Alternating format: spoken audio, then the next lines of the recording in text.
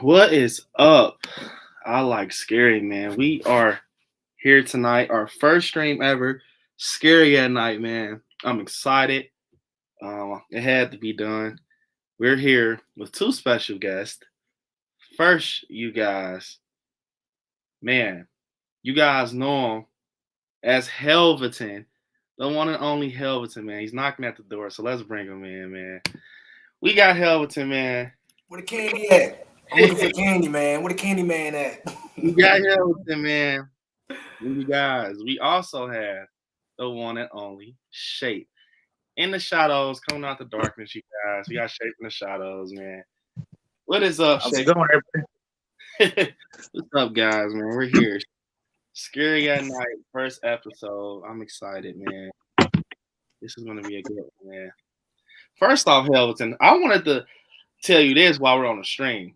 So I haven't been able. I've been watching your the query series. So look, I'm not gonna lie, man. You're doing a good job, no lie. I saw the first part one. So I started mine today, but I'm watching yours. So you stopped a little earlier than mine. You stopped at like it was right after Dewey and Ryan. Bro, I'm like, man, I'm watching yours, right? But I can't go far on yours because I'm playing also Same. part one. And it was so hard because right after I got done playing, you dropped your part 5. And I'm like, oh my god, I want to watch Helveton's part 5. I know. I mean, look, when I did part 1, I was like, man, this is crazy. And then we've been doing it every day since the game dropped. It's been ridiculous because like people want to see it, man. And like when I hopped on your live today because I was like, yes, he got it. I can't wait to join. I like Scary. I want to see him play it. And then I'm watching. I'm like, oh my god, like, oh man, like. Now I see why, like, we had to collab at the same time. Like, we got really, you know what I'm saying? The game is amazing, bro. Like, I'm not gonna lie. I didn't think it would be that crazy. Oh my god. I didn't think it would be that crazy, that like nice. Just the story, the characters I got attached to them emotionally quick. God. I like Brenda Song's character. Yes, Caitlin. Yes, dude. Yes, Caitlin she's everyone in the chat, man, and who watches the live stream is Team Caitlin all day, dude. Everyone wants Caitlin to live. Man, she's awesome, man. Man, I can't wait to see your videos, man. Like I'm waiting to finish mine. Yeah, we're pretty close to finishing. I'm waiting to finish mine, then I'm gonna come hop on yours and I'm gonna spoil it for everybody. bro, no lie. I'm watching yours, right? And I'm like, man, he's been grinding with the query videos because I didn't know that you were like part 1, part 2, part 3, part 4 every day. Every day. I mean, it's because the people they said it's weird because you think that people would get tired of it and people work during the week and stuff, but we have people coming back and like are waiting, like saying all day, hey guys, we're waiting on your video, can't wait to get off work and finish it up. So like. Yeah. It's like the story is like you said, the story is so interesting. It's like the fans really feel like they're watching a horror movie with us, but it's so interactive and the subs get to play along. It's so fucking fun, bro. Your subs are going to have so much fun playing that game. Bro, we already like are having so much fun because, man, I stopped at the part where they literally start the party. Oh, the party! It's about to, ladies and gentlemen, it's about to go down. I can't wait. I was telling the wife, man, I did not know it was going to be that like fun. Is she involved? I can't wait to do it, huh? Is she getting involved with it? She's going to get involved in part 2. Dude, yes, for sure. Have the wife in it because the commentary. People love commentary, bro. Yeah, they'll love the commentary. You guys, we got 17 people here watching us. Definitely like the live, man. This is going to be a good one. First off, you guys, aside from the query, we're going to talk more about the query. But so have you guys heard the rumors about Shape and Shadows? I think we talked about it yesterday. Scream freaking taking place during Halloween. Oh, yeah. Yeah. I've been so out of the loop with the Corey doing those live streams. So they're saying Scream. Dude, that's all I'm saying. It's ridiculous. Those live streams are fucking crazy. But so Scream will be taking place on Halloween. Oh my, what? Okay, It's go like, ahead. Give me your thoughts, guys. So Craven, man, Craven Something Scary got an awesome channel. He had a friend named Chris, I want to say. He went around wherever filming, and he's saying, like, I guess it's Gail's house in Montreal, Canada, and it's pumpkins on the porch. It's like pumpkins on the porch, and you know what that means. So it's like it has to take place. It's not, you can't just say, oh, it took place during the fall. We see orange leaves. It's jack-o'-lanterns on the porch. Right. So it's taking place on Halloween or sometime around Halloween. I'm kind of like on both ends of it because I feel like it can almost kind of seem like they're kind of biting in a way. Because, you know, Michael Myers, I don't care what nobody says. People are saying, man, the icon of Halloween is Ghostface. No, he's not. Right. We had that debate. Yeah, it's kind of almost like biting, but I won't say it's biting because I just think I'm gonna be honest, I think it's cool having Ghostface killed on Halloween because like I said, like growing up, man, the number one costume that people had on during trick-or-treating was Ghostface. I'm talking the pump with the blood coming down the face. It's like I think it will make a lot of sense to do that. I think it's going to be something similar to like, because I was talking to Killjoy Jake, Scream 2 with Jada Pinkett and Omar Epps, how they were in the theater and everybody dressed up like Ghostface, and she's getting killed. And she's thinking that it's her, her boyfriend getting a stab costume and putting it on, playing with her whole time. It's really Ghostface. And he's stabbing her in the theater. And they don't know. They're just cheering it on. I think they're doing a reenactment. I think with Scream 6, because they're saying it's in New York, could possibly take, place on college grounds. Maybe it's a Halloween frat party. And if it's about like, actually Shaping the Shadow said something about 6 Ghostface and something like that. If it's like, okay, 6 Ghostface or something like that, man, it will be hard to take him down. Like, you don't know which, even if they're all 6 involved, a cult of Ghostface. So what you guys think about that, man? I want to hear Shape's thoughts. What do you think, Shape? Yeah, because I was kind of thinking about last night when you were saying that. Mm-hmm. Can you imagine like the in-fight scene? Say like they had a party. They invite people to the party, right? And everybody's dressed as Ghostface. And like maybe like 6 or 7 people are dressed as Ghostface. Mm-hmm. But there's killings happening in that party. Mm-hmm. So when it comes down to like the final battle and they get like everybody all together, and there's like, whoa, you're Ghostface? Wait, you're Ghostface? Like we're all Ghostface? So which one's the killer? You know what I mean? It's kind of like that mystery there, right there. Mm-hmm. Yeah. So I think that would be interesting, man, because just, I was on a video I literally just posted like an hour ago. A picture just Ghostface, right? He kills in a party, and they're all like on the dance floor or whatever. They're having in a frat house, and he just stabs a person. And everybody backs up. Like, everyone separates. And some people have Ghostface costumes on. You can even throw in there someone dressed up like Michael, and everybody has ghosts. It shows like, who the fuck just did this, And everybody's rushing out the house. Everybody's running past, right? I think this will be a cool scene. Everybody's running out the house. Some people dressed up like Ghostface. And you see this one person out the crowd just walking. They don't even care, and they're dressed up like Ghostface. That will be crazy. Yeah. And everybody says, so for example, everyone turns out the house and run to the left or the right or whatever, right to the left. And we see this one person just walking out the other direction. I think that would be just so crazy. Like, I don't know, man. I'm excited to see what they do. I've heard a rumor that I do not support. They're saying that they seen someone like an ornament, like with an ornament sweater on or something that could possibly take place in the winter. Also, I don't fucking know, man. I mean, there's so much, and I want to jump to the first point that you made. We don't want to say that, because we love Scream, but we don't want to say Scream is biting, but they are biting the whole flow of Halloween. Yeah. I mean, look at Halloween Ends. They're getting out of Haddonfield. Yeah. So look at Scream 6. They're getting out of Woodsboro. Yeah. So I mean, they're biting the whole flow of Halloween Ends, and it's kind of sad because it's like Halloween Ends is so perfect because of everything that they offer with the film. And Scream just doesn't have that. But to go back to what you said with the speculations of it being the cult of Ghostface, I could definitely see something like that, like the opening scene. a mass murdering, and then someone asked like, well, how did Ghostface kill all these many people at the same time? And then that's where Ghostface may call in and say, it's not just one of us this time, it's all of us, kind of thing, Definitely. 1 second, you guys. I'm actually going live on TikTok. I'm trying to get some of them guys over here also. TikTok, we are live right now on the YouTube channel. As you see, we're live. Comments rolling in. We have 17 people on here. Definitely come on over from TikTok. And once you guys do, man, let me know. And me, Shape, and Helverton will give you a warm welcome to the chat.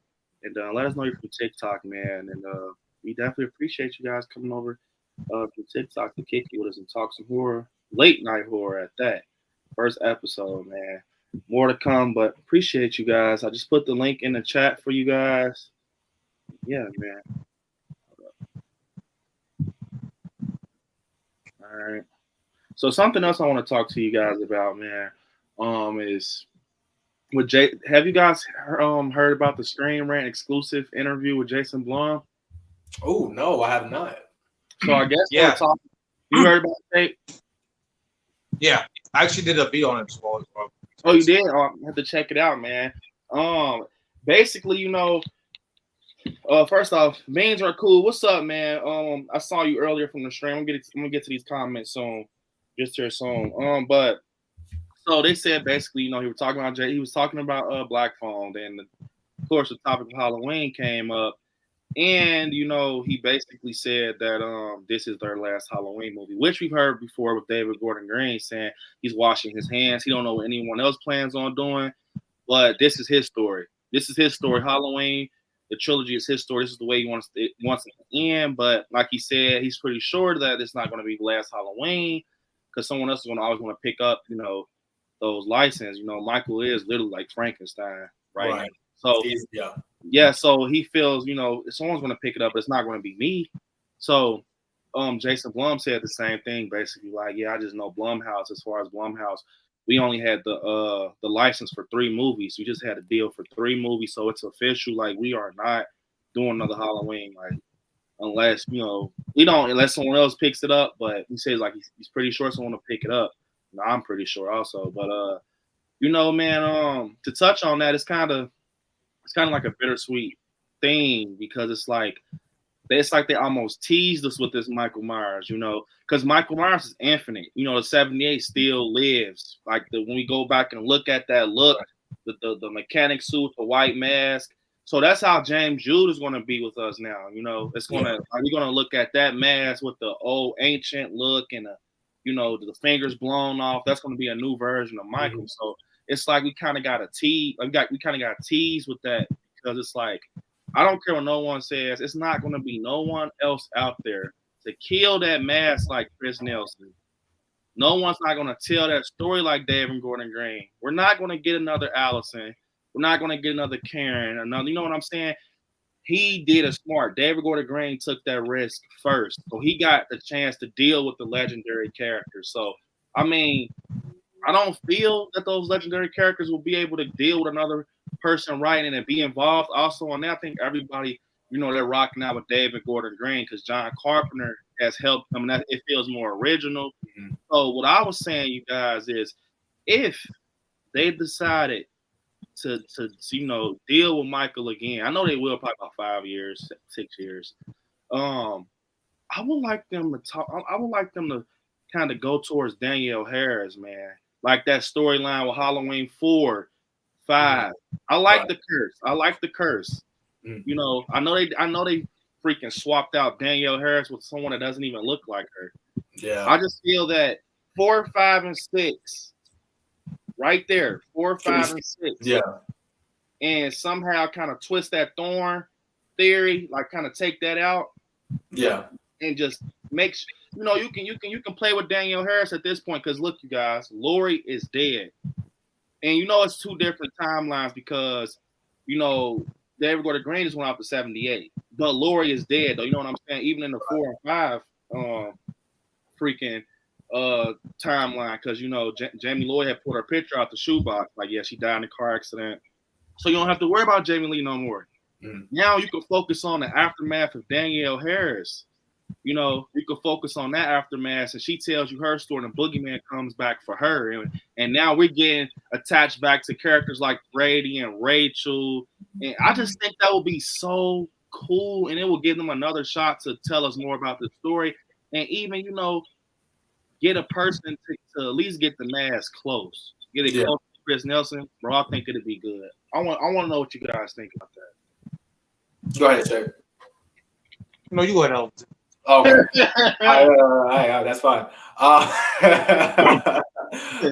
So personally, I agree 100%. The masterpiece that we have from David Gordon Green, it should be one of the most.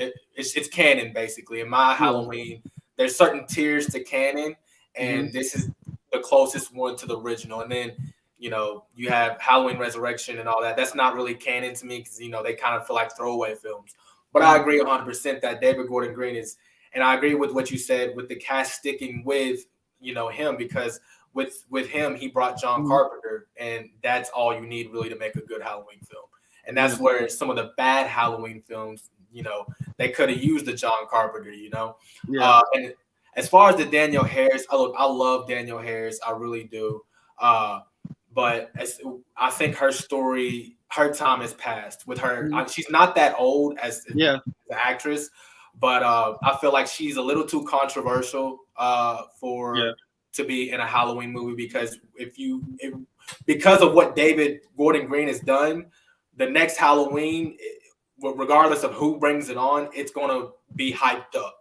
Yeah. And, you know, so people are going to come out to see it. And Danielle Harris, she's just not, you know, as PG. And I know it's horror, but if you follow her on Instagram and social media, and you follow her podcast, you know she dives into areas that really aren't really. You wouldn't want to have that actress sign on to your film. So as far as what they could do next with Halloween, I'm kind of interested in maybe, you know, kind of like how they did Wolverine, in the sense of old man Wolverine, or, you know, I know we have old man Michael now, but maybe an older Michael, because I feel like Michael, the character ages like the actor, but like you said, he's the modern day Frankenstein. So maybe we can see an old fucking Michael, like an 80-year-old Michael, just going ham on motherfuckers. I'm down for that, you know.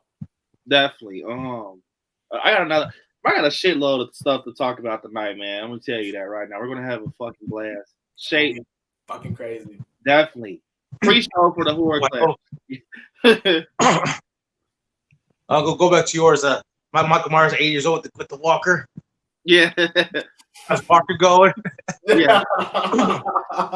But yeah, I mean, I kind of agree, but also too, I mean, like I said, David Gordon Green, they made this trilogy and made it super awesome. Yeah. Bringing back Michael, who's 18, everything else.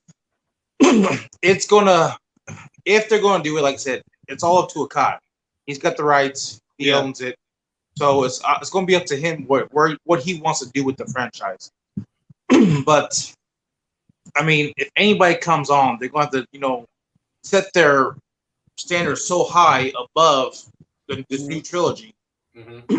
I mean, like I said, they of course nailed it already. So I mean, they're going to bring back characters. I mean, yeah, Danielle Harris can come back, but then again, if you're doing it after Halloween 6, like I said, then you got to bring in her son. So maybe Michael goes after her son. Michael back goes after his nephew. Yeah. You know, you can do at the end of Halloween 5. You know, Michael Myers got broke out of jail. Then he disappeared for, you know, 30, you know, some years. Then, you know, he's come back for Danielle Harris' character. Yeah. You can also do, like I said, you can also do if you're going back to our timelines, you can also do maybe after H2O. Since Laurie Strode's not coming back to the franchise, or Jamie Lee Curtis, you can do like another off-screen death of her and Michael going after John. Yeah. Or if you want, you could do after Resurrection and Michael still going after John. Yeah. Right. You see what I mean? Like maybe Michael killed Laurie and then Resurrection, then Michael decided to go back to his home.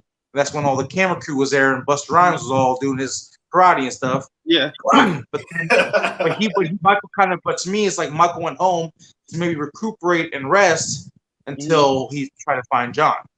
Yeah. But then they were there, so he's like, oh, well, I gotta kill these people and they're in my house. Yeah. So if you kind of see it that way, they could do one after Resurrection where Michael's going after John now. So you could do so much with all the timelines, but you cannot go with after Halloween, the 78 or after Halloween 2 because it's already been done. Right. Perfectly. It's been done perfectly. Definitely. I like what you said, Shay, man. I like that how you said, you picked it up through like Resurrection, just cleaning it up a little bit. I like that, for sure. Speaking, of just that's kind of, that's taking a risk, but I think people will definitely look into what Shape said because it's so clean. But man, I wouldn't have anyone else in the world do it, but I know it will not happen. I like the way David Gordon Green did that flashback of 78, right? Mm-hmm. I loved it. Okay. I think it will be so fucking cool if he had the balls to tackle a remade 78.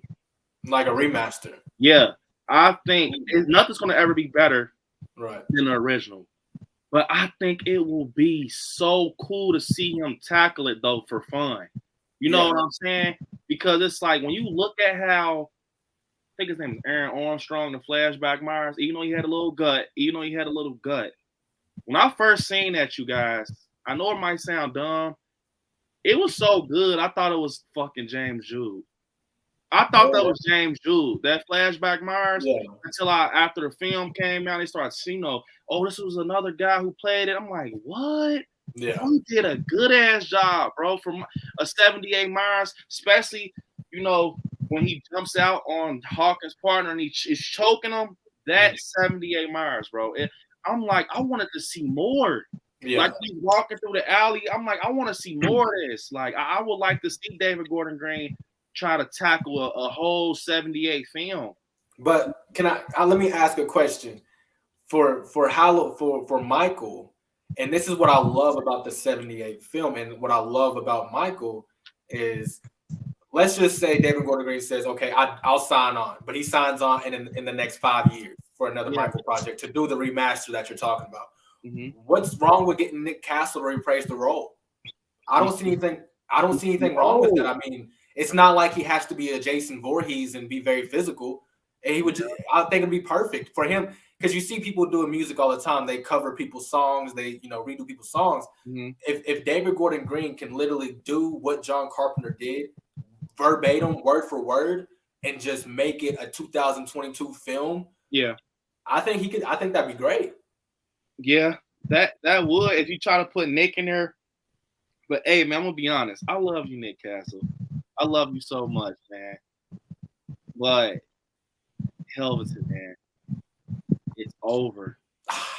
It is over, man. Like, I'm not gonna lie. He's at that time. He's sitting back with his feet up. It's like it's that time, man. But my thing is, he wasn't like he's done this trilogy. Okay. So who would have thought 50 years later Nick Castle would have come out of retirement? So it's gonna seem like I'm talking about Nick Castle, and I'm kind of scared because Chris Nelson is a fan of the channel. So Chris Nelson, if you're watching, I'm not talking about Nick. I love Nick Castle, but I feel that, man, when you see Nick in the costume, all I'm gonna say is it's Nick. Right. It's Nick. When you see a picture of him, that's Nick Castle from James Jude. That's all I'm going to say. And Nick Castle makes jokes about it all the time. How you can tell, but get him in the gym. You know what I'm saying? Like, get him that. Like, look, Motley Crue and Def Leppard's about to go back on tour. If they can go on tour, Nick Castle can be Michael Myers again. It's Nick Castle doing a 90-degree sit-up. It's over. So hey, let's go back to this. Yeah. Like, but a fan can hope, right? Come on, everybody in the chat, a fan can hope. I would even let the Aaron Armstrong guy give it a chance before Nick Castle. But James Jude can definitely do it. But that's just me dreaming, man. I'm gonna get to these comments, and I got a crazy ass question for you guys I've been thinking about all fucking day. I think it's gonna create a lot of comments, so get ready, you guys. Here we go, guys. First off, you guys, we have 30 people. Woo! That late night crew. Where's the bats at? Vampires in the building. I fucking told Shape and Shadows, man, yesterday. I'm like, watch what I tell you, Shape. That Scary at Night is gonna hit different because I always lay in the bed at night and watch YouTube. So I'm like, yeah. And I don't do shit anyways at night. So I'm like, I edit and do something. I'm like, maybe I should schedule a freaking, have the guys on Hell 10 night podcast. Man, I definitely want to say something to you guys, man. I appreciate you guys for rocking, because you guys have been coming like through, man, for sure, bro. This is crazy. Are we having a hell of a time though, man? Hell of a fucking time. I'm so happy to be here. So I definitely appreciate both of you guys, for sure. We get some of these comments. We got a lot of people saying what's up, man. We got Beans are cool. What's up, man? You were on the Corey live earlier. Screaming for Conrad. What is up, man? Katura Mercury said, I'm so excited. Yes, man, it's going to be an awesome stream. She said, these live chats are awesome. Yes, man, it is awesome. Nanette, what is up, Nanette? What's up, Mark? What's up, Aaron? What's up, Chris, man? This is my design. It's in the freaking chat. What is up, bro? Little Joy, what's up? Danielle, I see you made it like you said you would. Horror Fanatic times 25. What is up, man? We have so many people. This is wow. Yeah, I got some of these Hellcats in here, man. I love some of these Hellcats hopped off my stream. I was like, yo, there's a podcast going on in case you guys want to join. Definitely, man. This is crazy, man. What's up, Byron, Extron, Prima Donna Ghoul? What's up, Maddie, man? Jalissa, what is up? What's up, Valerie? This is fucking crazy. What's up, Valerie, man? Devontae, Sir James Brown, what is up? It's official. Nev Campbell is done. Yes, she is done. They started filming, man. It's over, man. It's fucking sad. We got the cameraman from Stream, Joel Meeks. I had freaking Gail Weathers earlier. Fucking Nev Campbell. They're out there, man. Sydney Prescott was on mine yesterday. So, oh yeah, Sydney, man. Bro. So the question I want to know both your guys' experience. So we can do 2018 first. First off, did you guys go to the theater to see Halloween 2018? Of course. Yes. All right. Of course. You guys have to tell me your experience. I will tell you mine, but tell me your experience. I want to know, man, because I remember my experience. I was thinking, like, I want to ask these guys, like, how was it when you went seeing Halloween back on the big screen? I remember I was reporting on it when it first came out. I was doing the trailers and all that. This is when I first started getting my YouTube going. Yeah. And I got my ticket. Like a week early. I pre-ordered my ticket somehow. I don't fucking know how. But I remember I told my mom, I was like, this is my first legit Halloween film I'm ever seen in theaters, right? Mm-hmm. And I remember seeing it and just being blown away by just the cinematography of it, the lighting, the story, and then being introduced to James Jude Courtney, like that right there, just for what he did, he put a take on Michael Myers that will forever be imprinted in people's brains, just like Nick Castle. All the other Mikes, they're forgettable. You can't forget James Jude Courtney. So I'll just remember how impactful it was just seeing okay, this is what Michael Myers is. Okay, I like this. Okay, I want when is Halloween Kills coming out? And then I was like, because they told us there was a trilogy, right? From the get-go. So I was like, oh shit, it's a fucking trilogy. It was almost like being a Star Wars fan, right? But a horror fan, when Star Wars got, their new movies and all the fans were like, yeah, we're getting new Star Wars. I was like, fuck yeah, we're getting a new Michael Myers. Yeah. But yeah. Definitely, man. That's awesome. That's kind of how I felt also, man. I have something funny to tell you guys with my experience also. Shape, do you want to go? Or yeah. All right. I didn't get to see it when it first came out. I just got to see it a couple weeks later. Because me and my girlfriend at the time, we were supposed to go see it, and she was like, "Nah, I don't want to see it no more." I'm like, "What? You want to see it?" So I had kind of, huh? I'm like, what? Yeah, she said she didn't want to see it no more. Yeah, she wasn't really big into horror stuff, so it's kind of So because we were planning to go see it opening night, she didn't want to go see it, so I basically had to wait another week before I went to see it. But like I said, I went there so excited to go see it. Got my popcorn, got my bluegrass Slurpee. Oh man, I was in the theater ready to go, and as soon as it came on, and then there's Smith Grove, and they're all talking stuff, and then we see Michael. I'm like, oh boy, here we go. And I want to see how things going to turn out. And then when I first saw it, and then when I first seen it, and when he turned his face, and you saw that dead eye, I literally thought it was what's his face, the guy who played the unmasked Michael, the one that Toy Moran. I thought it was actually Toy Moran.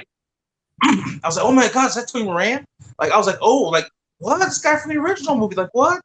And for the unmasked Michael, but then when I saw pictures of him later, like, well, that was like tall. Right. But too damn tall. But when I see it, and he pulled that mask up, and I'm like, oh man, like is that the original mask? And I mean, I'm already getting goosebumps, just watching it.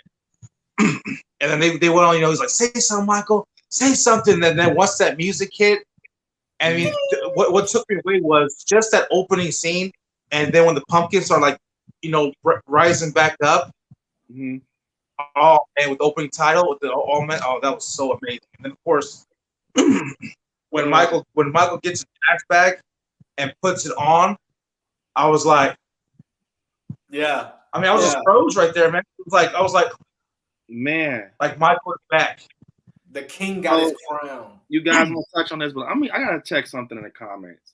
Man, we have to be kind to each other in these comments, man. Devontae Huntley, man, I don't know what you're doing, man, but you're making a lot of people upset. Yeah, Extron Gaming is super cool, man. What the hell is going on? I see you said the movie was garbage. That's cool. Yeah, that's not cool, bro. Yeah, that's not cool, Devontae. I like my community to be positive. We're here talking horror. It's okay if you think the movie was garbage, but definitely, you can, I don't give few people chances and stuff, but I'll try I'll give you a chance, man. Just be kind to everybody. We're all horror fans at the end of the day. Just please don't be negative. And Valerie, I liked how you handled that. So I'll tell you what, Valerie, since you handled that the way, since I didn't have eyes on it, I'm going to add you as a moderator. Hell yeah, Valerie, get him, Valerie. Thanks, Valerie, man. I just added you as a moderator for stepping up like that. I appreciate it. And we have Craven something scary in the chat. What is up, man? My guy Craven, man. He said, hey, Brandon, just wanted to say hello and how pumped I am to join you next week for some Screaming Halloween talk. I'm so excited.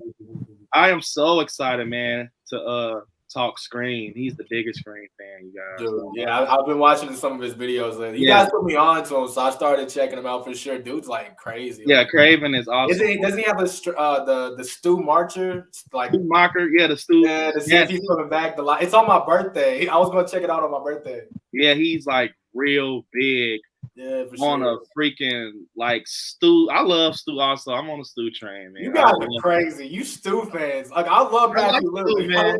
I love him to death, but you guys and your theories, man, y'all are wild. Because he can come back. He can come back. That's what it is. I feel like he could come back even more now that Nev is not involved because it'll make only sense to bring them both together. Yeah. They're both OGs. But man, next Thursday, you guys, I will be going live with Craving Something Scary, Halloween Ends, Talk Theory, Speculation News, Scream 6. I want to say it's at 7 o'clock we will be going live. Let me give you guys the time. I've been so damn busy, but you guys want to put that on your calendar because it's going to be crazy, man. Having Craven on. Let me see. Let me make sure. 1 second, you guys. But yeah, man. Let's see. So we're aiming for. Let's see. Yeah, 8 p.m. Eastern Standard Time. Next Thursday, I will be live with my guy Craven. It will be awesome. You guys don't want to miss it. And yeah. But I'm trying to make sure this is not an issue. Oh God, the Family Guy dude is here. Hey, look, the freaks come out at night, man. I'm trying to tell you. Yeah, man, I'm not dealing with this shit. We gotta have the love in the chat, guys. So Devontae, it's sad. It's so sad. But man, you have to go. And we don't need that here, kid. You have to go, man. This is this is a place where people have fun, horror fans, and I'm seeing in the comments that a lot of people said you've been doing this, and I just can't deal with that. So you have to go, man. I'm sorry. This is a professional TV program, ladies and gentlemen. All right. I'm sorry. I apologize, you guys, for that, man. I was focused on talking to these guys, but that's why I have moderators for. Extron, I apologize, man. I seen what he was saying, and that's shitty. I know you're awesome, man. So don't worry, we took care of it. Let's see. Yes, Craven, sad to spread toxic. Yes, bro, the toxic shit has to stop. That's one thing I want to talk about. Let's put the horror on hold. I don't see how someone can be so damn toxic with a community like this. It's like we're having fun at the end of the day. We're up talking horror. You know, you're speculating. We're all in the chat having fun. Why the hell come here and just be negative and start shit? You know, I really don't understand stuff like that, you know. And one thing I do hate, I'm being so honest, you guys, I can't even laugh right now if I wanted to. I hate bullies. I hate bullies. I'm gonna be honest. And back in the day when I was in school, if I saw someone get bullied, I probably would kick the person's ass. Like, I hate bullies, bro, because especially when no one can stick up for themselves or they're in this spot where they don't even want to say anything back. I just hate bullies so much. I lost my brother because of bullying and stuff like that. So I'm real big on that. So that's why. No, guys. And if you bully, you're lame. It's like, you know, that is not tolerated at all here. So that's my first time ever catching something like that in my my chat. So yeah. Prima Donna's gonna be the bully police. Everybody, we're all the bully police. So if you see somebody bullying, Tony, get the fuck out of here. Bullies suck. I'm telling you that right now. I'm so serious. I'm like, outside of being a YouTuber, I will tell bullies suck. You know, for real. Like, that shit is terrible. That shit is very terrible. But let's continue to have fun. I just want to tell you guys that. And I'm so freaking honored and just happy that these guys handled it the way they did, and defended the channel and stuff like that. So I appreciate it. Craven said, "Cannot wait, bro. I've had to Whoa, he said I've had to ban Devontae from my channel. What the hell? Like, does he just go around? What is he, like a troll or something? Yeah, he's a troll. I'm glad he's not on mine. Get him out of here. Yeah, I'm happy, man. Not yet. No, see, that's why I'm not trying to get too famous, because then we're gonna have trolls. Look, Shape, we gotta stay where we're at, bro.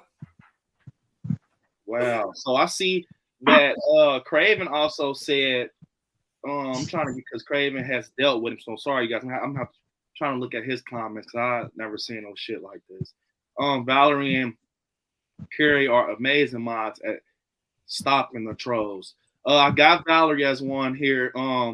Carrie, if you want to be a mod, I will make you one. I need mods that can help because I get spam and stuff like that. So, Carrie, you're more than welcome to be one. Like I was saying, you guys, back to what we were saying. We're talking about our experience, with us going in 2018. Man, I'm gonna tell you guys something. That it was a different type of experience, when I went to go see Halloween 2018. Seeing him, on a big screen for the first off, when I seen that trailer, it was amazing. When he smashes, the podcaster's head and everything. And then, one moment, you guys. We're about to add another moderator. Carrie Crave Cinema, you are now a freaking moderator, man. Thank you for being, a help. I definitely need it, man, because like I said, sometimes I can't catch stuff like this, but I finally caught it, and I appreciate it. Great for you, getting the ranch and doing that. Also, you, Valerie, too. So first off, you guys, I want to touch on something before we get back to that. Nightmare Corner said, "Yeah, definitely no room for bullies. Don't be a monster. Keep it in the movies." That is Nightmare Corner's saying. Don't be a monster, and I love it. That's great. Definitely. Don't be a monster. Don't be a monster. Keep it in the movies. I love We're all human. Definitely. Steve Craven said that necessary distraction is also amazing mod. Necessary distraction. If you want to be a mod and get that wrench, let me know. I will hand it to you happily. Back to what I was saying, man. First off, you guys, we got 30 people watching. Please like the live. We got once again, freaking Friday. We have the horror clash. I'm gonna talk to you guys more about that shape and Helveton. I want to know what the hell this dude. He's back. How did he get back? How did he get his? This is crazy, man. He must be a troller and have like multiple accounts. Hey, I think this is freaking like, bro. What do you get out of this, Devontae, man? And it's really annoying because like he's distracting the crowd from watching. Yeah. That fast. That's how much time you have on your hands. That is wow. I'm not even gonna. I have moderators to take care of it, but Jalissa, yes, I'm pretty sure he has multiple accounts. But see, you just throwing me off, man. What the hell was I just talking about? You were saying clash, yeah. I wonder if we're gonna do that Jeopardy thing again, because that was crazy. Oh, for sure. Yeah. That was crazy, man. Yes. So we had to end it early, but it was getting crazy. And then freaking Horror Gang went crazy. Remember, he was fucking like Horror Gang was killing the shit, man. Oh my god. Horror Gang was going crazy. This night, Craven said, I like scary. Devontae has about 6 different profiles. Oh my god. And this is crazy. Like, this is episode 1 of Scary at Night, and he's fucking it up. Like, yeah. Yeah. We're going to stay positive. We're going to stay very positive. We're going to have fun. Trust me. Let's get back to, freaking about the open night of Halloween. Yeah, Jeopardy. Yeah. Oh, yeah. We're talking about Jeopardy. I can't wait to do that again. James can want to play. The 2 youngest on the channel, they're freaking knocking down horror history in our face. We supposed to be the ones to knock the horror history down.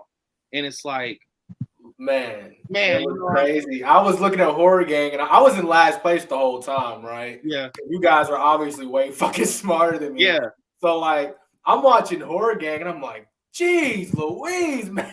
Horror Gang said, yes, we got to do the trivia again. That was crazy. If he's gonna be on Friday, man, for sure. Like, we got to. Like, I don't know if James. We got to get together. We'll get together after this. I know people's schedule has been crazy. People are going through things, but I got the Jeopardy ready. So whoever does join, I'm still losing. So far, we got a nice amount though. I talked to a few of them. So if we do miss, we're gonna miss only probably 2 people I haven't heard from. But I understand people are busy, but man, definitely we're gonna have an awesome one. But definitely back to what I was saying, man. With Halloween 2018 opening night, I'll never forget. I go to the same theater, you guys. The same theater, a consistent theater that's right up the street from my house. It's Cinemark. I love it. Reclining chairs. Man, Craven just said something super awesome. I want to say this. That he said. What he just said. He said, I like scary. Don't let the trolling get you down. Drown out the darkness with you guys. Amazing light. And that means a lot, man. What did Ned say? In the darkness, there's light or something like that. What was her book called? Definitely. What Ned say? Well, yeah, man, I definitely appreciate that, Craven. That definitely means a lot, man. You're awesome. But I remember, man, that night, I went to the theater. I had my shirt. It was so packed, you guys. I seen people with Michael Myers blankets. Same when Scream 5 came out, though. I remember I seen. I actually have a vlog up of that. My first night when I went to Scream 5, people had like blankets, big, they had like teddy bears and stuff of Ghostface. But when I went to Michael Myers, man, it was crazy. I'm talking. Everyone had on the Halloween shirts. Everyone, Halloween shirts. People had blankets wrapped up with Myers on their blanket. Little kids had, their little shirts on. I'm like, yeah, crazy right here. Yeah. And I mean, and they had like the poster right there where the popcorn was. And it's like the lights around it. I'm like, I'm really about to see Michael on the big screen again. Last time I seen Michael on a big screen was from Rob Zombie's Halloween. You seen that in theaters? 2007. My grandmother is very religious, but she took me to see that. Wow. And she knows how big of a Halloween. Man, when this documentary come out, you guys are gonna be blown away. That's crazy. I had the opportunity to see Rob Zombies in theaters. Speaking I of was like a kid in high school. I couldn't do it. I was like, I'm not seeing that. I'm not gonna let. I've seen them both theaters too. I seen them 1 and 2 in theaters. Oh God, I couldn't let that be my first Halloween in theaters. I wasn't gonna let that happen. No, I seen you. I seen 1 and 2 in theaters also. But I seen Resurrection in theaters also. Oh God, no. Yeah. I seen Resurrection in theaters also. So, man, what happened was we go in the theater and I'm literally rushing to the bathroom. I tell the wife, hold the popcorn, hold the slushies. I have to use it. She's like, okay, all right. I'm hurrying up, you guys. The bathroom is never packed in a movie theater by my house. It's every urinal is packed. I'm like out of all movies, I'm having to wait at this movie. I'm like, okay, come on, man. So I see a guy turn around, Michael Myers shirt. I bullshit you not, you guys. If I'm lying, I'm dying. Turn around, Michael Myers shirt. Turn around, Michael Myers shirt. It's this guy and his son at the sink. So it's like 2 sinks behind me in the sink. The other sink, I'm freaking washing my hands. I turn around, Michael Myers shirts. I'm not lying, you guys. I go in. So we had the biggest theater because our theater has some theaters that are real small, and then for some reason we have a theater that's super big, like a row of 10. Yeah. Like we go, bro. It's every seat is full, but a few that I guess are at concession stands. The trailers going on, they're showing trailers and stuff like that. The music's turned up. You hear the boom, boom. You see the lights going down the stairs. I'm like, this is it. I sit down, man. Bro, the way it started, I'm like, this cannot be real, man. I'm watching Michael on the freaking big screen. But for some reason, my wife thinks that part is so funny where the guy's like, Figaro. The guy who has the white on. Yeah. Dogs barking. She thinks that's so funny. Like, but the moment the podcaster has the mask, he's like, you feel it, Michael. You feel it. And he's like, say something. Bro, once that shit cut it on, the music cue, bro, it's like I swear like I was like in a freaking, like, I don't know, it's like I was froze, bro. Like, I swear, I'm like, what is going on? Like, fist balled up. I'm like, this is crazy. But I want to share with you guys the moment my theater went crazy with Halloween 2018 was when the scene with Julian, you know, and he's like, bro, Dave, speaking of Dave, he's in the query. Someone pointed that out on my channel. Dave from Halloween 2018 is in the query, bro.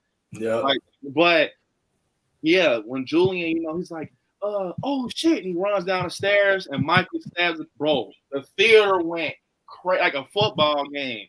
They're cracking up laughing, bro. And then another part where people went crazy was when it was weird when Michael gets his finger shot off. They're like, ooh, like he got his finger shot off. I'm like, it had so many classic scenes in that shit, bro. Definitely. Scream 5 when Dewey died, I was trying so hard not to cry.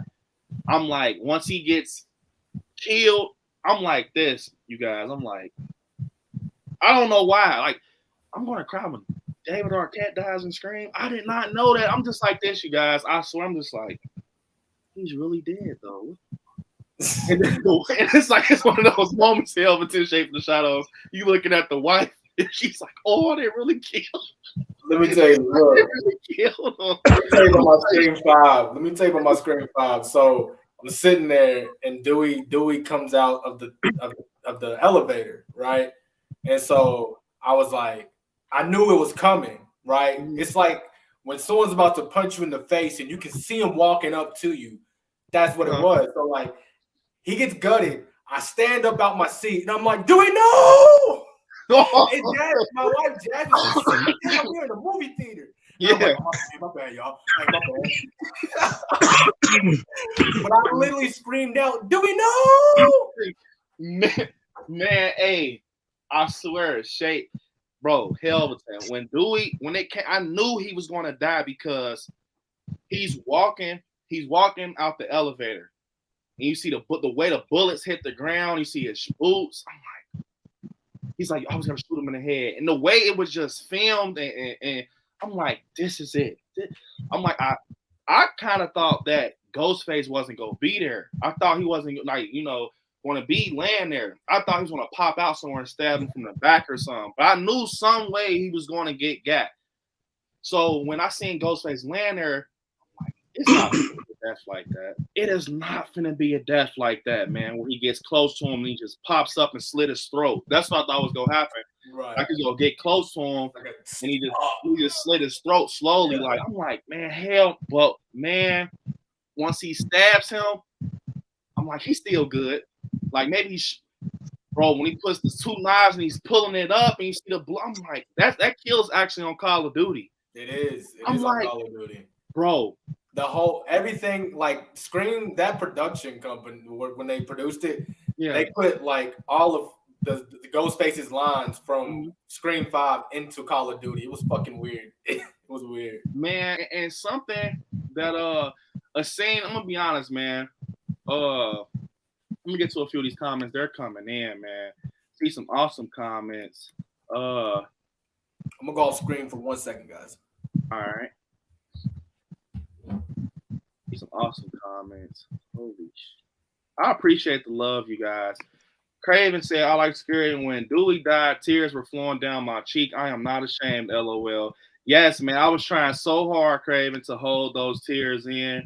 A few slid down the cheek, man. I had to wipe them real quick before they got past the bottom of the jaw. I had to hurry up on, but yeah, it was sad seeing David Arquette die, man. No lie. Curry Crave Cinema says, when Dewey was killed, my eyes were filled with tears and my glasses were fogged. Lord, I'm going to tell you something, Carrie. I don't blame you for, having tears in your eyes because I did not plan on even having tears in my eyes. It just happened. Like, it was one of those scenes where, Shape, you just watching a movie or something, and something crazy out of the ordinary happens and it catches you off guard. And you're like, why the hell am I like crying? Why am I like about to cry? Like, that's how I felt. Like, no, not right here. I'm gonna have to, I'm gonna have to sniffle a little bit. It was just one of those scenes, man. You couldn't control. You could not control it. So I couldn't. I'm a grown man. I stepped out my seat and screamed for another grown man. Definitely, man. Nightmare Corner said that's freaking Scream poster for New York was crazy. I love that Ghostface Takes Manhattan. Man, that poster that I forgot who made it. I think their name starts with a C. It's awesome. Did you guys see that poster? Yeah. Ghostface as the Statue of Liberty. Statue of Liberty with the knife. Oh my God. It goes hard. I just hope it doesn't do the Jason Takes Manhattan. Like, that movie was terrible. So I got another comment. Little Joy said, Brandon, did you hear about the Halloween Ends reshoots? Yes, I actually have 2 videos on the reshoots. Dates confirmed. And when they first talked about it, I was telling you guys, don't freak out over reshoots because reshoots are not always bad. In this situation, it kind of makes me happy. They're kind of doing reshoots because it shows they care about the film and they're not just throwing anything at us. They're trying to be safe. So I won't freak out about it. But something I want to talk about with you guys also. I'm still here. Guess what? Your ass is going to get kicked. That's his 3rd one, so he should only have like 2 more. I don't think he have more than 2. Yep, I'm still here. Your ass is going to get kicked, man. But back to what you said about the reshoots. The reshoots are always, I think they're always a good thing because you watch the test screenings, then you thought about the test screenings for a minute, and then you said, okay, even though I think it's good. Halloween is always good and good. Yeah. Definitely, you guys. We got 40 people watching us. Definitely like the freaking live. I appreciate it. I want to talk to you guys about Scream 6, man. It has to be done. So, with Scream 6, how do you guys, feel Nev will be explained? Like, we're not even Nev. We're not going to call her Nev. We're going to call her Sydney. How will Sydney be explained? Will they even touch on Sydney not even being in this? Will they just brush past her? Will they even bring her name up? You know, because like I'm telling you guys, it's going to be so weird seeing Sidney Prescott not on the screen next to Gail. And I feel like it's kind of spotty, you guys, when you think about it, because they have to pay some type of respect to Dewey. You have to. You know, this man he's not okay. That's like, okay, if Chad died, it's all right. I'm not even trying to be funny. Like, you can brush past his death. Like, you remember when, you know, the issue happened with Chad and he died, you can say something like that. But with Dewey, you can't just do that. You have to, you can show Gail going through, like, you know, just her going through these moments of depression and losing Dewey and memories. But you have to show something with Sidney when it comes to Dewey. You have to. So how do you guys think, you know, they will go about Dewey, not Dewey, yeah, just going about Dewey and Sidney, because, you know, they're legacy characters, man. You have to just, man, you have to just figure that out right there. You can't just throw something together and you know, say, oh, Nev didn't come back, so and we're gonna focus on Jenna Ortega and Kirby and all that. That's cool and all, but we have to, come on, man, focus on, explain Sidney, man. At least say she's out living her life as a mother with her husband or something. You know what I'm saying? Right. Shape, I want to hear what you got to say, because I always love your screen take. Well, I mean, they can always. I mean, you can't kill her off, because I said that'd be too easy, with the easy way out for just killing her off. Do like an off-screen death, but I mean, if Gail's going to be in it, you can always say, if they say like, oh hey, like where's Sidney at? They can say, well, oh she went back home to her family and stuff. They're kind of laying low right now because of what happened with Scream 5. So they can be like laying low right now because she's kind of hiding and stuff and not trying to draw too much attention to herself.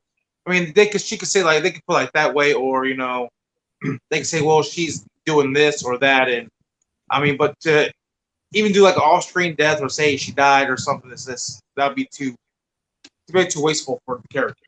I mean, like I said, she at the end of Scream 5, it was an ending, so there was no cliffhanger, there was no nothing. So yeah, so if Scream 6 comes up and they even mention her name, which they should mention her name, they should like, hey, well, like I said, hey Gail, like I said, where's Sidney at? Is she okay? Like, how come she's not here with us or helping us out, or you know, yada yada yada. Well, she's laying low right now because she's with her husband and kids. You know, after what happened, say like 2 years ago with, you know, Scream 5, or 2 years ago with everything happened and Dewey dying, she's like laying low right now, so she's in hiding. I mean, that's kind of my thought. What they should kind of. Yeah. Definitely. I like that shape, man. I like that. Actually, you guys, Craven said, hey guys, I have to run back to editing land, but really enjoyed your stream, and I am pumped to hang with you next Thursday. Have a great night. Thanks for stopping through, Craven, man. I appreciate your support. And you also keep up the great work, and congratulations on 5,000 subscribers. That is huge. You definitely deserve it. Keep up the great work, man. Honestly, I mean that, man. But yeah, man. What you think, Shape, man? Not Shape, Helveton. Oh, okay. So yeah, I agree 100% with what Shape said. That's why I wanted him to go first, because he takes his biases out of the Scream franchise, so he sees Sidney Prescott as Sidney Prescott, so he doesn't have any emotional attachment to her. And that's what I love about Shaping the Shadows. And I also agree it'll be cheap for the production company to just put her off script or off camera, right? I mean, she built the franchise, like Shape said. I mean, without Sidney Prescott, there would be no Ghostface. Yeah. And to even go into deeper to what Shape said, maybe even like a witness protection program, because did she not marry a cop? Did she not get with the cop from what was that, Scream? Was it Scream 3, I believe, or Scream 4? It was Officer Kincaid or whatever his name was. I might be mistaken. I don't fucking know. But she could be in the witness protection program. You know what I'm saying? So I agree. She could be somewhere off doing her own thing, because she knows she's such a beacon. Like Sidney Prescott is like the lighthouse that calls for Ghostface. So maybe she feels it's best for her to maybe fake her own death. I don't fucking know, but she's in the witness protection program. That's what I think. I don't know. Definitely, man. I see an awesome comment. Curry Craig Cinema said, Extron group hug. Yes, man. Group hug, man, for keeping your head up through that bullshit. And we appreciate you, man. I'm sorry that once again you had to go through that stupid ass shit. But yeah, man, I agree. Man, Nev, and they have to explain. I feel like, maybe they will just make her a mom that is, just like out there, and they probably show her maybe, saying, Nev, she didn't want to, she's gone away for a while. She just doesn't, she doesn't want to deal with this, and maybe they will bring her back in Scream 7, or maybe we will get some type of, and then leading up to us possibly getting a clue that Nev can come back in Scream 7. Since everything happened, maybe they will find out like, hey, we do need to pay Nev, man. We need to pay her. I'm not gonna lie, man. We're fucking around. And I definitely feel that is needed, because Sidney Prescott, you're gonna have to bring her back eventually, man, because you can't just throw her away and write her off. Close her out the right way. Is how I feel. It's how I feel. Now that said, the reason I don't like Scream 5 as much is because Dwight is one of my favorite characters in Scream. Wait, who is Dwight? I'm not sure who Dwight is. Wait, who? She might be mistaken for someone else. I'm not sure. No, because Maybe Wait, what'd you say, Shape? Oh yeah, it is Dewey. Yeah. It's who? It's Dewey. Dewey. It is? Yeah. I forgot too. Oh, I'm so used to, bro. Let me tell you guys something. Please don't kill me. Please don't kill me. When I was playing the Quarry earlier, I had a bad habit of calling.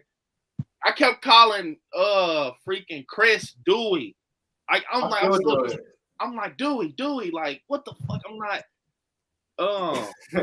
Eric, leave us alone, man. Newbies, LOL. I don't. Leave us alone, man. Dewey, it's the late at night scary podcast. We're tired, man. Yeah, man. But anyways, what I was gonna say, something else I want to talk about, you guys, is what I did it yesterday, but what do you guys feel like is the, top moments in horror? Some of the top moments in horror, man. Yeah, I seen a couple that you touched on, like the Jack Nicholson, the Freddy versus Jason bed scene. For me, oh man, I'm not going first. Fuck that. Shape, you got it. Not going first on that question, buddy. I said, man, one of the top scenes in horror is obviously, Myers when he puts on the mask, but Jack Nicholson in The Shining, man. Yeah. And it's the Here's Johnny. Oh my, that right there. Or possibly Scream 1 with Stu Macher and Billy, and Sidney Prescott. I think that is definitely, they put that in Scary Movie, man. Yeah. Oh man. Oh. Shape, what you got? What you got, Shape? What do you think, Shape and Shadow? You going first, that one, because I got to think of this. So this ain't the clash, man. You can't put me up to sacrifice like that. I got to think. So while they're thinking, you guys, I'm actually gonna play this, you guys. This is for the people that that brings me time. That gives me time.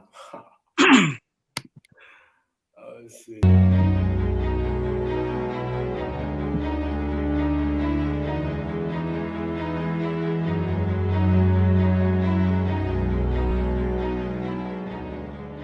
You guys, the reason I picked this scene because this is how I feel when you guys become a member of the channel. As you see, Michael puts the mask on. He's becoming evil. We're going to play it one more time. You guys can become a member of the channel and click that join button. I have so many packages, man.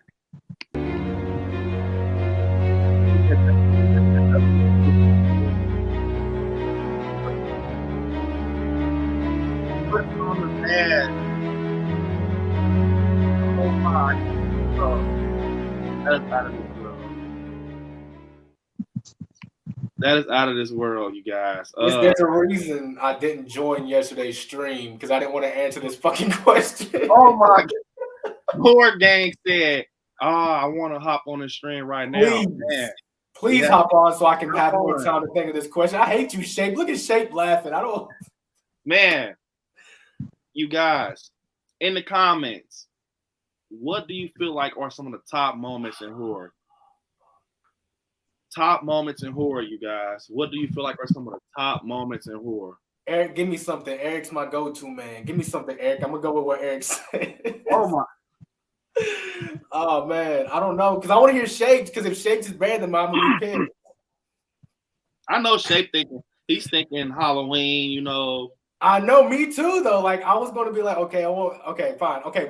I'll match you Michael Myers scenes. Okay, so my all-time favorite Michael Myers scene is Halloween 6 when he goes into the surgery room and just massacres all the surgeons. That scene with the strobe lights and just Michael's mask and the blood hitting the walls. Yeah, dude, it honestly was one of the most scariest fucking Michael Myers scenes I've ever seen. What you got, Shape? What you got, Shape? Ninja Atrocity said, I ain't even exaggerating, but that scene when he puts the mask on is probably the most powerful scene throughout the entire Halloween franchise. It's basically explaining Michael's character. Definitely, Perry Craze Cinema, you have to freaking love that scene. You guys, we're going to have a guest on. We're about to have a guest on right now, man. I'm still trying. I'm watching you, Shape. I'm watching. We're gonna have a little help. We're gonna have someone to help us out right here, man. My eyes ain't let the screen, Shape. I'm not letting you off the hook on this question, man. It better be the most iconic Michael Myers scene ever. Okay. Oh, it is. Oh shit. Burr. In my opinion, anyways. But your opinion when it comes to Michael Myers is like almost like God's opinion, in my opinion.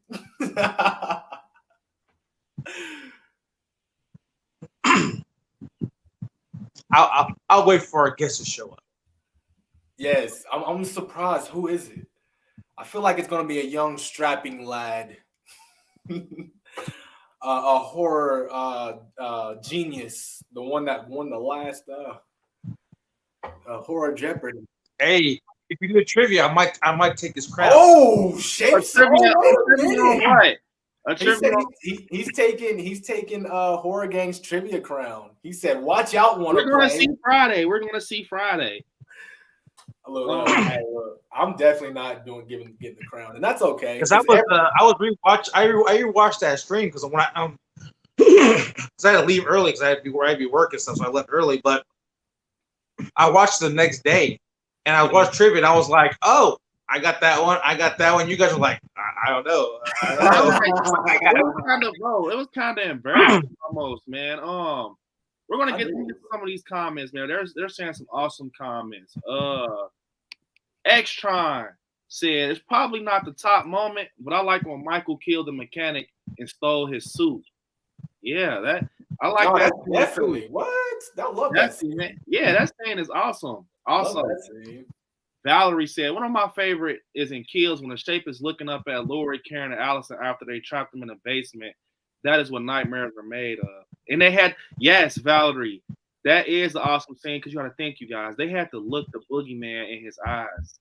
They had to, because you seen how it's almost like Michael looked like a sad dog or something. He was just like, and to know that this motherfucker gets out. You know what I'm saying? Bro, I swear, when 2018 was over and the credits went down, bro, I'm like, coming back. For sure. Because the wife, I don't think the wife knew about Kills. I already knew that Kills was going to be a thing. So I'm like, it's not over. Like, I'm telling you guys right now, everybody out the theater like, man, they should have killed his ass. How can't they kill him? They had him on the ground, man. I'm just laughing. I remember when that happened in the horror community. Everybody was like, "Is he alive? What's the mask going to look like? Is it going to be burnt? Is it what's happening?" Oh, I kind of knew the mask was going to be a little charred or something. But I thought, I'm not going to lie.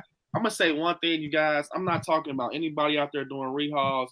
But when we, as fans, man, we were so thirsty. I'm going to use the word thirsty. Oh, no. We freaking were cooking our mask to black. Like we were really burning the shit out of our man. Y'all were wild for that. I'm not gonna lie. I was seeing some people's videos. I'm like, yo, didn't y'all pay like $100 for that mask? And I actually, you guys, I'm not trying to talk about no one. I swear, it was a video that I had seen. You guys, this guy literally took a torch about this big, a freaking torch. Nah. And it started melting through the latex.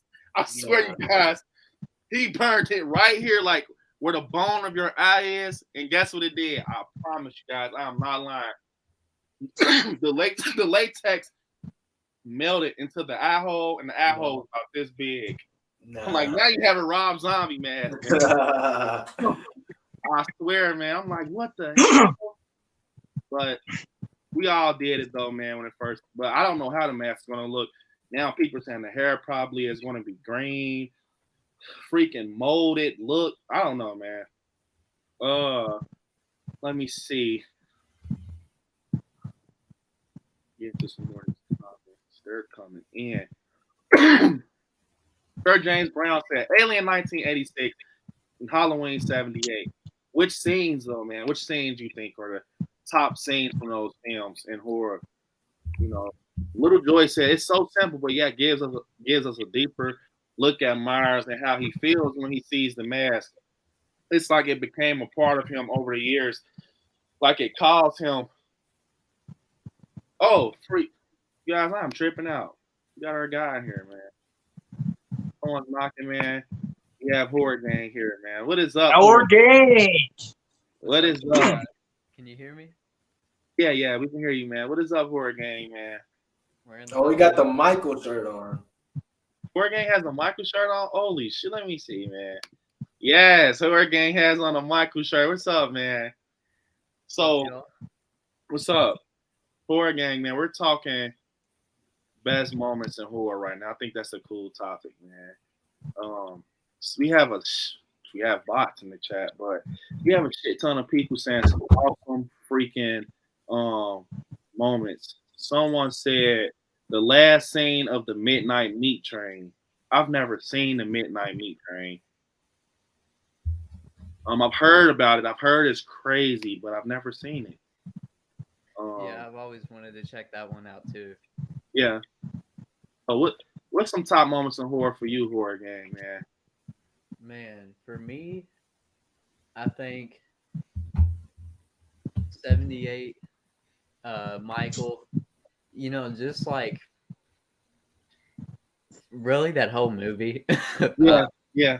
You know, it's just so perfect. I think in Night of the Living Dead, they're coming to get you, Barbara. Oh yeah, for sure.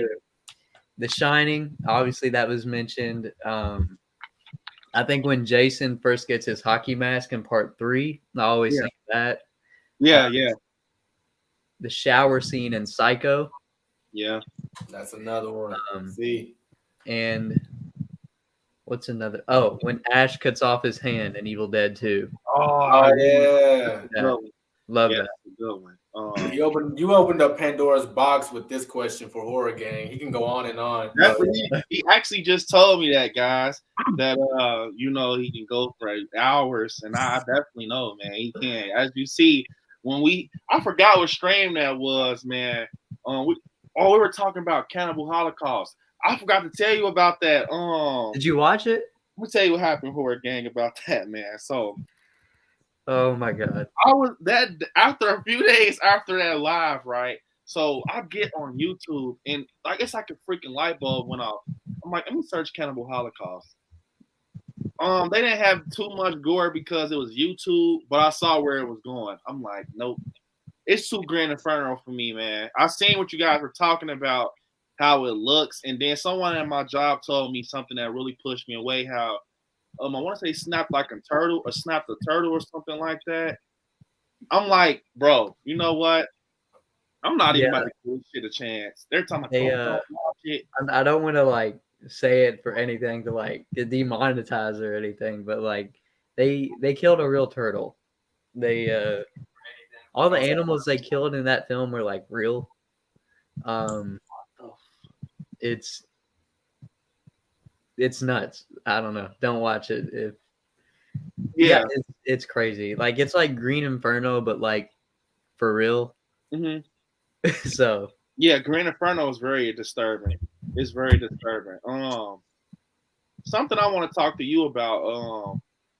Horror Gang. What do you feel? I want to know everyone's thoughts on Nev Campbell not coming back to screen. Wait, I need Shape's answer. He thought he was gonna get away with it. Look at him. Nah, I'm on you, bro. What's the scene? All right, you ready for it? Oh yeah.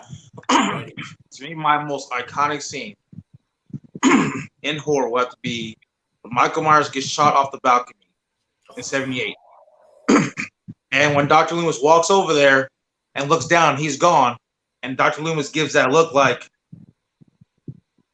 just like looking around, that's that look.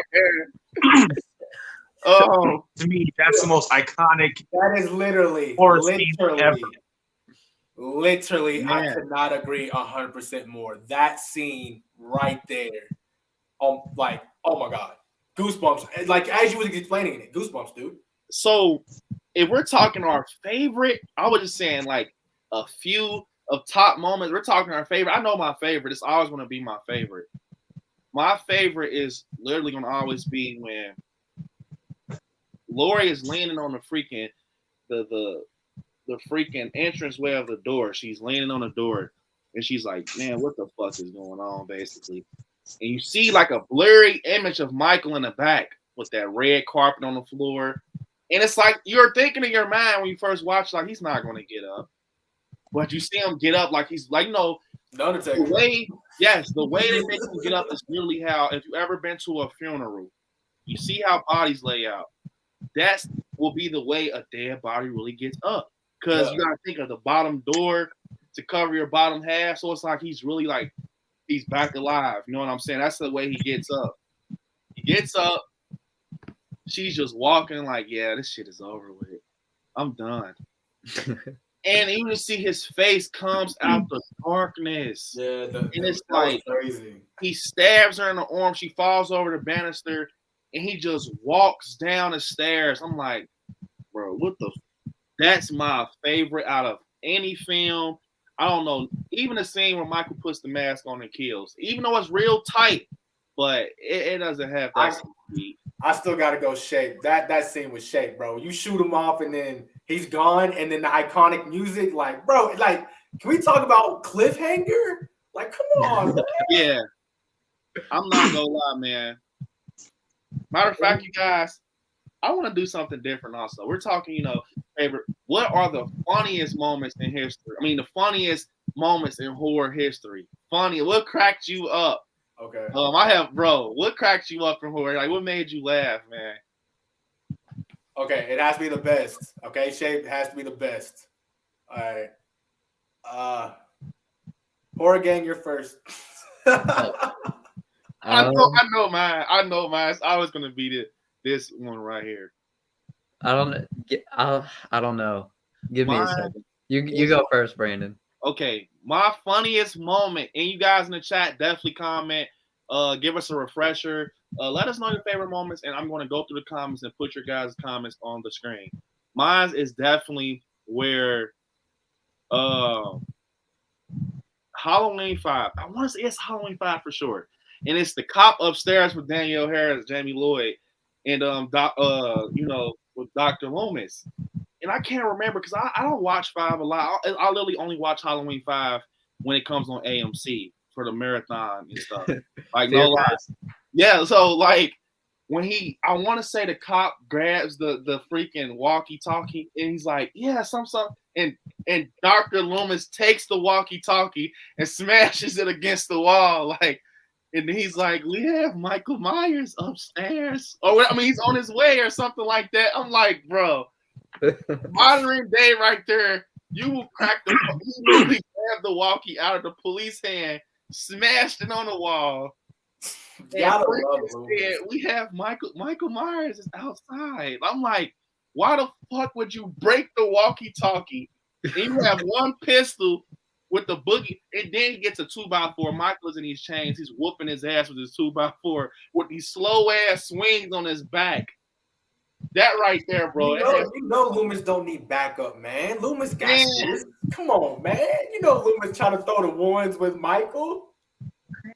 Man, freaking Resurrection. I'm telling you, Resurrection was definitely, bro. That whole movie was funny. He just fucking kicks him out the window. But that was kind of a corny funny. I'm in tears funny. It was when Loomis breaks the walkie-talkie on the wall. Yeah. So what do you guys have, man? I really like Killer Clowns from Outer Space. Oh my God, that's the wife's favorite movie. Love that movie. Oh really? Yeah, she loves Killer Clowns from Outer Space. This is her shorty. This is not my shorty. She went out and bought that. Yeah. That's dope. Yeah, she bought that. That's not mine. It's just in the collection. Yep. Probably that scene actually where he knocks the dude's head off. It's just so that dude knock my block off. Yeah, knock my block off. And then he's like, "What up, you do? What up, you do?" And then somebody's like, "Damn!" in the background. Yo, okay, I got one. So I'm gonna need a DJ to run that clip for me. All right. So DJ D Scary. The funniest scene for me is when Loomis and that guy is sitting in the truck and they're singing together, and then Loomis just puts on that smile, man. That smile gets me every time. You know, DJ, run that clip, man. Oh yeah, we want to run that clip. Here's the clip right here, you guys. We want to run that clip. Watch Loomis's smile. It's the cutest fucking smile I've ever seen in my life. Yes, we'll gather at the river, the beautiful, beautiful river. Look at that smile. Look at that smile, man. How can you get? You just looking like you crazy mofo. You're going to really scream and take a drink of my shit. That $1 million smile, man. God, R.I.P. Donald Pleasance, man. You gotta love Donald Pleasance. Man. What is that scene from Scream? Is it Scream 2 when he falls when he's chasing Sydney? Yeah. Yes, bro. I used to crack up at that too, man. With Ghostface, he fell, bro. In Scream 2 when she's in the house.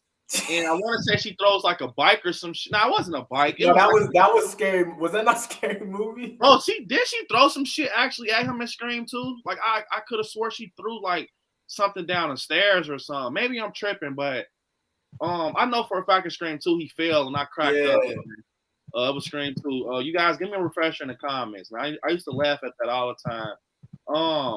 I got one more from Scream when she's talking to Billy in the hallway, and she runs down the hallway like she's talking to Billy, and then she's like, "I don't want to talk to you no more, Billy. I can't trust you." And then she just runs down the hallway, but like the way she runs is just fucking hilarious. And they reenacted it in a scary movie. In a scary movie, the actress just ran down the hallway like that. Bro, see, you're making me think of something also. Elton. Was that it definitely was Jamie Kennedy. He was like, Billy Loomis, shut the fuck. It was in Scream 2. That part was funny too when Randy's like, Billy Loomis, shut the, and dude just goes past, he's dancing and shit. Like, then he gets put in the van and he gets stabbed up. I'm like, oh man. So yeah, that part was funny too, man. But that scene, let's talk about that scene when Randy died. That hurt, dude. That hurt, man. Yeah. Like, it hurt me, man. Because Randy was one of us. He was a fan of horror. Yes. Definitely. Peanut butter on my. You guys know what comes next. Peanut butter on my penis. On my penis. So what you got shaping the shadows, man? I say you got to touch on a lot of good ones. For me, I think like for me, what's funny was this goes for Helvington. Halloween 6, where you got Tommy Doyle. He's like looking he's like what is it? Like Disturbia. his telescope. Yeah, He's looking in the window and she's going next to work, and she looks up. He's like, kind of looking. Like, that one there, and then he did not care. Man. And then also too, where he where they're driving by the house and he's standing like this, standing in the window. Yeah, that was freaking funny. They're like yes, something happened to when he was a kid or something when they were talking, was driving by. He's like, nah, man, yeah, I remember that part. Now that you say that, bro, Halloween 6. I'm not gonna lie, you guys. I liked Halloween 6, but it was certain times, man. I was kind of like, what the fuck, bro? Like, it was like times, bro. I love the times where Michael is like, my favorite scene from Halloween 6 is when he comes across the street and it's lightning and it's raining, bro. That right there, that was different right there. I'm not, because it was like he picked the pace up. You know what I'm saying, for that, because that movie was like fast paced. Michael was not slow. That movie, like. That's why I love that movie, because story aside, right? Take the story aside, the cult, whatever. Mm-hmm. Watch that for a Michael Myers movie on Halloween. Yeah, it's really good. It's really good. Definitely. I'm gonna get some of these comments, and we can talk about something else. Perry Craves Cinema says Wayne did not laugh when Samuel was viciously eaten. Little Joy said Halloween 4 and Luma singing. Halloween Resurrection, Booker T. He's talking about Busta Rhymes. He called his ass Booker T. Freddy Prime Time. Extron said when Michael Myers gets hit with the fire extinguisher, Halloween H2O, and he just lands there on the ground like, I'm too old for this shit. That was funny. I'm not gonna lie. When that scene happened, I did laugh. Yeah. Little Joy said Julian running out the room saying something's up. Yes, that's actually funny, bro. I'm not gonna lie. Julian in Halloween 2018 was funny. He was like, I want to be sitting here clipping my ugly ass toenails. Yeah, just talking to her like that, and he's like, you used to be my favorite, but now you just. I'm like, bro, he's really. And he just landed in the bed like, can you read me? You go from that to can you read me a bedtime story? What's another one that just came to my mind? Because now I'm only thinking about the Halloween movies. Yeah. Curse of Michael Myers, the ending, like the way how they stop Michael Myers. They hit him with like a tranq dart or something, and then they like beat him with a pole. Like the whole time, I'm like, what the fuck? That's Michael Myers. What are they doing? Like they was hitting him so slow. They treated him like a Scooby-Doo villain. Oh man, that is crazy. That's true though. That ending kind of was like, damn. And then his eyes were green, and every time he hit him, it was like a flash. I'm like, what? Yeah. That whole, like, I love flashing scenes, but like you gotta have some type of just the random flashing. Weird. Definitely. Oh, I got another one. I got one more. What is it? Halloween Resurrection. Where they're in the garage, and Busta Rhymes just busts through the door and says, "Trick or treat, motherfucker." Oh, yo, that scene was wild. When I saw that scene, man, I was dying laughing when I saw that scene. He just popped in like what he says, like he's like trick or treat. You know, he's like, oh, Michael's face, if you could see the scene, right? Everyone pictured the scene. The look on Michael's face, like, I know this guy did not just try to. Are you serious? I'm Michael fucking Myers. No, another one. I'm actually going to play it for you guys. This right here was another one I thought was so funny. I'm going to play it for you guys. It's Ted Hollister. You dumb son of a bitch. Bro, they killed a random guy. Ted Hollister. Whoever Ted Hollister was, to this day, I'm so sorry. He's just like, you dumb son of a. You said you saw Myers. He's saying it to this guy like he's a little boy. The whole time he's a grown ass man. I'm like, what are you calling a dumb son? Ted Hollister, right? His family's gonna become Michael Myers in the next Halloween. Whoever picks it up is gonna be from Ted Hollister. Oh, let's say, can we all give one little thing? I saw in the comments. That's for Horror Game. Congrats on your subs, buddy. Oh yeah, congrats, man! Congrats, Horror Game. With that, man, get this video, Horror Gang. So you want to be on Dangertainment? Let's see what you got.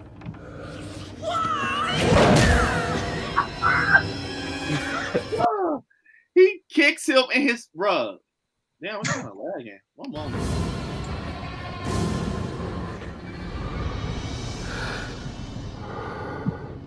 So you want to be on Dangertainment?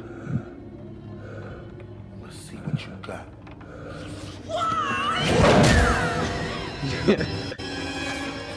Bro, I'm not gonna lie. What made them in their right mind fucking make Busta Rhymes, Bruce Lee, Michael Myers? Bro, James Courtney would have grabbed that leg and broke that motherfucker. Like, bro, what the hell? Oh God. Like, and then the part where freaking he's another part of Resurrection. Man, I can go on Resurrection all day.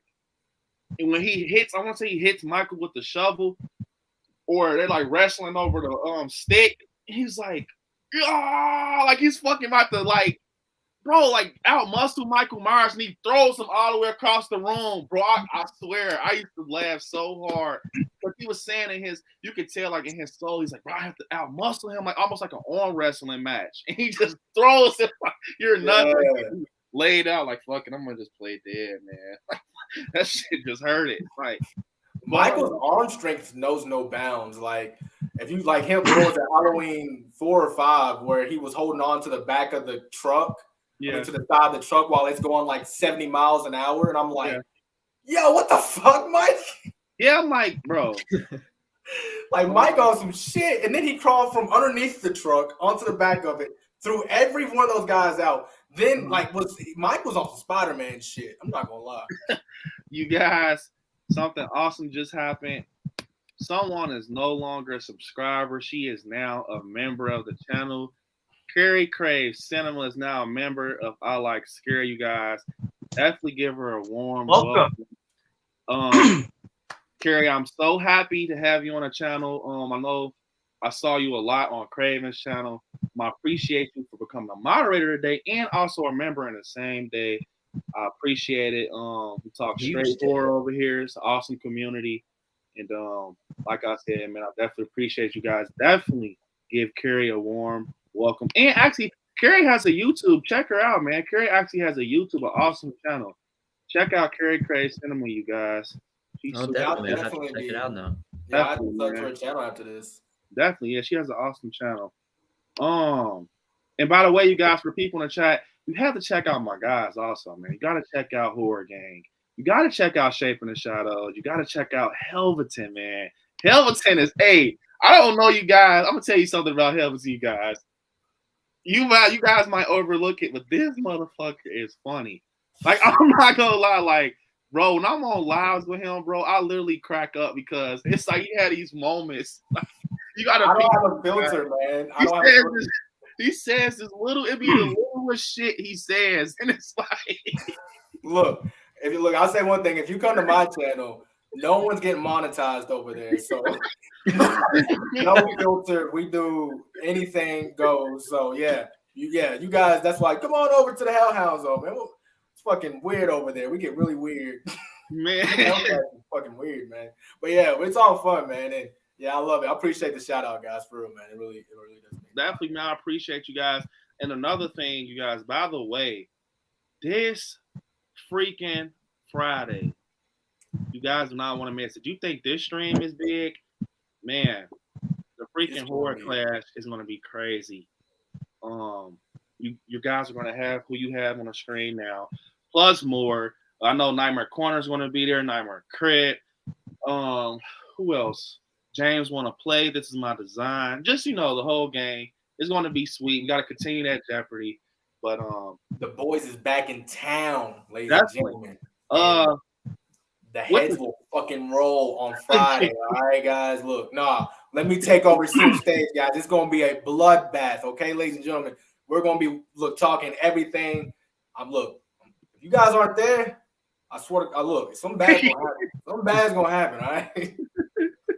I don't know what, but some bad's gonna happen. Definitely, Carrie, man. Horror Gang has an awesome channel, man. The guy goes back to the horror history. Him and James, man, these guys reach. I'm talking Nosferatu. I'm like, what the hell, James? I love Nosferatu. I'm like, man, to us. I'm like, bro, this is crazy.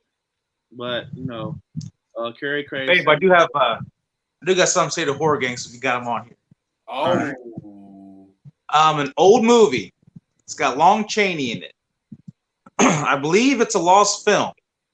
Mm-hmm. London After Midnight. Yes. Is there any traces of that movie out there? So with that film, there only is there's no actual film left of that. The very last copy was burned in a fire accidentally the whole movie theater burned down. The last copy happened to be in there that we know of, unless there are some rumors out there that some private film collectors own, like they say they own it, but like, they probably actually don't. Right. So right. We don't know. The best there is with London After Midnight is only they've made a reproduction of just photograph stills that they have left of the film. So that's all we have of that. It's on YouTube somewhere, actually. Yo, that's dope, yeah, that's bro. crazy. Yeah, that is crazy. We got lost scripts and shit. Yeah, what the hell? That is crazy. Yeah, because I heard that movie was. I heard because I watched a documentary on it, and then they even said like all the old horror film stuff, and they even said like I'm guessing in a theater, like I think something happened to where like somebody was actually went out and started killing people, and they blamed it on seeing London After Midnight and Lon Chaney's performance in it. Yeah. So apparently, whenever it was a real film, so the people did actually see this film, and apparently after somebody watched it, they, I guess, went crazy and they blamed it on this film. So also at the same time as it's like being considered a lost film, they were also trying to like not show it anymore and like store it away in like movie theater vaults, because actual film back then, and like especially in the 20s through 40s, the actual film like thread was very like flammable. Mm-hmm. So like anytime it was remotely close to anything fire, mm-hmm, the whole movie theater just like burnt down, and that's why there's no remaining copies of that film, which is like the holy grail of like lost films. I've heard stories, like I've seen like spin-offs and stuff, like them trying to like kind of not the same stuff. I've never heard of that story, but that's the original. But like I think the American Horror Story did it. It's like the Red Rabbit Drive-In or something like that. And it was kind of like a play on like they went and seen this movie, and then after they went and seen the movie, people just started fucking killing people and shit. So that's the original. Wow, I never knew that was the original. That's crazy. So that's wow, man. Actually, here's Lon Chaney from London After Midnight. Like, he looks really creepy. This is what it's supposed to be. Oh, yeah, I've seen it. Yeah. And actually, have you all seen The Babadook? Yes. Yeah. That's one of the most scariest movies of all time. Yeah, that movie's after looking at that, the director came out and said that the inspiration for The Babadook was London After Midnight. Yeah. Yeah. I remember the scenes that The Babadook was in. Oh my God, because the jump scares, like, boy, that was crazy. Yeah, so there's some horror history for you. That's why you need to go sub the horror gang. That's why you go check out Horror Gang, man. He goes deep. So damn deep, my mind start getting tangled. I'm like, damn. I'm gonna go do some. I'm gonna go try to find it. I'm gonna go like, man, for sure. He makes me want to go look at that. Like, sell my soul. No, yeah, definitely. Like that's, I know people have found lost films. For example, hold on. Danielle said it's getting late for me. I'm going to head to bed. Thank you everyone for having me again, and have a good night. Stay scary. Stay scary out there, Danielle, and see you Friday, man. See you at the See you at the So for example, of lost horror history, this film right here, The Phantom Carriage, Okay.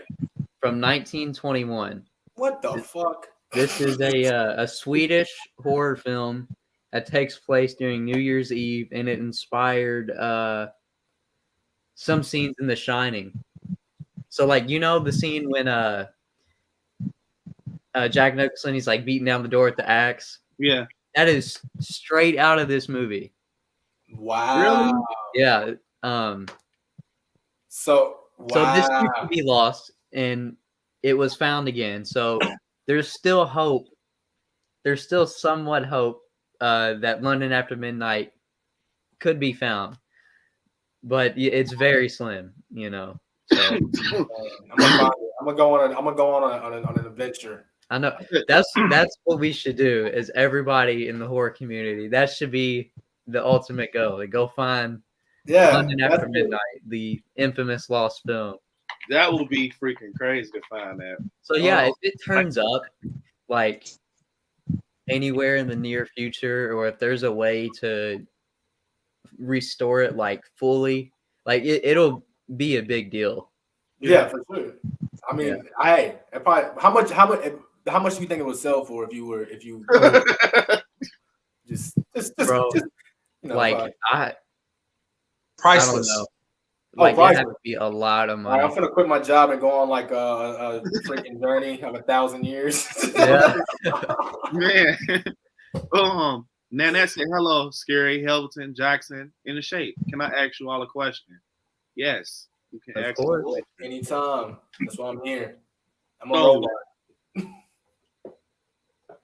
So that's why I want to pick horror games brain, man, because I love all the old horror films too. Like, so I got, like I said, Wolfman, Frankenstein, Dracula.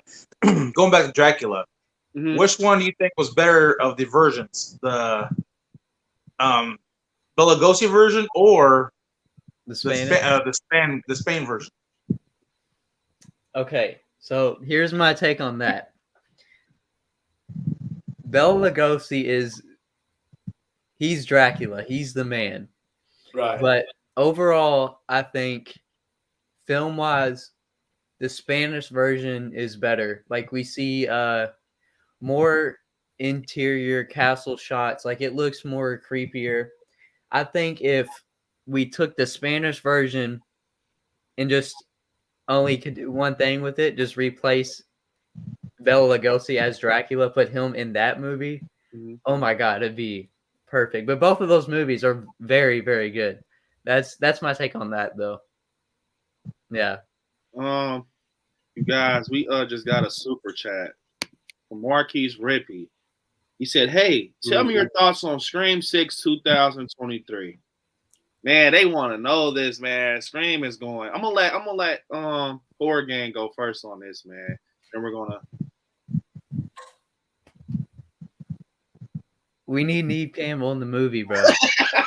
Thanks, bro. Did you see his face? He's just like, man, we need. Like it's straight up. I'm not gonna jump around it. We need that, you know. As fans, I think everybody deserves Neve Campbell. I'm not gonna lie, man. To be honest, I'm not gonna, bro. When I first heard that, and freaking Master Chaos had went to Monster Palooza, and he went to her table and said, I can't wait to see you in Scream 6. And she's like, I'm gonna actually turn it down, bro. When I first heard that, I'm like, I don't know, you can't believe everything. But once I seen that quote the next day, she said about it not equaling her as, her career and how, valuable she is, it made my stomach hurt, bro. Like, all jokes aside, like, it was just she's really not coming. Like, it almost was like a feeling like, when you're finna get in trouble by your mom when you're young, you're finna get your ass whooped. You know it's coming. It's coming. It was like that type feeling. I'm like, bro, like, she's really not coming back. I even had hope to the point I'm like, bro, they haven't started filming yet. They haven't started filming yet. So it can possibly be they negotiate something with, like, you know what? Forget it. We're gonna just pay her, man. We need her. Guess what? Filming has started. It's over. They better, bro. Jenna Ortega, man, that is their only hope, and for them to use their tools, they have Kirby, they have Courtney Cox, they have, bro. You want to have to, bro, pull some shit literally out your ass. I don't know. That whole situation just ain't right whatsoever. Yeah. It sucks. Like there's not much else to say other than it sucks, and that I'm gonna have a hard time honestly going into Scream 6 and being like, you know what I'm saying? It just feels like it's missing. Yeah, I feel like only way it will be a great film is if they still pay, you know, fan service to fans and still respect West, but still make it their own movie. Don't try to, you know, because people fail to realize this, man. David Gordon Green, the reason the trilogy was a success, if you look at it, he could have easily played copy homework with John Carpenter's Halloween. He could have easily just played literally copy homework. You have the man himself helping you. You could have just strictly like, I'm going to copy the hell out of your shit for a modern day Halloween. Almost like how Rob Zombie did, but he kind of threw his own little. David Gordon Green didn't even do that. Right. He just really continued it in a way to the point now it's a breath of fresh air, man. I feel that they're going to have to make this their own movie, how David Gordon Green did. Well, you're going to have to turn Scream up. Don't have them just, you know, to steal the repetitiveness. How we see Ghostface do the same shit through these movies. We're going to have to, I want to see freaking Ghostface tie somebody up, pour gasoline on them, strike a match off his shoe. And like, that stuff like that will make it like, bro, you gotta freaking love this film because they're turning up and you know, you gotta just get us attached to these characters emotionally. Right.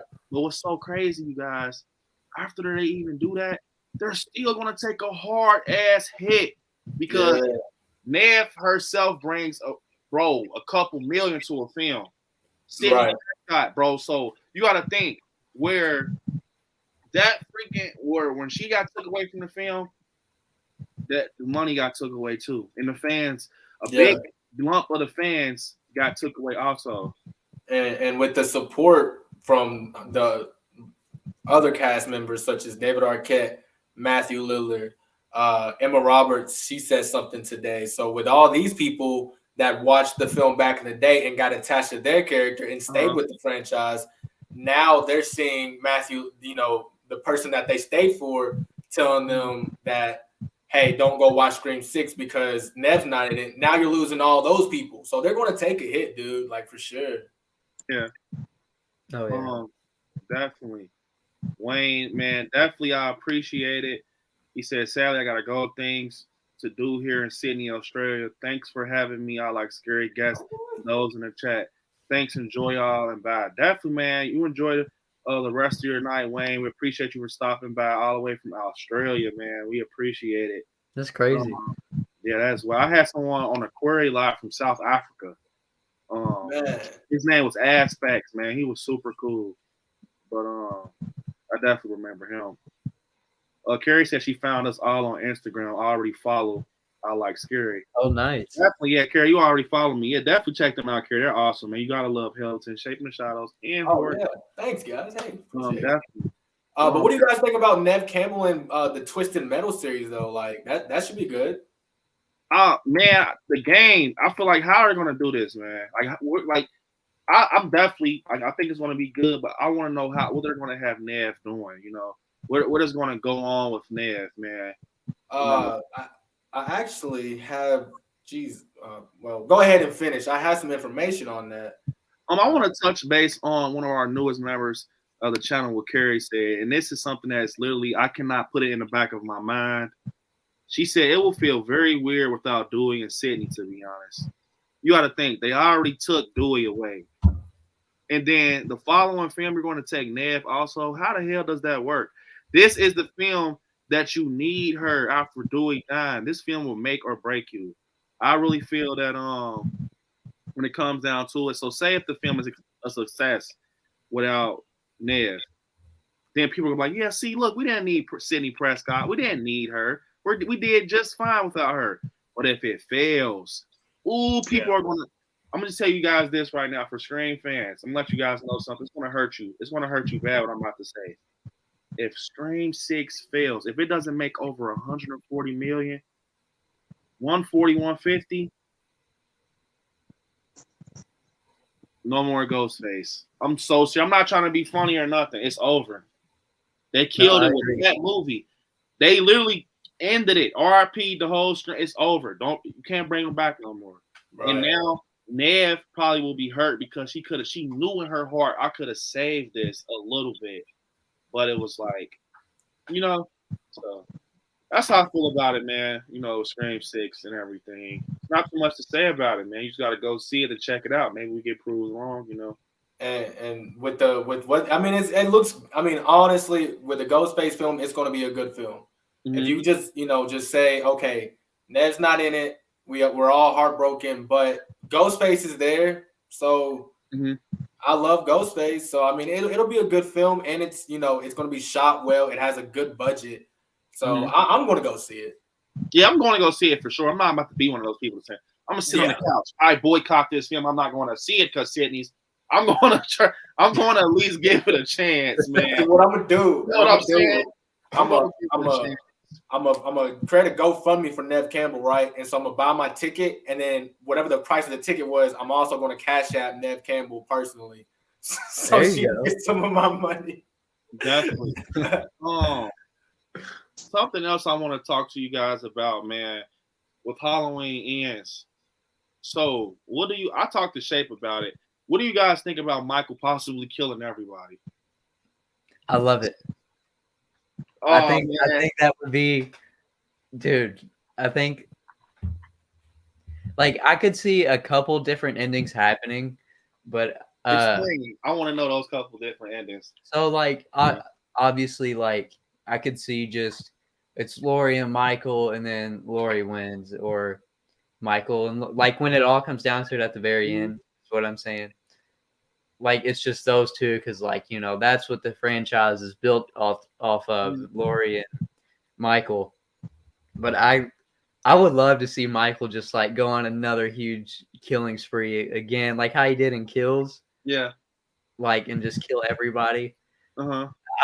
I would be okay with that, but ultimately I would still like to see, Laurie live. But yeah.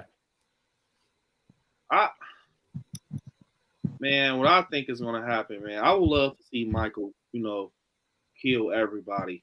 But I think one person's going to be left alive. And I think they deserve it. I think it's going to be Allison. I think it's going to be something so crazy. Like, I think she's going to give Michael a lot of battle wounds. Like, you know how he got his fingers took off? I won't be surprised if she, like, take off his whole hand. Some shit like that. Like, Michael has no hand now. You know what I'm saying? Because for some reason, man, I really just feel like, man, hold up. I just seen it. Hold up, Hamilton. It says, hey, man, look. It's hard trying to do both, man. I'm trying to talk to people and hey, go on with your story. Come on. So you know the hand exploding and all right, the hand's exploding. So, man, the hand comes off. I want to know, like, really. So, do you guys think that Andy Matichik, aka Allison, could be the one to walk away? I feel like she deserves to be the one. If it comes down to it, to at least put Michael on his back. I'm not going to say they're going to kill Michael, but I definitely think they could possibly put him on his back, man. And like say, Allison, she's gone, she's leaving, and and out of nowhere, man, Michael's not there no more. Me and Shape talked about it. What if a knife is left? We were talking about this. Shape had made a great point how through the whole trilogy, every time the movie ends, it's something with the knife, man. 2018, Allison's in the back of the truck, zooms in to the knife, kills what did you say about Kills? How was it with Kills? Oh, the extended cut to where oh yeah. Lori's walk out of the hospital, she had a knife in her hand, they panned out to the knife. Yep. Yeah, Lori walks out the hospital and it goes into, you know, the knife. So with ends, what if this time it's Michael? It goes into the hand of Michael. But only thing that's kind of, you know, in that it's kind of like, is because that's extended. It's kind of not, it doesn't exist, you know, in the film that's put out to us. So that's the only thing, you know, but I do like that. So I feel that, man, that's my theory. I'm sticking with it. I told Helveton, I didn't tell Horror Gang my theory. I told you, then I Helveton the golden theory. I told Shape, I told you also, didn't I? Yeah. So I'm gonna tell Horror Gang, you guys, real quick. I'm gonna hurry up to sum it up so you guys can get some time to think. So I want to talk to you guys also about ends. I basically think, man, you know, once it end on with Kills, that Lori is gonna shoot out the hospital knowing that she hears the Shape breathing. Or just not even that, because that's the extended cut. So in the extended cut, you know, obviously they have that thought that they want her to get notified early. It's not like, you know, it's like as soon as it happens, we want Lori to know. So I don't know if it's gonna be a phone call, maybe the police. I don't know. Say she finds out Karen's dead. She shoots over to the Michael's house, maybe the Myers house. She steals a car, whatever. And you know Myers is upstairs, obviously. He's upstairs, he killed Karen. He's looking out that damn window. So he's not even paying attention. So Allison is on the front porch, and the police go over there to check because they're aware that Myers was over there with the mob. And Allison goes over there also because she knows Tommy Doyle is over there and everybody to check it. And when she goes over there, Michael's not there. He's gone. He's in the house. Your mom's dead. Your grandmother is heading over there. So that CinemaCon, you know, trailer that got released where they're battling, that's what they're showing us. And that's when they say Michael throws her into a glass case. She stabs Michael in the hand. I think once he throws her into the glass case, just knowing that Lori has that wound, she's obviously going to be limping and just so much like pain's going to be on her. When he throws her, she's going to be like fucked. Like not bad, but she's gonna hurt. So when I stated this, I had a few comments in my video. They're like, "Man, Michael doesn't run." I'm like, "But he does." Right. He does. Sometimes it's like a fucking light switch. Come on. Sometimes it's like, okay, from flashback scene when he's holding Hawkins' partner and Hawkins shoots him in the neck. He literally lets him go like, "Whoop, your dumbass shot your partner," and walk away. And he's shooting at him and he's missing every bullet. Halloween 2018. He comes out. Michael comes out of Julian's room. Hawkins is like, Michael, he's shooting. What is Michael doing? He's literally walking like he has somewhere to be, like he has a damn GPS in his hand. And then Lori's outside. It's to the point this guy is so dedicated, you guys are going to laugh. Bro, he's so dedicated to getting where he's going. Lori shoots him with the freaking 357 in his shoulder. He literally, it's like, it almost just looked like someone just tapped him on the shoulder. Like, it didn't even affect him. When Lori shoots him on the shoulder, he just leans forward a little bit, and he keeps walking to his destination. So please don't tell me that Michael doesn't walk away from situations. Like, he's straight.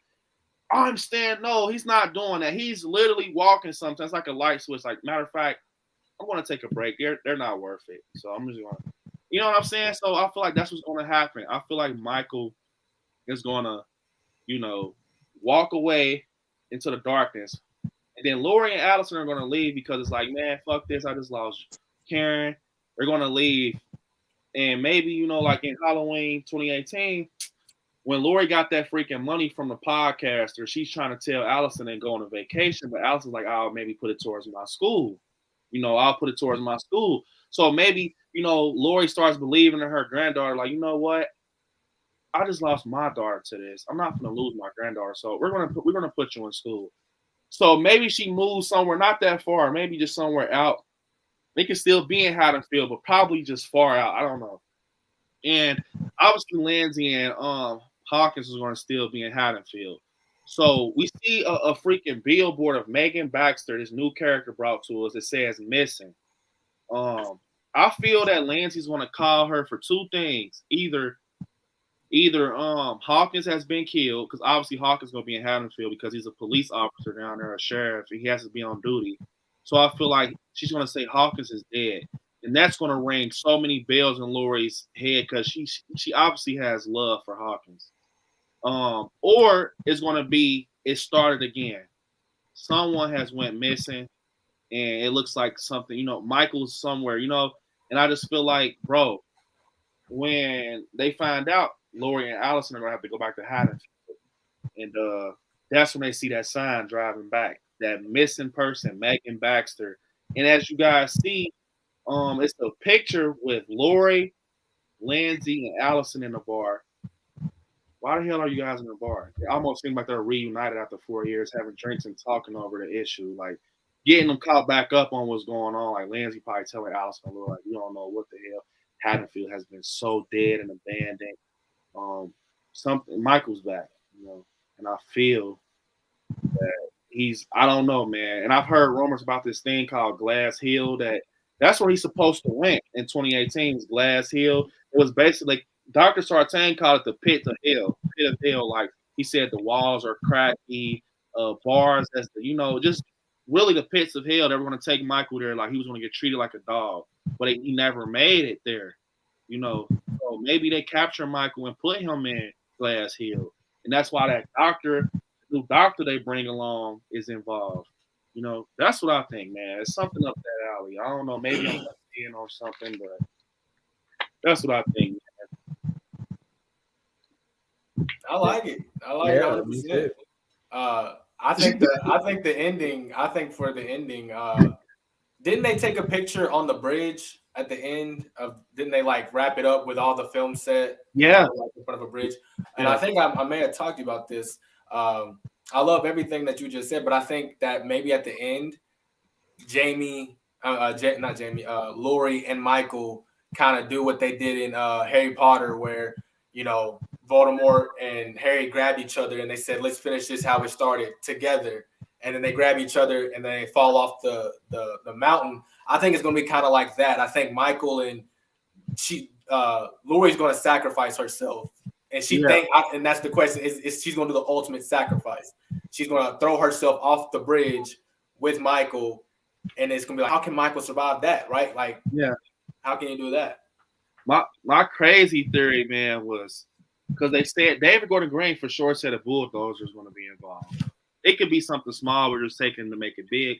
But once he said bulldozer, man, I immediately thought maybe they're going to be in a Myers house, right? Maybe they're going to battle in the Myers house once again for the last time.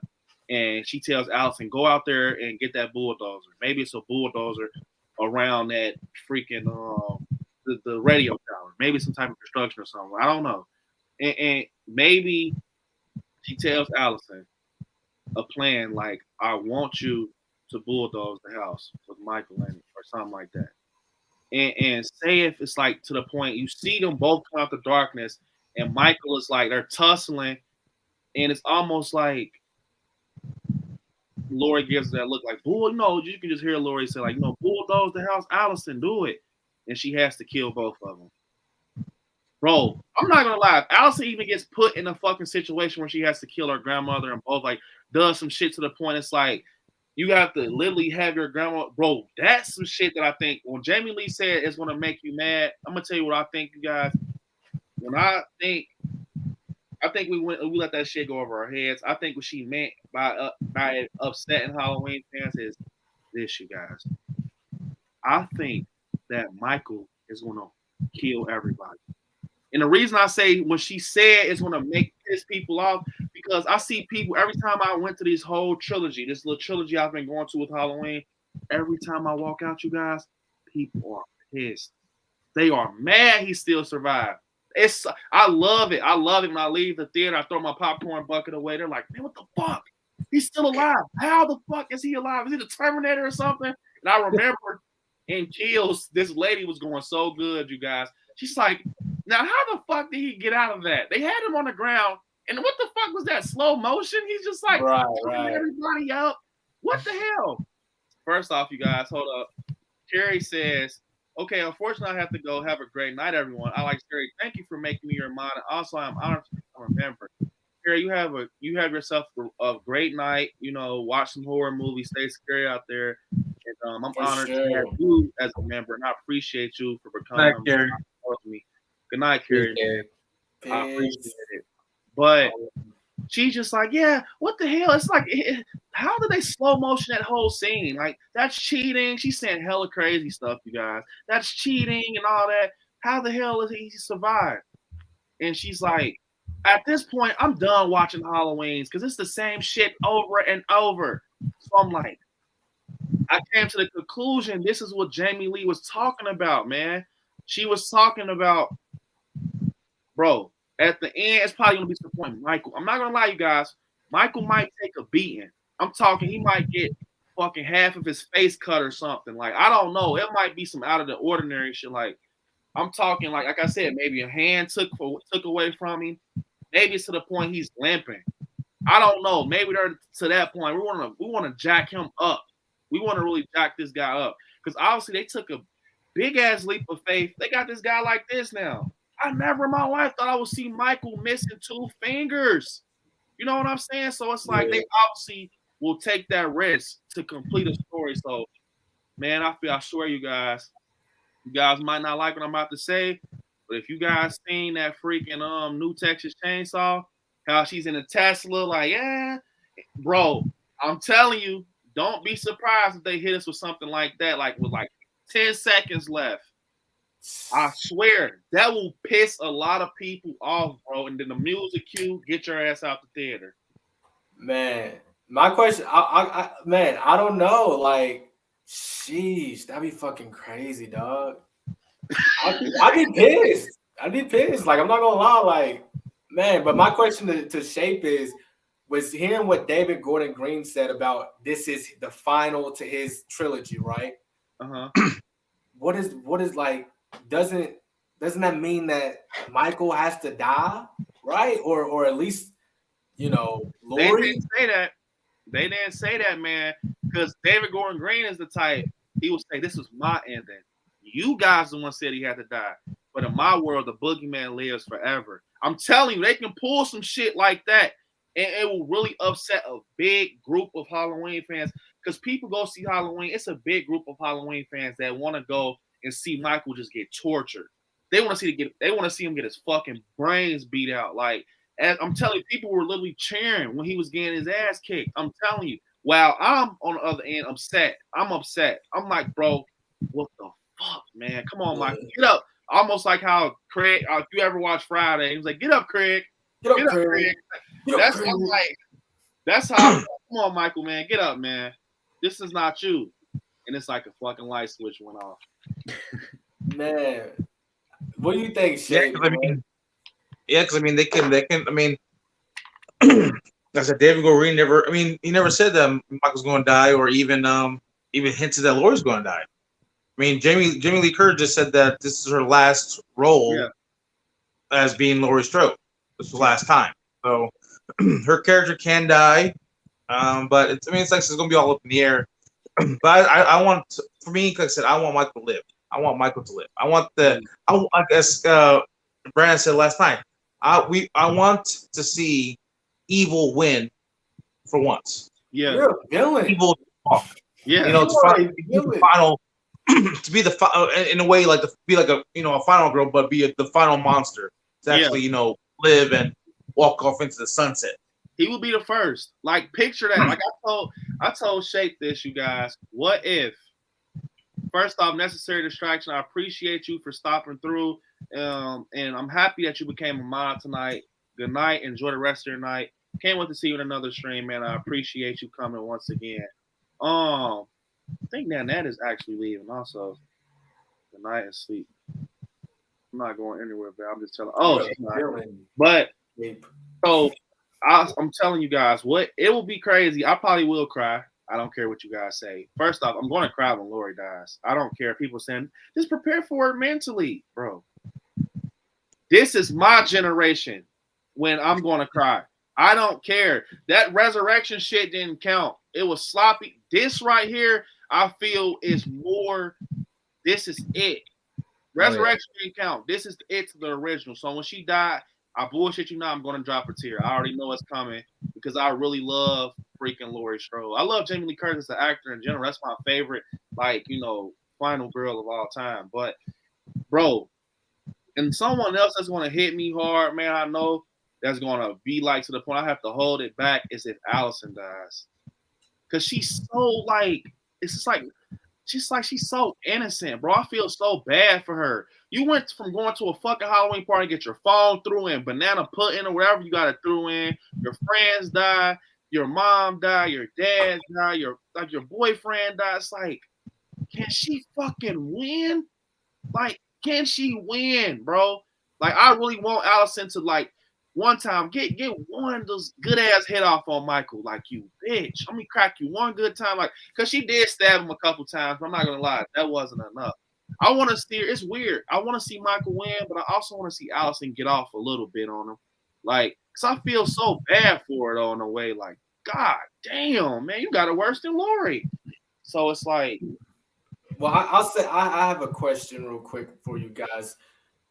I love Halloween. Don't get me wrong; it's one of my favorite franchises ever, right? But there's something about Jamie Lee Curtis that I love her. She's the original final girl, right? One of the original final girls.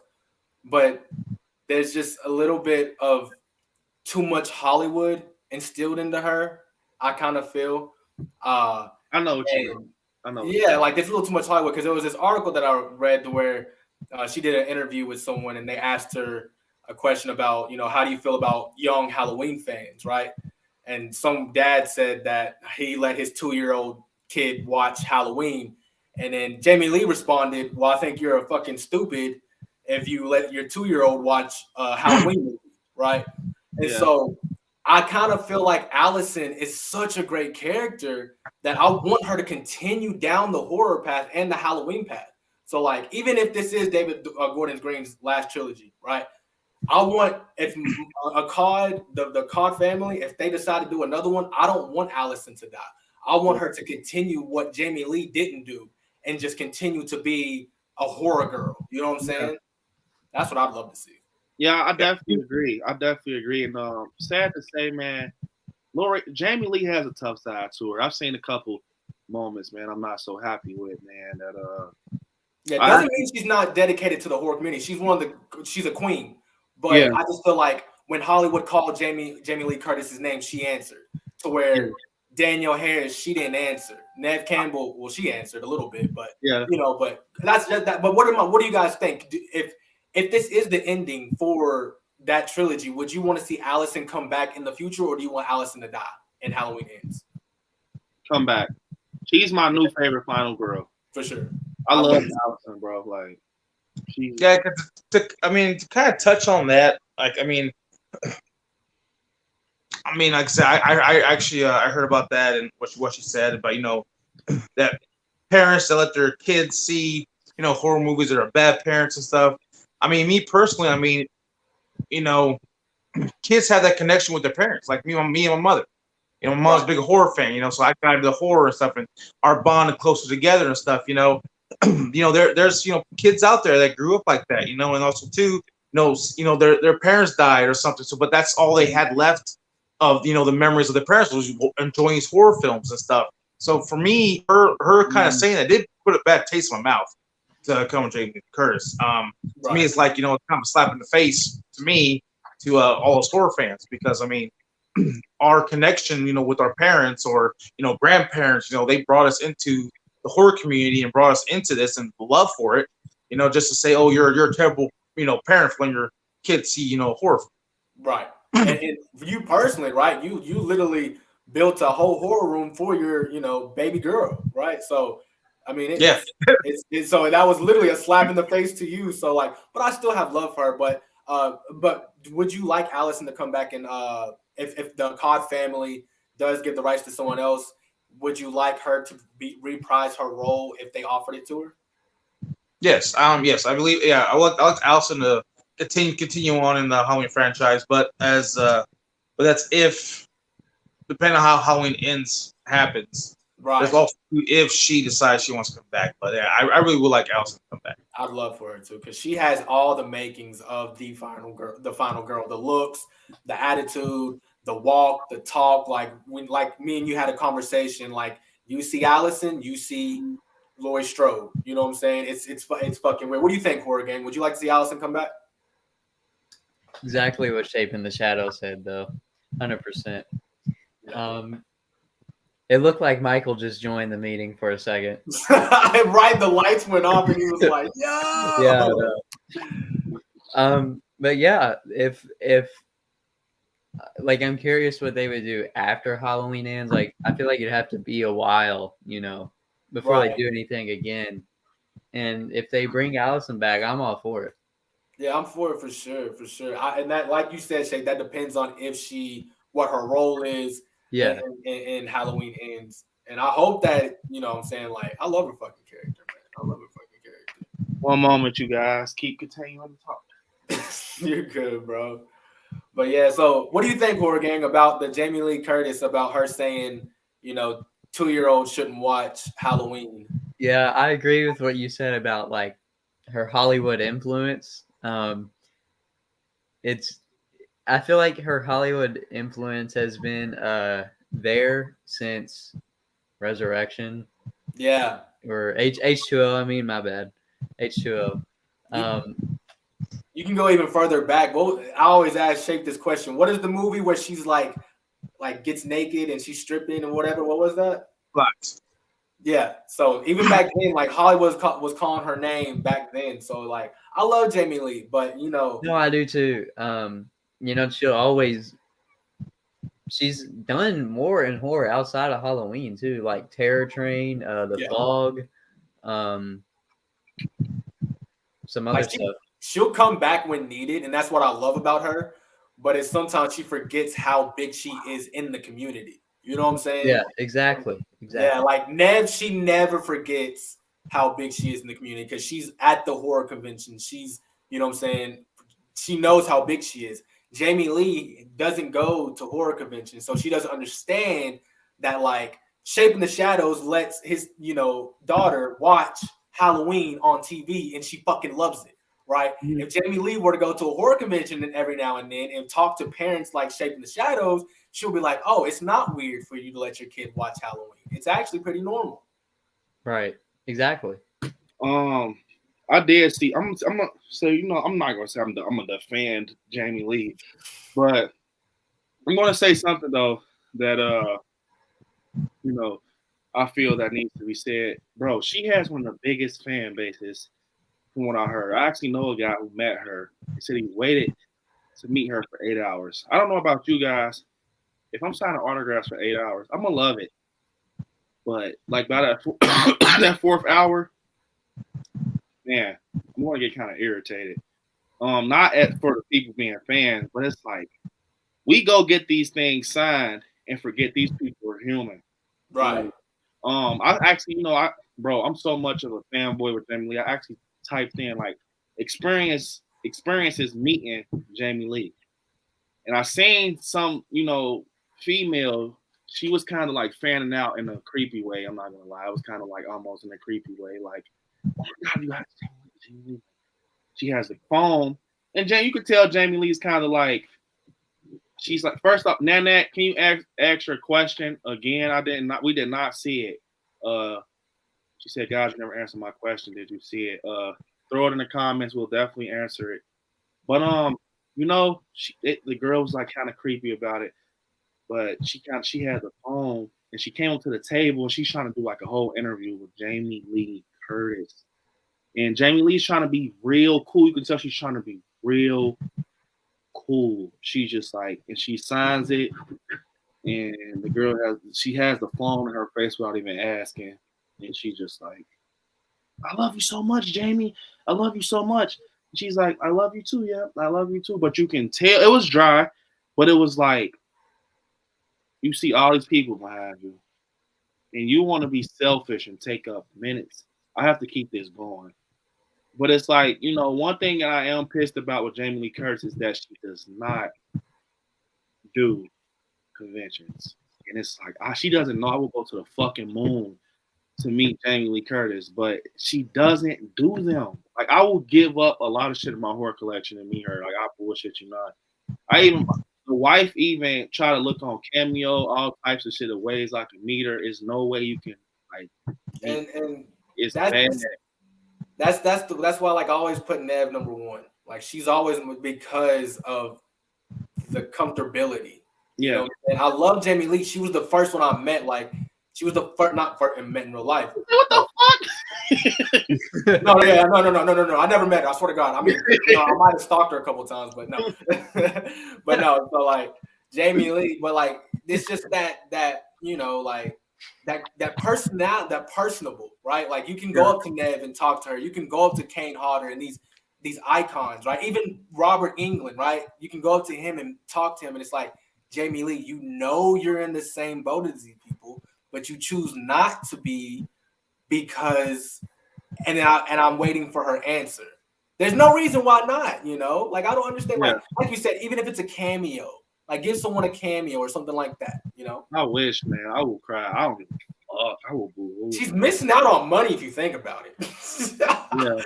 Like, imagine if she went on like a tour across America of just like horror conventions. She'd make a killing. And what's crazy is I feel like I've gotten teased. And we're going to ask your question, and I see that you said what's our favorite guilty pleasure movie. So you guys get to thinking while I talk about this. You said, what is our favorite guilty pleasure movie? So I'm going to, tell you guys basically, I feel like I've been teased, man, going to these conventions. I've met Danielle Harris. I've met Nick Castle, James Jude. Bro, the closest I got to freaking Jamie Lee is Neve Campbell.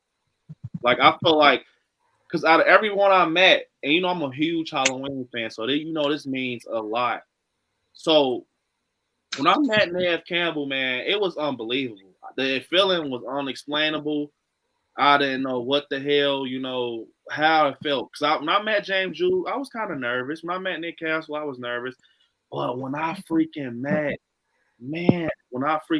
Sidney Prescott, man, Neve Campbell, it was different walking up to her table.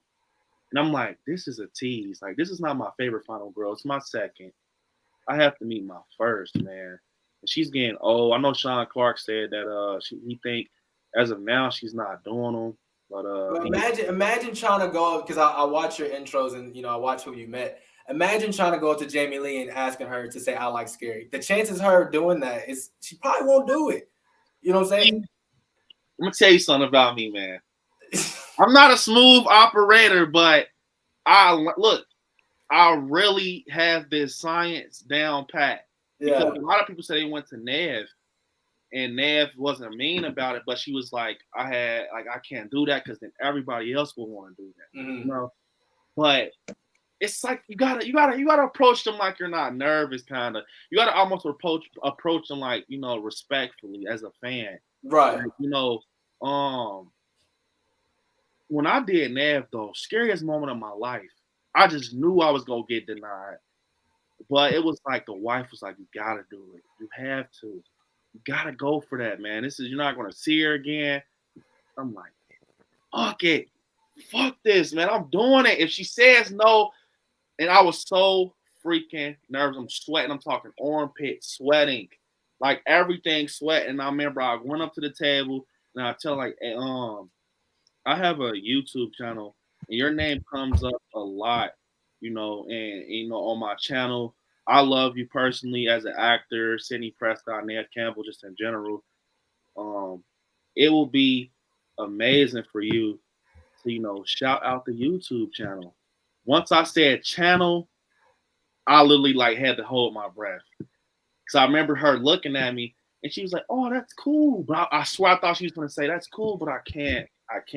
She said, oh, that's cool. She said, definitely. She said, come on, let's go. Let's rock out. I remember she said, let's rock out. I'm like, bro, the memory bet not fuck up. I remember after I went to her line, I went to Skeet Ulrich's line, and I duplicated that video 10 times. I'm like, this cannot get deleted. This is Neve Campbell saying, I like scary. And she's like, she's a mother, she has a kid, she has kids and stuff. she let me and the wife cut the line because she saw that we had a kid. Lily pointed us out like, come to the front. And then she remembered me in the photo op. She remembered us. She was like, hey, here he is. Da, da, da, da. I'm like, man, and fucking Matthew Lillard is awesome too, man. Skeet Over shouted out the channel. Jamie Kennedy, Nick Castle. I like Scary, man. I got to tell a story real quick. So I'm not going to tell the whole story about Nev Campbell, right? But like, it was a little look. It is what it is. Okay, you guys know who I am. Yeah, it is what it is, right? So I get up there, right? I ask her my question, record it, right? And then when we go to take the picture, right? I'm taller than Nev, right? So I had to grab her, right? So put my arm around her, right? And oh my God, she is one of the fittest women I've ever met in my life. Like, dude, like I'm like holding her, and I just feel like the side of a 6-pack, and I'm like, Jesus Christ, right? And then I take it an extra step, right? I'm like, look, it's Nev Campbell, right? So I'm taller than her. Remember this, right? Yeah. So like I'm leaning my head towards her head, and like I just remember just smelling her hair. I just like smelled. Like, hey, look, y'all can say what y'all want. I don't care. It is what it is. I met my crush. I don't care. And like, it was just, she had this most sweetest smelling hair. Oh my God. But dude, yeah, I remember doing that. And it was, look, I was like, okay, she could probably feel my nostrils like breathing up, but you know what? I don't care. Fuck it. I've already felt her abs. Because like, look, I felt her abs, man. Like, I literally wrapped my arm around her like I was hugging her and just like felt her at like, look, Nev Campbell, I'm shaking right now telling the story because like I'm going back to that day and just smelling her hair. But I can just see Helveton's face. Yeah. This is Helveton right here. Like this. That's exactly what I did. And that is exactly what I did. And my wife, she said, did you smell her hair? I said, yeah, I did. I smelled her hair. You said, yeah, I did. No. I mean, look, this fucking Nev Campbell, man. Like, if you get the chance to smell Nev Campbell's hair, Shape in the Shadows, come on, man. Jamie Lee Curtis is standing right there with you. Tell me you're not getting a big whiff. You're not getting a whiff. I'm not gonna lie. Daniel Harris, maybe, yes. Oh, no. When I met Danielle Harris, bro, when I say she is so small, like, bro, it was crazy because me and the wife were walking, we were looking for the table and stuff, and she was next to Tony Todd, and she's like, there's Danielle Harris, there she is. I'm like, where? So I can just see her banner. You know how they have the banners above their head? I'm like, bro, that's her. So as the crowd started chopping down, you can see her slowly, like she's signing. Because she's so short. I'm like, bro, this is fucking it. Bro, matter of fact, bro, with Danielle Harris, bro, I got a full video I will never release to the public. When I freaking asked her, I fucked up. I will never, it's so cringy. It's cringe. You couldn't pay me to show you guys that. But the wife is recording it, and I'm like, I'm a huge fan. I remember saying, like, I'm a huge fan of Danielle. Like, I know her, like, Danielle. And then, so I called her Danielle first, right? But I'm like, I have a YouTube channel called I Like Scary Jamie. And then I'm like, bro, what the fuck? I said, I like Scary Jamie, you guys. So I know she peeped it because she kind of laughed a little bit. I'm like, fuck. I'm like, man. She's like, you have a YouTube? I need to see this. She's like, man, no, that is cringy material. I cringe every time I look at it. Like, I want to ask myself, like, why the fuck did you do it? Why the fuck didn't you have your words together? But she's like, oh my God, you have a YouTube channel? She's like, I have a podcast. That's cool. Let's get the camera rolling. But like Helveton said, he the Nav situation. I didn't do the sniff or nothing like. But when I held, put my arm around Danielle here, she's so fucking small, dude. Like she's literally tiny, like a kid. Like I'm not trying to talk about her, but she's really small. But she's so sweet though. Like Danielle Harris took a big whiff. I would have took a whiff. Danielle Harris, shit. Come on, the nostrils is getting done today. Come on, guys. Danielle Harris smelled like fruity. I remember her smelling like real fruity. Like she smelled like a fucking no weird shit, like a fruit roll up. I remember because whatever she had smelled super. Bro, we're really talking about how celebrities smell. Bro, we have to change the fucking subject. No, you got to look right. Change the subject, bro. What the hell, man? That's the next question, bro. Guys, bro, this is what happens at night. I mean, you gotta take a whiff, man. Like, look, and I'm a taller guy. They'll never notice. If I'm, if I was shorter, I have to lean in and be like, "Why are you next to my ear?" I'm already looking at the top of their head. I might as well just, But you know what? Don't let Nev Campbell look. If I ever get famous and Nev Campbell sees me, she's gonna be like, "Look at this weirdo over here sniffing people's head." What the hell? Oh my god! This story doesn't leave. You got started, man. I've never told anybody that story ever besides my wife. Like, I've never told anybody that story. Opening up after midnight. Everybody knows. You know what? Fuck, I don't give a damn. Sniffing heads out here. I'm sniffing all the heads. If you're a celebrity, watch out, buddy. Helpington's coming for you. Man, I feel so bad, man. We got to answer Nana's question, man. All right. My apologies. She said our favorite guilty pleasure movie. Oh, okay. Favorite guilty pleasure. Like, it has to be horror, though, right? Yeah. I'm assuming it has to be horror. Okay. Yeah, it's horror. Thanks, Valerie. Valerie got the box, man. Let's see. Thank you, Valerie. Okay. I'm going to do it because it's horror related. The Mummy with Brendan Fraser is one of my all-time favorite movies. All time. Love it. All time. Like, dude. Yes, like, dude, a masterpiece. What, a Mummy? I'm not going to say the trilogy, but I'll say the first one. I'll give the second one its props, but the third one, I'm just like, okay, what are we doing? But no, yeah, Brendan Fraser is one of my all-time favorite actors. He's on my bucket list to meet. I actually missed. I was supposed to see him in Dallas, but the hotel prices were just way too fucking expensive. Mm-hmm. But yeah, The Mummy, everything about that movie, like, oh my God, like, oh, you're on the wrong side of the river. Like, come on, man. Can't be no better than The Mummy, man. Gotta love Brendan Fraser. Benny's the best. You got it on VHS, you lucky son of a bitch. And then that scene with the sand, man.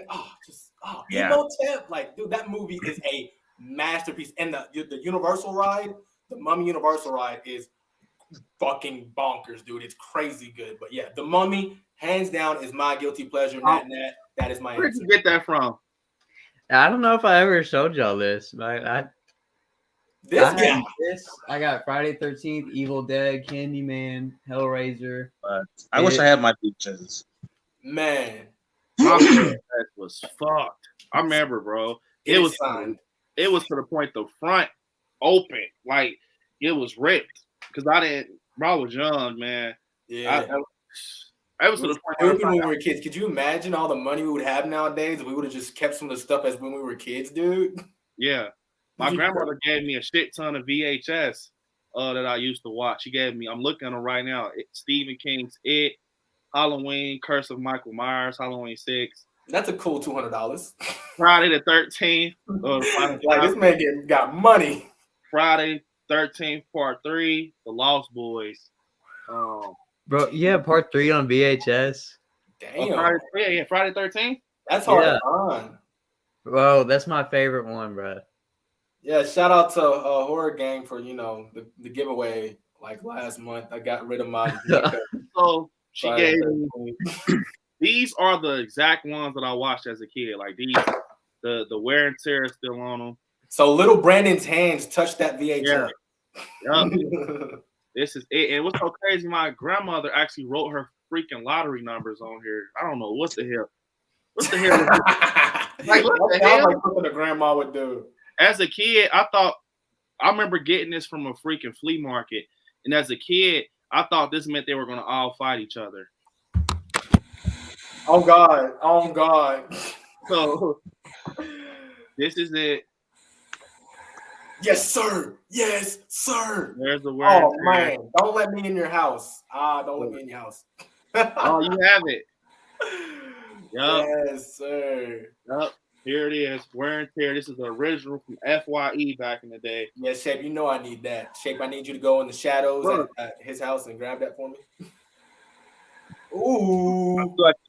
That's so They cool. have a little wear and tear, but look. That's awesome. That is so dope. And it's still there with the Paramount sticker and everything. Man, y'all lucky. Look, if I had those in a VHS player, I'll trade you. Man. Oh, I got this one too. Oh yeah, right. That's the one I need right there. So I got you about 5 NECAs for one. that one movie. I got you 5 NECAs right now. Hey, I'll definitely be down to trade Friday the 13th. Hey. Oh yeah. No horror game. No horror game. Stop. This is a bootleg. Fun fact: this is a bootleg VHS for Halloween Resurrection. Why did Resurrection have to be the bootleg? Hey, I ain't gonna lie, I need that for memories. Look. Well, y'all trying to that's fine. Matter of fact, I don't think this is a bootleg. This is the real. That's my guilty pleasure right there. Oh, Shape with his nuts. So you're man. And right here we have it. One of my favorite movies. Hell yeah. Lost Boys. You gotta love the Lost Boys. I'm gonna have to have Shape on my podcast sometime this week because I gotta talk to this guy. Guilty Resurrection is his guilty pleasure. Come on, man. What the? What's your guilty pleasure? I'm gonna have to go. It's a slasher from. Let me see. He's going in the vault, ladies and gentlemen. We're going way back. Okay. It was shot in 1983, but it wasn't released until 1987. Mm-hmm. It's called Blood Rage. Ooh, I need a synopsis. Give me a synopsis, man. The synopsis is actually pretty cool. This movie is so 80s, so cheesy, super low budget. But so basically, there's these two twins. They're at a drive-in theater. Mm-hmm. One of the twins kills this lady and blames it on the other twin. So the wrong twin is sent to this institution for the rest of his life, and then breaks out. And then the killings start happening again, and they think it's the one who's in the institution. Mm-hmm. But there's a crazy ass fucking ending. The kills are awesome. The special effects are good, and it takes place during Thanksgiving. So, thanks. Hey, that's nice. I want to see that. Blood Rage. If you can find it, definitely recommend this. It's a lot of fun. That's one of my favorite things, scariest things that happen to me. To get blamed for something that I didn't do and get fucking arrested. Right. That's one of my biggest fears. Exactly. Yeah, I gotta check that out, bro. Guilty pleasure. Mine has to be. Ooh, that is hard, man. It either has to be one of the Leprechauns. Oh yes, Leprechaun all day. I'm gonna go guilty pleasure, man. Ooh, that's hard. That is hard. What's funny about Leprechaun? Leprechaun. I'm just gonna go ahead and tell this real quick. So how I was introduced to Leprechaun was probably how nobody else was. Mm-hmm. The first one that I ever watched, it was Leprechaun Goes Back to the Hood or whatever. Yeah, the second one. Oh, okay. So yeah, that was the first one I ever watched. Yeah. And I was like, I don't get why people like Leprechaun that much. Right. After seeing that. And then I went back and I realized oh, that is right the fifth one or whatever. Yeah. But the first one was the Leprechaun Goes to the Hood. That one was good. Man. That one was good. Literally, Ice-T pulls out a bat out his afro. That one was good. What the fuck? I still haven't seen all the Leprechauns. That's something I need to do. Oh yeah, you gotta see them. Even the last one was good. It wasn't great, but Nanette, Valerie actually said she did it by accident. I'm pretty sure Valerie didn't do it. I know for a fact. Valerie is awesome. She said she apologized. She accidentally kicked out Nanette because all these dumb ass bots, man. I actually kicked someone out on an accident before. I think it was Little Joy, matter of fact, because it was some of these bots. It was by accident. These bots out there are crazy, bro. So Okay, we covered, our guilty pleasure film. We covered a lot tonight. I'm trying to think of something else we haven't. Bro, The Quarry. Oh my. Man, I can't speak. Why would you bring something I can't speak on, bro? Man, The Quarry is free. I can't speak on it either, man. No, I can speak on it, but not for the reason. Like, I'm almost done. I'm waiting on Brandon to catch up. So I haven't played it. Oh, okay. I'm shaking. What is your guys' favorite paranormal type of movie? Like, Oh, okay. All day has to be Insidious, the Insidious series. Those are my favorites. Insidious. I'm gonna go with Conjuring too, man. Conjuring, yeah. Throw those films in there. Anything by James Wan, any paranormal film by James Wan, I'm rocking with it. I got like a mixed couple. So I got Conjuring, the first Paranormal Activity. Yes. And bro, I really like Poltergeist, the original. Yes. Yeah. Oh my God, the TV scene. Yeah. They're here. Who the hell here, bitch? Oh my. Oh God. So, okay, you guys. Another thing I want to talk to you guys about is basically what is a horror film that you can watch over and over to this day? You still watching, and you just got it's your go-to sometimes. Like at night, we have nothing to watch, and Me and Shape in the Shadows, Halloween 6. You ain't even got to answer, Shape. I'll answer for you. Halloween 6 for me and Shape in the Shadows. For real? That's mine. Shape for real. Who's yours? Mine's Halloween. So that's mine. Shape for real. Hey, if I'm in my bedroom, I have a Halloween. It's got Halloween, H2O, Resurrection, and Curse of Michael Myers on there. Yeah. Go-to would be H2O.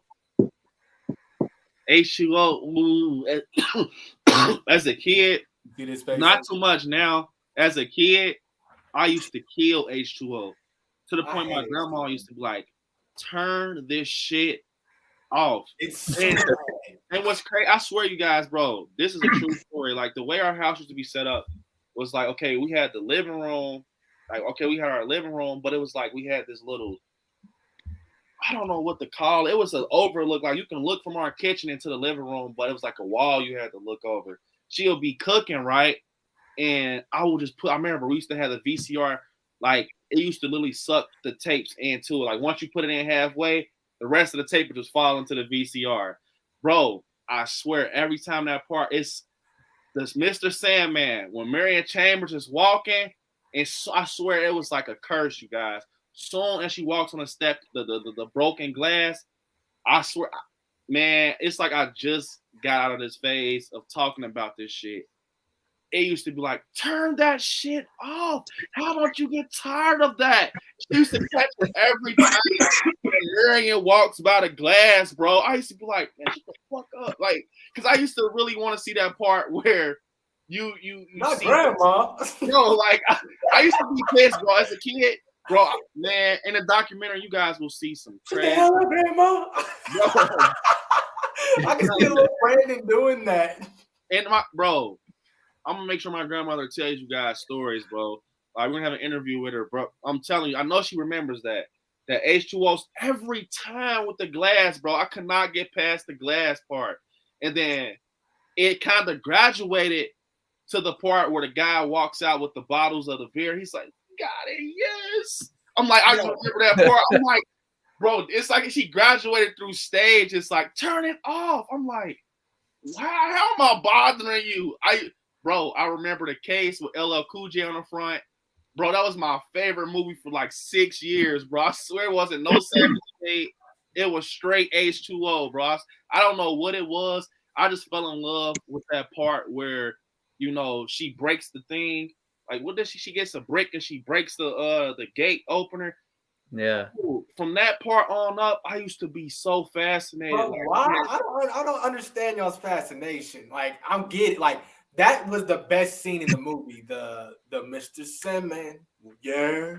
Bring me That a dream. scene is when he jumps off the pipe. When he comes off the pipe. That was also a good scene, but like the rest of the movie is just like what am I watching? What? Like, yeah, that's just how. Man, look, guys. What? Hey, you gotta admit, when Michael hung that girl, married to a freaking light. Yeah. Oh man, that was awesome. But, okay, look, I'm not gonna lie. Like, I felt like the scenes were just drawn out a little bit. Like, it was a lot Michael, like Michael walking on the table and Jamie Lee's crawling under the table. And I'm like, what are we doing here? What are we doing here? Are y'all trying to waste my time? Like, bro, that part where the door comes down on her leg, the little elevator door. I'm like, bro, how don't you like H2O? It's out of it, bro. It's top hot. It's one of the top. I just feel like the scenes were there was just a bunch of throwaway scenes. Hey, man. Brandon, like, kick him out, Brandon. Kick him out. He said, kick him out. Wait a minute. Wait a minute. Damn it. Wait a minute. Man, I just wrote that even the part when John and his girlfriend, they're like, help, open up. And Michael drops the keys. Every time I see, bro, something is wrong with me. To this day, when I'm freaking opening my door, I do the Michael how he take. I'm like, bro, I don't know what it is. Like, I just fuck with the keys. It's something I've been doing for years. I'm like, so this is how Michael was. You know, he gets the keys, he's looking, and he's opening it. I'm like, I always do that, bro. I don't know why. Bro, I'm telling you, H2O used to be my shit, you guys. Let's talk about John's hair. Like, John's haircut was terrible. I'm like, go ahead. And then the scene where you know Michael is looking through the glass at John, or not John, but Jamie Lee, and you just see Michael Myers' eyes. I'm like, what the fuck? What is wrong with Michael's eyes? Man, when Michael, bro, when in another part when Michael freaking he pulls the knife out the knife holder in the kitchen, where Marion Chambers there in the kitchen, he pulls it out, bro. A lot of people don't know this. When you see that mask transform real quick, you guys, that is the Halloween 6 mask. They switched it out. Yeah. It is literally the Halloween 6 mask. But they decided, like, no, we're going to use something else. But I would have liked to use the Halloween 6 mask. But my thing is, in Halloween 6, you couldn't see Michael's eyes at all. Like, yeah. Like, at all. Like, it was almost, that was the darkest I've ever seen the mask. So I'm like, I'm just not understanding how we got so much eye action. Oh. Besides H2O, though, something else I can watch all day to this day. Oh, Lost Boys for sure. Fucking the Lost Boys, man. Bro, when they put it on Netflix, I killed it. I freaking killed it, like, bro. But the scene with the jazz player, the second where he was killing that man. He was getting it, man. And shit. Oh my god. But something I'll talk to you guys about that's very different. I was talking to Killjoy Jake about it, and it kind of showed me how much love. He's actually my top 5, directors. What do you guys think about the Jordan Peele films? I love them. I love Jordan Peele, man. I think he does not get enough respect. Man, he's still growing. That's what's crazy. He gave us Get Out, us, and we have Nope coming. Mm-hmm. I don't know about you guys. Has everyone on the stream saying Get Out? Yes. Yeah. I haven't. What? I was like Shape for maybe 3 months, because it's just I just want to speak real quick. I can maybe see where Shape you can speak for yourself, but I was like Shape. I was 3 months before I saw Get Out, because racially charged movies I'm just not that keen of. And then when I watched it, I was like, oh, this is actually a different take on today's where race stands, right? So I was entertained. And then I watched his Us movie. He got even better with it. Like, you can see him grow. And I do think that Nope will be his best film to date. I really do believe that, because for the longest he was in that bubble of, well, all Jordan Peele makes is race-based movies. Now with Nope, it's not going to be a race-based movie. It's literally going to be basically like an alien movie, right? And I can't wait to see. His best work is The Twilight Zone, the remake. Oh God, love Jordan Peele's Twilight Zone. It broke my heart when I found out they canceled it. Man, I think Jordan Peele should remake Tales from the Hood.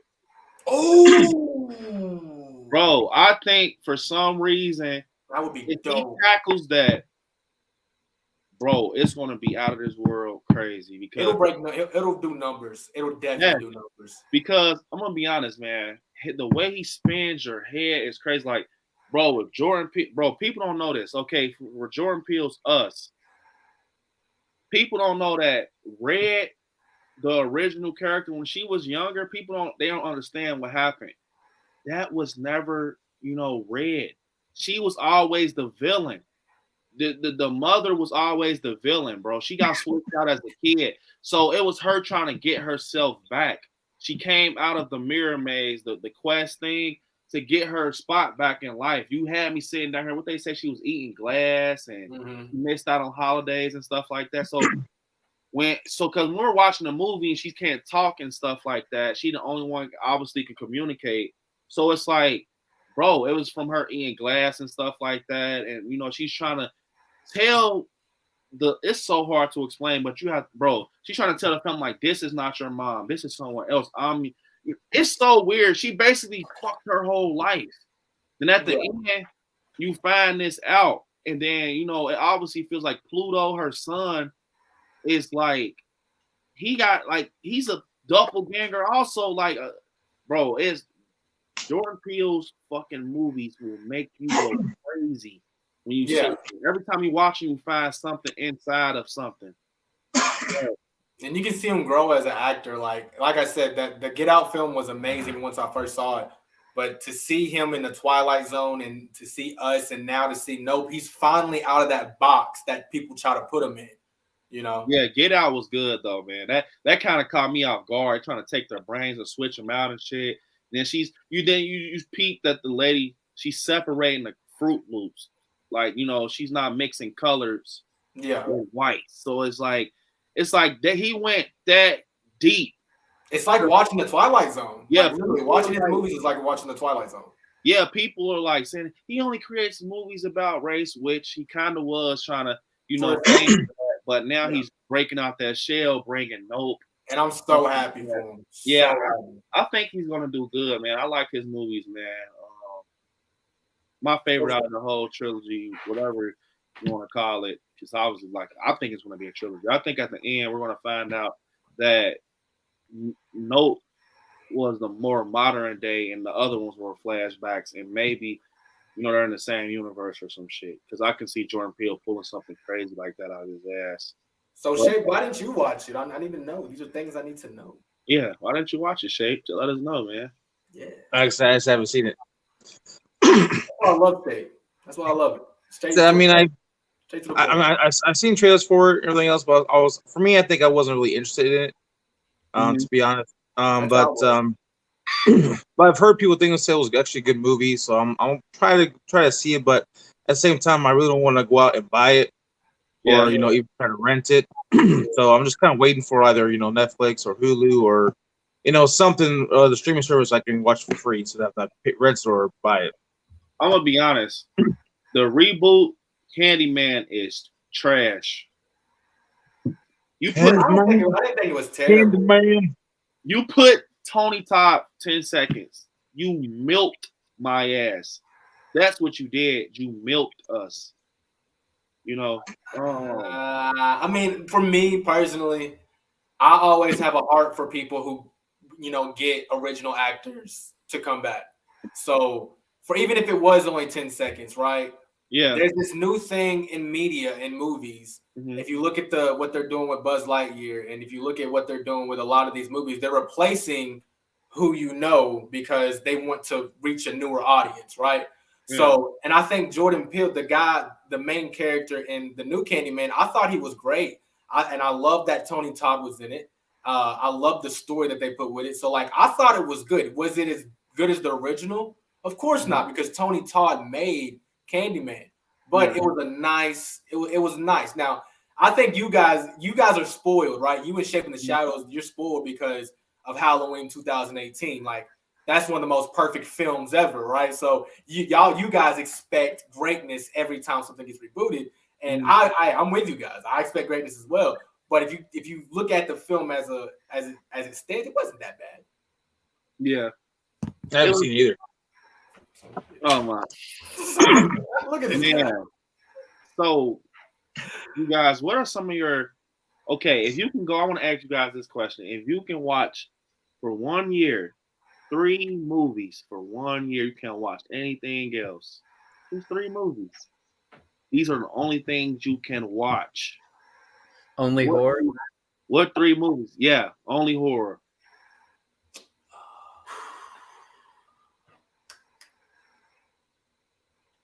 Okay, I'll give you what's in my rotation mostly. Number 1, I watch Scream like almost religiously, like that. Like we were saying earlier, what we just throw on. Yeah, I'll throw on Scream any day of the week and I'll edit videos and all that. So Scream for sure, number 1. Halloween 1978. That I can watch that every day, all day. Love it. And Halloween 6. Halloween 6 is one of my top 3 movies of all time. You guys are haters. Bro, you make me want to watch that again, bro. Look, take the story aside. Put the story aside. It's a great Michael movie. Man, I just every time I think of Halloween 6, I think about first off, what was that he shot him with? When he pulled us through the gate and he's pulling her up, Michael! And then he picks up this long ass steak knife in the hospital. And you didn't like that? You didn't like that knife? Michael is chunky on there. He's very chunky, bro. Like his face is fat.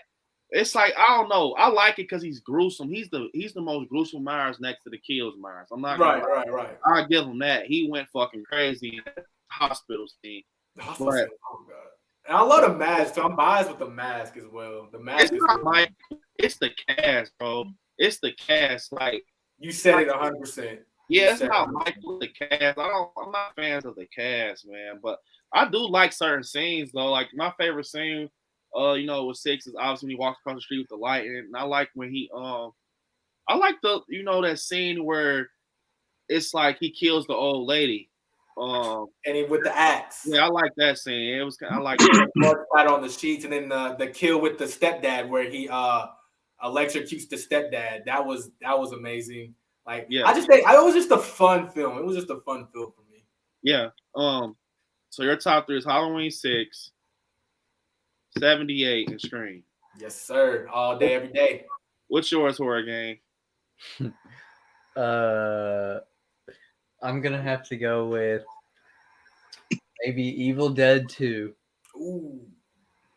I absolutely love Halloween 2. Hold up. There's a poster up there. Love Halloween 2. I love Halloween 2. Fuck. Probably one of the classic monsters. I'm gonna go with what I'm feeling right now, Creature from the Black Lagoon. Oh yes, yes. One of the most. I'm looking at my poster over there. Fuck yeah, love that. So, what else? Evil Dead 2, Halloween 2, and Creature from the Black Lagoon. The bloodshot, the scene with Loomis and Michael with the gunshot, dude. Just when Michael grabs his face and he's like, and you're like, yo, what the fuck? The very first time when I saw the bloody tears thing, I was like, oh my god, that is the coolest thing ever. Michael Myers is such a badass. Yeah. Yes. Yeah, man. Oh my god. Look at the blood, dude. I need to get it read hard. I need the blood to get a little better, but dude, fucking it's amazing. He's holding his mask. He's just yeah, he's like when he slowly does that, I was like, bro, dude. And then that's why I like 6, because when they juiced up Michael with the green stuff, it came through his eyes and it was it was nodding. Yeah, that's what it reminded me. Oh, hold on, Brandon. I know you remember my Halloween 2 vinyl. Yeah. Soundtrack. Let me get it real quick. Let me show. Oh yeah. It's sweet, you guys. He has a nice ass Halloween 2 vinyl, man. I want that shit so bad. I want it bad.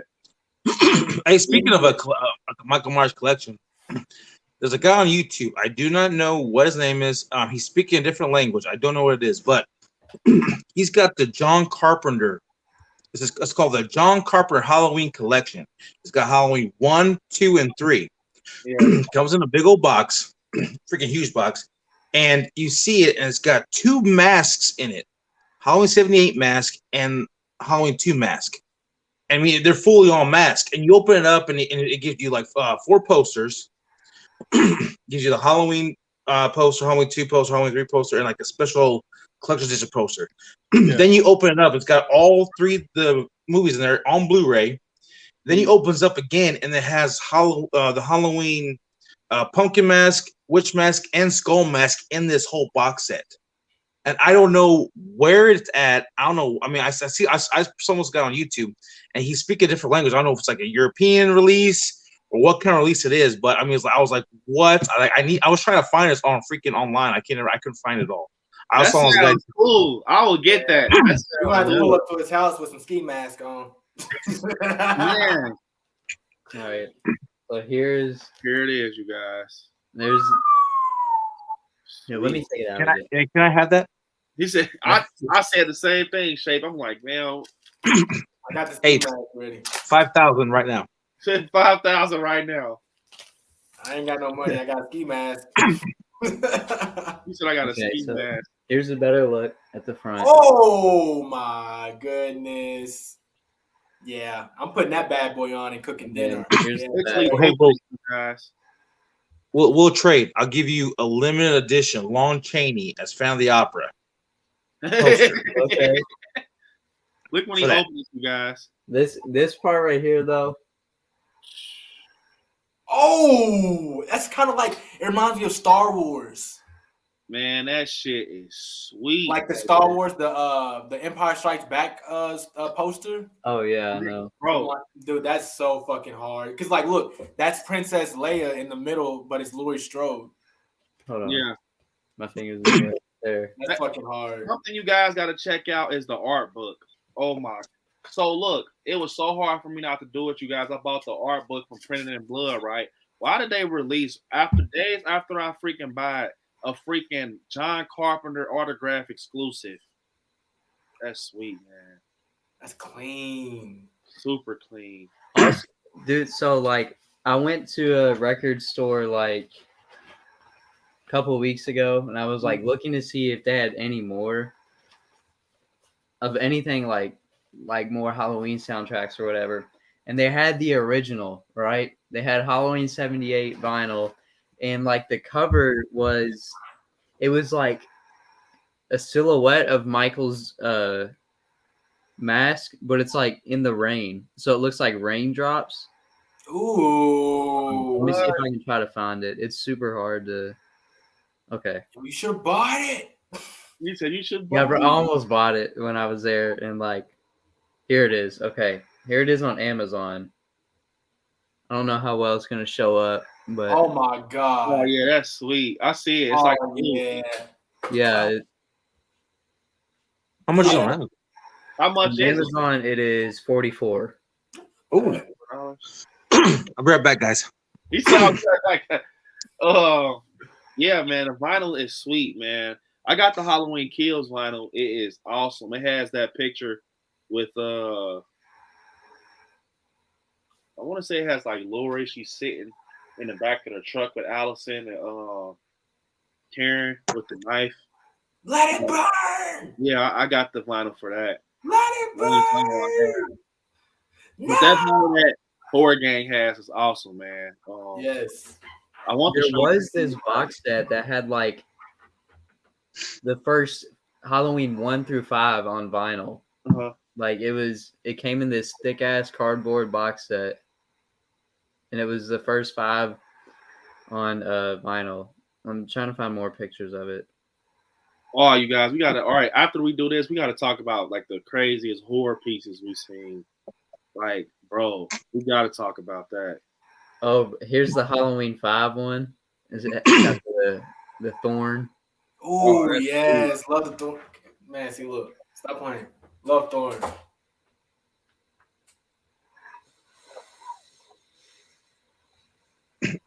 Well, I'll go ahead and get my top 3 movies.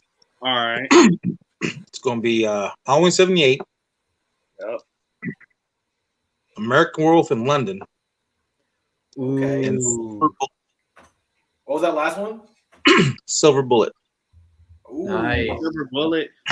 So what's up with you in these werewolves movies, man? Like you got 2 werewolf movies in your top 3, man.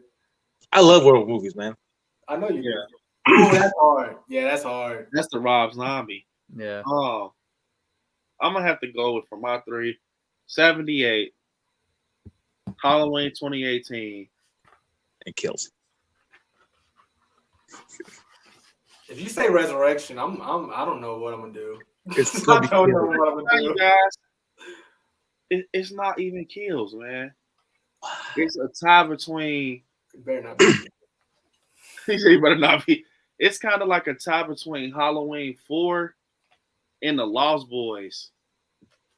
Because, bro, Halloween 4 is one of my favorite Halloween. I will go to war over that. Only thing missing in that, I will state facts, pinpointed facts. Only thing that is bad in that is that the mask is fucking terrible. If you put a 78 mask on that Michael Myers, that's one of the best Halloweens, bro. Do you like 5? Huh? Do you like 5? No. Okay, thank God.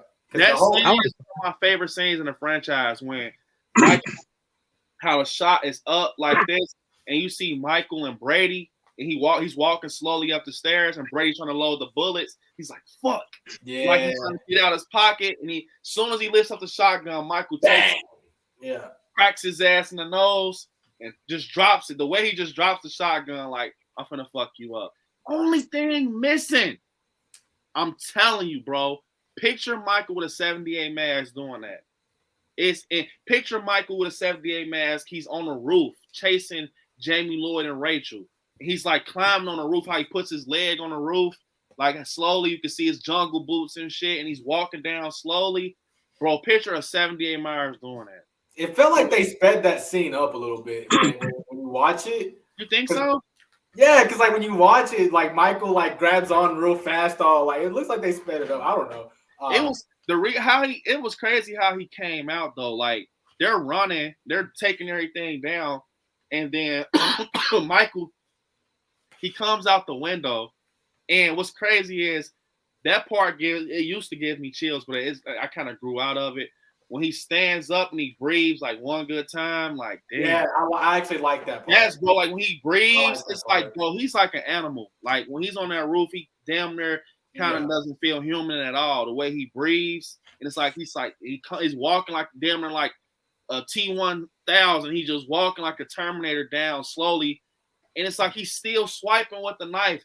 People overlook Halloween 4 so much, bro. You got to go into it just picturing the 78 Myers, bro. I feel like people overlook it. That's different number 2, bro. Like if you put a mask, it'll go. For me, if they put a 78 mask on that Myers, it will go 78 Halloween 4. Yeah, the story was great. I feel like people overlook it because of 5. Yeah. When you think of 4, you think of 5, and I don't know what the fuck they were thinking with 5. Like there was no reason to make Danielle Harris's character mute. There was none. Bro, none. Last year, I had the same rotation through the whole October. Halloween 2018, Halloween 4, and H2O. I was rotating the fuck out of them till one night, the wife literally was like, "Can we please try to watch something else? At least a different one." So that's what I put on. I'm putting Resurrection above H2O. Y'all got me bent with this H2O stuff. I don't know what y'all get. Y'all doing? I'll take Buster all day. I'll take Buster all day over John and his haircut and the ending. What about the ending to H2O? Like, what kind of bullshit was that? Okay, in my book, I always say this. That was the end of Michael Myers. It was. Yeah. That was right there. That's what showed me out of the whole franchise that Michael was a cash cow.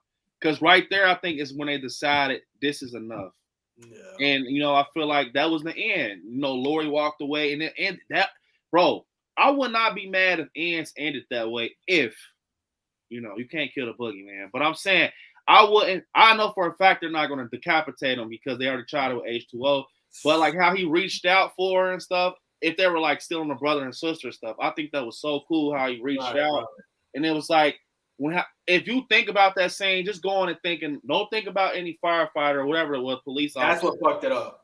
Bro, but if that was the end, just picture that scene when Michael is reaching out for her and she's like, Michael, and he's like doing his head like, that's great. Like almost fooling her. Like, it's almost like if you think of it like as that, if that's Michael, it's kind of like, damn, what if they did not even factor in the firefighter scene? He's literally trying to punk her, like he's doing like, what the hell, right? And then picture,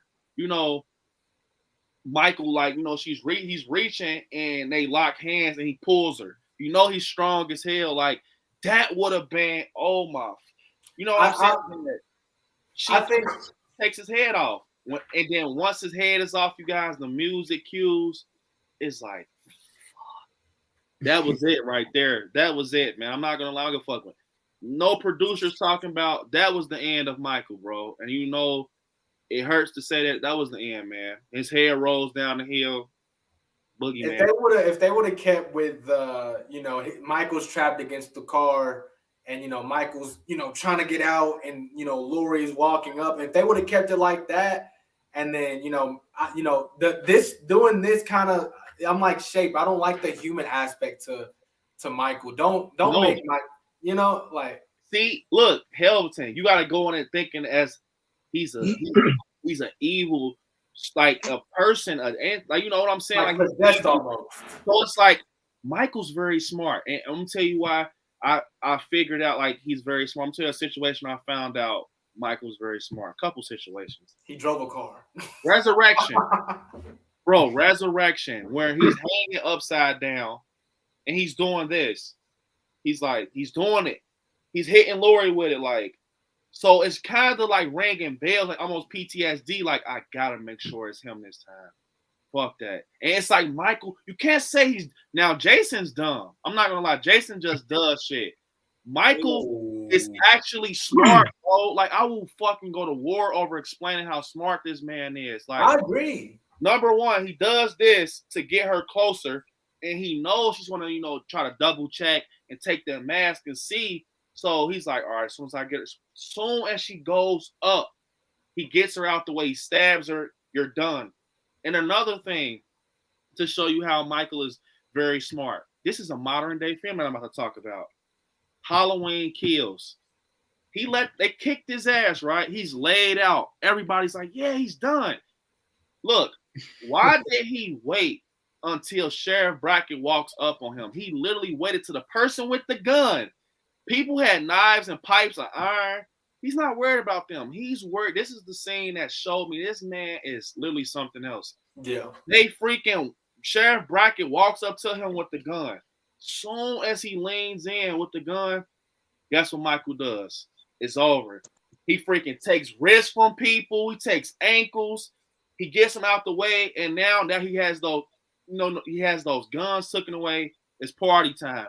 Same thing with the nurse. She's shooting a Desert Eagle at Michael. If you go back and look at that scene where she's shooting, Michael's low-key like dipping his head a little bit. It's not like he's sitting up like, shoot me. He's kind of like, if you go back and look, like he's really kind of like dipping his head a little bit. But as she gets closer, think, bro, no other killer would think to do that. He kicks the fucking door.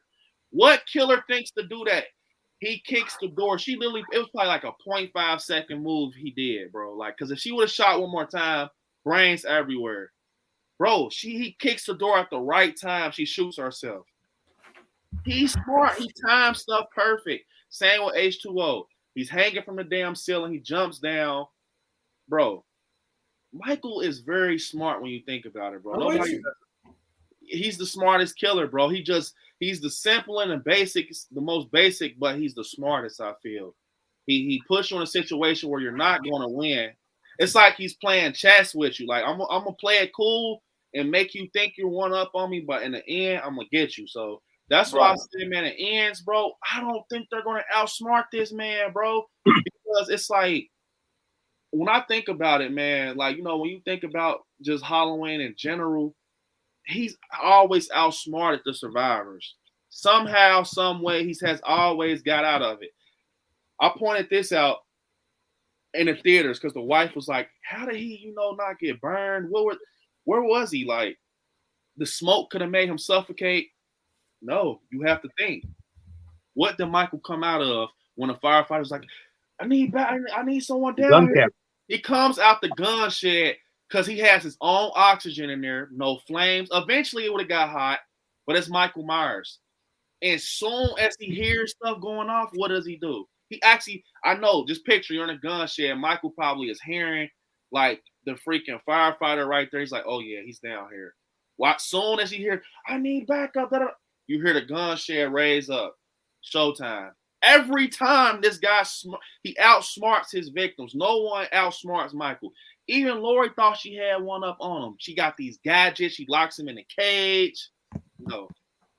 He even got out of that. So what the hell are you going to do on Halloween Ends to outsmart this man?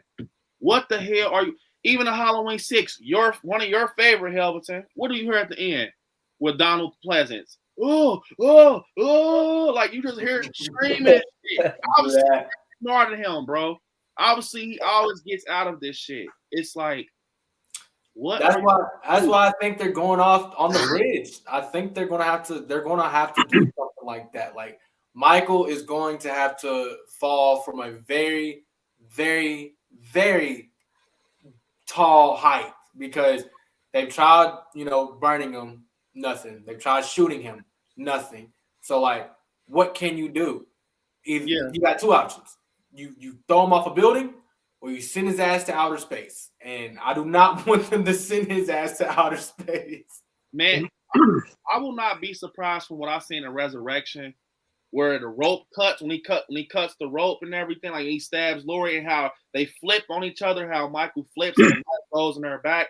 And do you peep how strong he is? He pulls himself up with one hand over the ledge. So I feel like, man, you got to really be smart with Michael Myers because even if it's something like I always say, a lot of people don't like the theory, but they're going to fight at the top of the radio tower and then Lori just decides to tackle him off because she sees that her granddaughter is possibly about to take her last breath. Maybe Michael has the knife over her like this. As soon as he raises his hand, Lori comes out of nowhere and Ray Lewis his ass off the radio tower.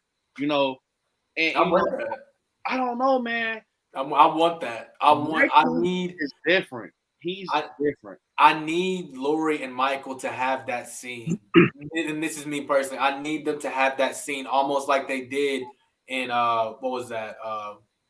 It wasn't H2O. It was what's the one with Michael and Jamie and Jamie's in the hospital. And she comes in. Which one was it? James in the Jamie Lloyd's in the. You mean talking about Jamie Lloyd? I'm sorry, Jamie Lee Curtis. Laurie Strode. She's in the hospital, and they go onto the rooftop, and they are having a scene. That's how Resurrection. Okay, well, I hate that fucking movie, but that's how I don't remember. Yeah, that's Resurrection. I need that scene that they had in the beginning where they're in the rooftop and they're like face to face and they're having that moment. I need that in Halloween Ends. I need them to have their one moment together to where we're like, who's it going to be? Is it going to be Michael or is it going to be Lori? And then right then and there, you find out who it is. And like at that point, there's no return. Like it's like, fuck, Michael or Lori is dead. And that's why I think you guys were saying earlier, Jamie Lee Curtis says you're going to be mad either way. And I hope that's what it is. I hope it's one of those shocking deaths that it's like they're both here, but then the next second, only one's alive, I heard something from a guy that I know. He's not even like a horror channel or nothing. He actually just talks horror. He's super cool. I know him through a horror store, but he said the craziest stuff because he knows I have a channel he watches sometimes when he can. But he said something that actually made sense. Sometimes he jokes around a lot. But he said he thinks what would be crazy if they try to cement Michael. Like they put him in cement. And I'm like, bullshit. But when you think about it, bro, if they cement Michael, bro, it's done. I don't think they will. You can't do that, though. Because I told him that when he said it. I'm like, bro, if you try to cement Michael, you will literally see hella goo raise up. Because he's not dumb. That's the thing. Michael lays down at moments where he know he feels safe. Like, for instance, when 78, when she pokes him in the eye. You got to put yourself in Michael Myers' shoes. He's probably laying there like, no, I'm going to take a breath. Obviously, she has her guard down, so let me just, get myself together. Because Michael, bro, he doesn't just as back to that scene when she's shooting the bullets at him. He's not chilling out in that scene. He's kind of, you can tell, he's kind of like, oh shit, bro. Like, you know what I'm saying? I feel like, bro, he knows when to lay it down and when to get you right at the moment you're finna try to fuck him up. Obviously, Sheriff Bracker probably gonna try to put a bullet in his head, you know, but right when he thought he was about to, no. You know, he just does everything at the right time. Just to, you know, I think I have a question for Shape, and maybe, you know, both you guys, Horgang and Shape, can answer this. I feel like they made Michael more human in these films, and it's kind of what Brandon's saying. Like, he's timing when to wake up. Yeah, he's kind of everything. He's maneuvering through gunshots. You know, to where in previous installments, he's you know, Michael, you know. Right, he's kind of walking through shots, but right, he's just doing the modern, just the slasher, like getting shot, eating them, getting ran over by a car, and just getting back up. You know, and then in this installment, Michael is more human, so it's like I kind of see that theory of like the only thing that could truly maybe stop a human is if you put him in concrete. So what do you guys think? What do you think, Shape? Do you think Michael is more human? David Go Green already stated that Michael's more human in this timeline. The past timelines, he was part supernatural, right? So he didn't have that ability to heal and everything else. So, but this new timeline, like he is more human than supernatural. But if you want to look at a human side, a lot of people, most people do have a super high pain tolerance. True. To where if they got shot or if something got broken or something on their body, they will not feel it very much because they do have a high pain tolerance. So they won't be able to feel it. So you could say Michael does have a high pain tolerance. I mean, sometimes you hear him like, oh, you know, kind of grunt and stuff. We're like, but it's like a split second type thing. Right. To where he can keep on going and have, you know, and also like when it comes to adrenaline too. You know, if you're in a tight situation where adrenaline kicks in, can you imagine Michael having the high pain tolerance plus the adrenaline kicking in at the same time? Oh God, that's like fighting a silverback gorilla. Yeah, so you got to kind of look at like in that perspective. For me, I do believe there might be, even though David Green said he's basically human, but I believe there might be some like slightly a little bit of supernatural inside of Michael.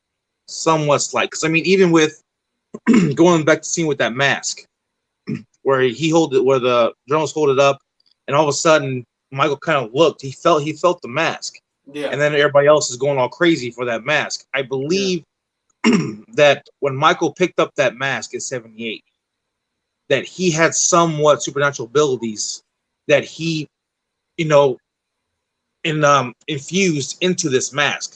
So I believe like the mask and Michael are like connected, to where they both have supernatural abilities. That's kind of my thought about the whole thing and my personal take on that. But even like I said before, like David Go Green already kind of stated that he's not fully supernatural or not, you know, slightly supernatural, but he is more human. But if you do want to look at a human side, if they have a high pain tolerance and adrenaline kicks in, I mean, he could be unstoppable. Yeah, that's an unstoppable force.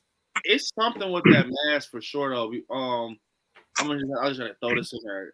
I'm telling you, man, Keel showed me it's something with that fucking mask because the way he looked at the mob, it was like when he was in the middle of that street. He did not care who was to the left of him. He did not care who was to the right. And they're all looking like, yeah, we have poles and bats. We're gonna kick your ass. Walk away right now. So he just looked. That's what makes that scene so crazy. Like he just looks at them like, and then he just literally picks up the mask. And I think that's why David Gordon Green was trying to tell us something with that scene where he puts it on, and it's almost like a shield. Like it's almost like something that keeps him going. Like it's like, okay, I understand Michael is crazy without the mask. He killed the podcasters, but I think that mask gives him like stamina or something, like some type of energy, like almost like if you guys were fans of Goosebumps. I'm actually going to do a video on this. I'm going to compare Carly Beth to Michael Myers because it's the perfect example when you think about it. bro, Carly Beth, when she went and got that mask out the novelty shop, she was a regular person. She said, I want to scare people. She puts this mask on, it gets stuck on her skin. She turns into something. She turns into a monster. She's someone else. She said when she's in that mask, she doesn't feel like herself. She wants to scare people. She wants to do this. She wants to do that. And even, once she got out the mask, she was kind of like, it was like the energy. You know how to picture this, you guys. If you ever seen Haunted Mask, how the mask was floating around and it had a personality of its own, like it was haunted. It had a spirit in it. You know what I'm saying? And, it's so crazy. I feel like it kind of, I swear, you guys, call me crazy. But when you think about when Carly Beth ran into that mask shop and she stole them, he was like, these are the unloved ones. Don't touch these masks. I'm telling you. She stole them and you see what happened. I feel that with Michael, his parents, okay, they got the mask, the clown mask. All right, cool. Michael obviously still evil. He killed his sister. But why the hell was a mask in a freaking hardware shop? And, like, it's like almost like, was the mask discontinued? Like, was the mask like something that someone, you know what I'm saying? I think that story is going to be explained more. I'm telling you, because why the hell when he says, yeah, oh, they just stole some rope and Halloween mask. Why the hell was a mask in the hardware store? You know what I'm saying? And I feel like the mask hasn't changed or anything. But like I said, back to Carly Beth, she takes the mask, and the mask has a personality of its own. It's floating around in the graveyard. I'm not saying Michael Myers' mask is going to float around. But I feel when he puts it on, that mask is haunted. It might have a personality of somebody else that they're going to explain that ended up getting, like Loomis says, the blackest eyes. Maybe Loomis saying something like he always says, I see a part of Michael that people don't see. The blackest eyes, the devil's eyes. He's seen them as a kid. So maybe, when you look at somebody that's disturbed and evil and you're looking at them, something's wrong with them. Like lately I've been watching, documentaries on Jeffrey Dahmer, Ted Bundy, people like that. And then, they start off killing animals and shit like that. Michael kind of went that route. I just feel like when someone's disturbed and stuff, it's so, bro, I just literally try to factor in a lot to make this shit make sense. Like when you look at like Insidious, when they're possessed, they have the black under their eyes, they look sick. I feel like it's almost like that. Like Michael it's to the point now you cannot change it. It's like he's possessed in an evil way. Like it's him. It's him at the end. You can't take it away from him. But it's something with that mask, man. And I feel like maybe that's where that window plays a part. Maybe that's where Myers, when that is the room where he killed Judith. We don't know what he probably did not walk out the house immediately after he killed Judith. That's why, you know what I'm saying, you guys, when Halloween Kills, when Judy Greer looks up at the window, she sees baby Myers in that window with the cop. Maybe that was kind of almost like a flashback a little bit, kind of, because, if you guys know what part I'm talking about, when Judy Greer looks at the window, she sees baby Myers in the window.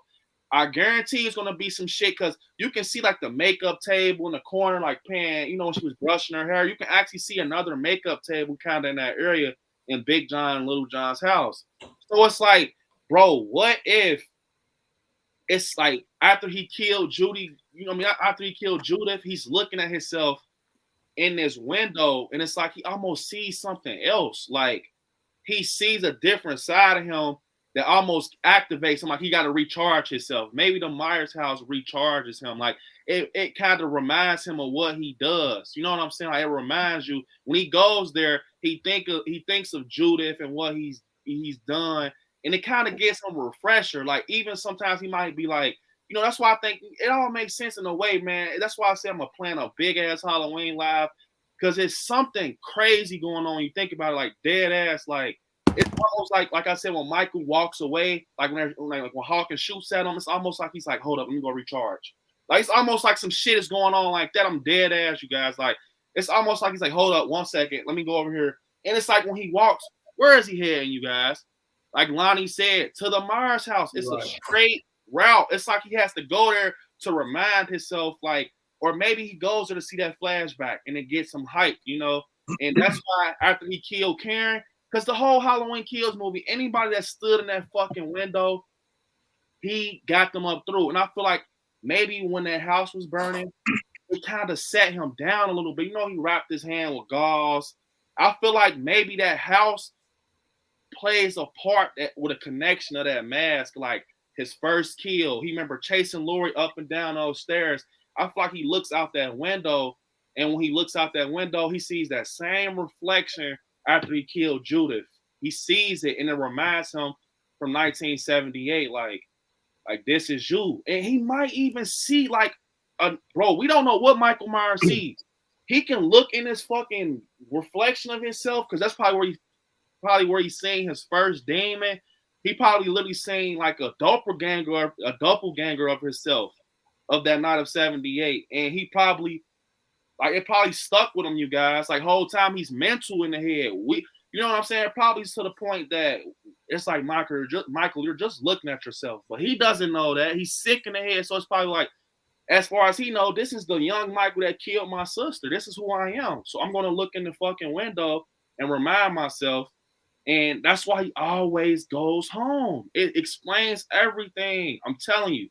It's going to be some shit up that alley with Michael. It's going to be something that almost where Karen, when she sees him in the window, it's a reason they show him. And as soon as she goes upstairs, he gets her ass up through, just like Judith.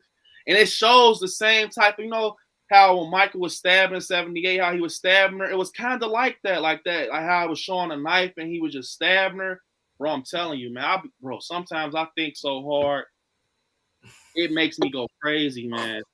I swear to fucking God. I sometimes have to chill out on it. Like, I have to be like, all right. I was everywhere. I was like, we touched on Insidious, Goosebumps. Because it's all like, what does that all have in, in common? There's something paranormal in that. You know what I'm saying? Yeah. Goosebumps shit is paranormal, low key. How that mask is haunted. Insidious, when they took over that little boy's body, he was no longer himself. You know what I'm saying? That's what I'm trying to compare with. It's almost like Michael kind of has some type of paranormal shit. I feel like almost like he got cursed type shit. You know what I'm saying? It's almost like he got cursed in an evil way, like as a kid. And it's like he explains it by killing. He doesn't know how to explain it, or Michael is a kid at the end of the day. He thinks like a child. So it's like, of course, a child, when they're lost out here, they want to go home. They want to go. Michael is like, bro, he wants to go home, obviously, because if it wasn't that, why the fuck does he kill anyone that goes, that's in his way, bro? Why did he kill all them people in that window? Why every time someone was standing in that fucking window, he killed them? Why does every time when Halloween comes out, the Myers house is involved, even if it doesn't look like the original? Why is it always he's involved in this house? When you think about it, it's something in that fucking window, and David Gordon Green is going to point that out. I'm telling you, it's something in that fucking window, man. I'm telling you. I know why he goes to the house. Why? As Dr. Loomis said in Halloween 6, it's all his memories there. The rage, Michael. The rage. I'm telling you, yes, that's what I mean. Like, it's something there that, because think, when Lori shoots him in the shoulder with Hawkins, bro, he was going to they didn't have a Myers house in 2018, but it's in the same night as Kills. So it's like he finally made it there. That was his journey. That's why Lonnie pointed it out. It was certain shit, bro. I watched these movies hundreds of times. When he said that, it's a straight shot. If you follow Michael's victims, it's a straight shot. When he goes there, I'll see if he went and Lonnie didn't die. When he goes there, Lonnie ends up really dying. Why? Because guess who was there? Michael. Like, bro, I'm telling you, man, it's something with that fucking house. And he even goes back after the mob scene. Even after he kills everybody, why didn't you just walk on the other street and go into the darkness? You know it's going to be havoc over there. You just fucking dealt. Why is it so important for you to go upstairs while there's cops and shit around and kill? It's that important to you, Michael, that you're going to kill while police and shit is outside? You know what I'm saying? And I guarantee you guys, I have a fucking picture. I guarantee you guys, he's going to still be in that window. Like when Ends pops up, it's going to be, that's where that scene comes with CinemaCon, bro. I'm telling you, it's going to be some shit. That's why my golden theory is that, bro. Him and Lori's gonna have a little mini battle. This picture right here, this is not from 2018. That's from Kills. Yeah. I'm telling you, man. I'm trying to tell you guys, bro. That's how it's gonna be in ends, bro. It's gonna pick up from him in that window. We'll probably see police and shit come across the street. But I'm telling you, bro. Remember I told you guys, Lori's gonna go in that house. She's gonna go in that house because they said that him and Lori is fighting in the kitchen. What kitchen could it be? Lori's house burned down. What kitchen can it be? Like, a new house. Yeah, that's true. That's true. But if someone was smart with CinemaCon, see, I'm gonna break this shit down to a science, you guys. When they drop that trailer, I'm gonna match up Lori's clothes. I hope David Gordon Green was smart enough to change her attire or whatever. Because if she still has that brown shirt on, oh yeah, I know this is gonna happen in the beginning. There's no ifs or buts about that because you're talking about a 4-year time jump and shit like that. So I hope you're smart enough to change her clothes and her hairdo and stuff. Then okay, but if she has on like a little olive brown type of, yes, I was right. I'm going to be so happy knowing that I was right because I feel like that is what's going to happen, man. I wouldn't be surprised if they abandoned that house and boarded up after all these years, like on some resurrection shit, and Michael's in the house for 4 years. And the whole time, guess what the fuck he's doing?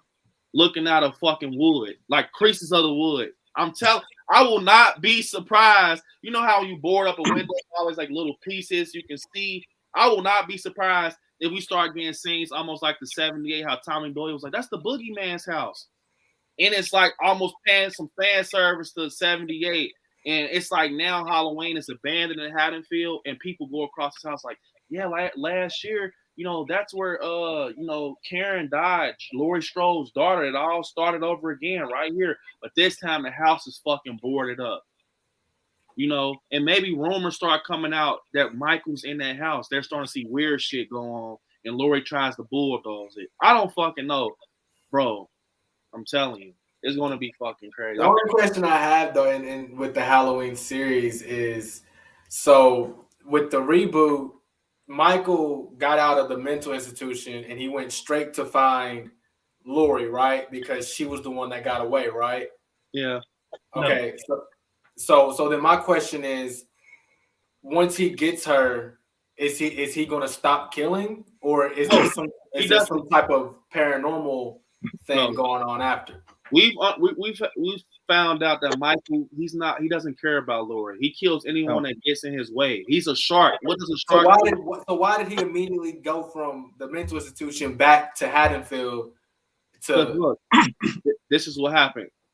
Okay. When Dr. Sartain grew this obsession with Michael Myers, this story, how we are talking about this and how we are like invested in the story, that's how he was. He wanted to find out what the hell was wrong, what is going on. You know what I'm saying? I don't blame him, but he kind of went overboard, you know, to the point he was obsessed to the point he wanted to see how Michael felt to kill. So he literally, if you remember in 2018 where they're driving, they're freaking going to like find Michael. Alice is in the back of the car. She's like, there he is. And he's like, don't hurt him. We need him. Or whatever the fuck he says, with an ugly ass look on his face. So they hit Michael with the car. Hawkins wants to fucking kill him. So now I understand why Hawkins is like, I want blood. Because you had the chance to kill him and you didn't. So now it explains like why Hawkins was so thirsty. Like, oh yeah, I got you. And he hits him with the car. He's like, I still want to blow this motherfucker's brains out. Like, it's like now you understand his pain. Like, I got him again. So it all kind of connects. So that's why he was so like, come on, man, let me shoot him. Like, and Dr. Sartain's like, no, let me check him. So Hawkins looking at him like, hey, come on, what the fuck? Like, we got him right here. And he stabbed him in the neck. It's going to I'm telling you, man, bro, Ants is going to have so much answers to our questions. I guarantee they're going to touch back on that Sartain situation with Hawkins. I'm guaranteed he's going to bring that back up and how, bro, I will not be surprised. They try to say some shit about the evil could possibly be passed on. Like, I don't know, but all I know is that shit, that was a Jamie Lloyd. That was literally a Jamie Lloyd situation with Dr. Sartain. He stabs him in the fucking neck. And his obsession is to the point, bro, he drives Michael to Lori's house. He literally puts this motherfucker in the car. You're driving with taxi cab and Michael Myers in the back seat. That's how thirsty you are to get him to. He was obsessed with completing the story and seeing Michael and Laurie reunite to see him speak. It was Michael has this man on his back. But didn't Allison see shots of Michael when she was like? Wasn't there like a scene where it was a reference to the original '78 when Jamie looked out her school and seen Michael's thing. Oh no, never mind. I'm confused. It was fucking Jamie thing. My bad, y'all. His obsession was so crazy, bro. I really just want to figure out, okay. So Michael got out the mental institution and he was going home, and then Laurie found out that Michael was on the loose and she started hunting Michael, right? So in all reality, Laurie was the monster in the situation. Michael was mad than his fucking business. So just going back home. In the theater, it gave me a burn. Like, I swear you guys, it gave me a different type of burn when Hawkins said it was never about you. I immediately thought, so Laurie, Michael is so powerful. He made you waste 40 years of your life worrying about him. You fucked your whole life up because this man, but the whole time his mind is blank. He does. Think about that, you guys. That's the power of Michael Myers. He doesn't even give a fuck about you. He's a shark. Anything that jumps in the water around him, he kills them. That's why he call him the great white shark. Anybody that comes around him, he kills them. So it's like, whole time you thinking he's obsessed with you or he's like a creep or something. He doesn't give a fuck about you. So now you find out you're pointless. So you're the one that's obsessed with Michael. He's not obsessed with you. So now that's why Ange is going to be very different, and that's why my theory will work, you guys. So hop on the train while you can now, because I'm telling you, bro, she's going to pack her shit and leave because now she's under, she's under the impression Michael doesn't give a fuck about me. So I'm not to stop wasting my time. I'm going to take the chance and take my granddaughter and get the fuck out of here. But I feel like she's going to get a reminder, like, you can't let him leave now. He's killed your daughter now. So now you have to be the one on his ass. Like, you have to be the one to get it done now because he killed Karen. So now you have a reason. And maybe the only reason, like you said, the only reason Karen got killed because she was standing in the spot. Yeah. Like, Michael didn't want no beef with nobody. He was just trying to get home so he can get on home and stand in his spot and sulk. Yep. And then in between him and getting home, fucking Laurie Strode and his granddaughter and her daughter decided to fuck with me. So now I gotta fuck with them. You know what I'm saying? So hey, I feel for Mike now. Now that y'all put it like that, I feel for Mikey, man. It's like on some real shit that night that I went home after the movies. I swear that same night I saw a meme on Facebook and they said all this motherfucker wanted to do was stand in his window. That's and it. Everybody, and it was so crazy. They were trying to be funny, but the whole time it was true. It said the whole movie, this motherfucker just wanted to get to this window, and y'all stepped in his way, and he just had to kill y'all. My question is, so that night on 78, that night that he attacked Laurie, why did he attack? Is my question. I know he killed his sister, right? But why did he go after Jamie? And another question is, what happened to him after he killed his sister in 78? Why did they not lock him up? He went to the asylum. That's where he's a kid. Yeah. So he broke out of the asylum and then chased Jamie, and then they caught him. And then how did he get back? Well, no. Well, if you look at 78, when Michael broke out of Smith's Grove, right? Right. He went back to Haddonfield, but he went back to his house. Yeah. And when Laurie came up to the steps with Tommy Doyle to drop off the key, looking out the Michael saw her through the window. So then Michael kind of became obsessed with Jamie. Yeah. Then he started following her, but then he started seeing other victims, her friends. So then he kind of killed them off one by one, and then Laurie Strode was the last one standing. Yep. Now going back to like I said, in Halloween 18, when he broke out, he wasn't going after Jamie or going after Laurie Strode. He was just kind of doing his own thing. But Laurie Strode was the one obsessed with, Michael's coming after me. Michael wants me. Yeah. Same thing with Dr. Sartain. Dr. Sartain wanted more hey, Michael, I need you to speak. I want you to do this. I want to see what Michael feels. I want to know what kind of pleasure he gets out of killing. Sartain wanted all that too. So when Sartain basically, as Brandon said, Sartain drove Michael to Laurie's house. Now, if you noticed, I believe that after Michael was doing his killing, he was actually going to go home. Yeah. But then Hawkins then caught him first before he got to go home. Yeah. But then Sartain took him to Laurie's house, and Laurie then of course he went after Laurie because it's in that neighborhood. But then in kills, you even notice too that even like Allison and Hawkins, they both even said, Allison told the sheriff or the deputy saying, "Hey, you know, the boogeyman was real, yes, but like he even said, like the officer said, oh, like how do you know how to get to your grandma's house?" And he didn't. Dr. Sartain drove him there. You know, it was his obsession, not Michael's. And then same thing, and also with Officer Hawkins. Hawkins said, like Laura's like, oh, he's after me, and he goes, no, he's not. He's not after you. Right. He said, it's like, and Hawkins told a story, about him standing in his window, and looking out his window. Maybe he wasn't looking out, maybe he was looking in at his reflection. Yeah. We don't know why he kills or what motivates him, but it always came to the conclusion that he wants one thing, and that's to go home. And so that you guys wrapped it up. Like I answered that question 100%. Like I didn't know if it was still Jamie, if it was still, so I get it now with that. So my last question to you, Halloween fanatics, is so at the end of 78, when he goes missing, how the hell did he get caught?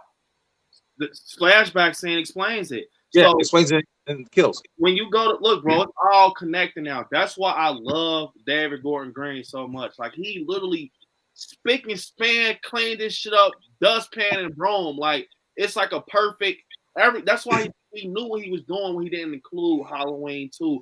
Because when they started doing that, it started to get sloppy. So he just said, fuck it, we're gonna go from the beginning and clean it up the right way. So as you see, young Hawkins, he's running at Michael, and Michael's walking from that same night, obviously, because we have Loomis and everything, and and the reason, the big thing, because people were getting confused, like, man, maybe this, when you look at the Myers house, it's abandoned in that scene. It's abandoned, papers tore off the wall, everything. Anyways, so he's like, they're talking. If you see that scene where Hawkins and his partner's talking, he's like, I actually, knew Michael. He's the type of kid that picked wings off butterflies and stuff like that. So, and Michael walks, obviously.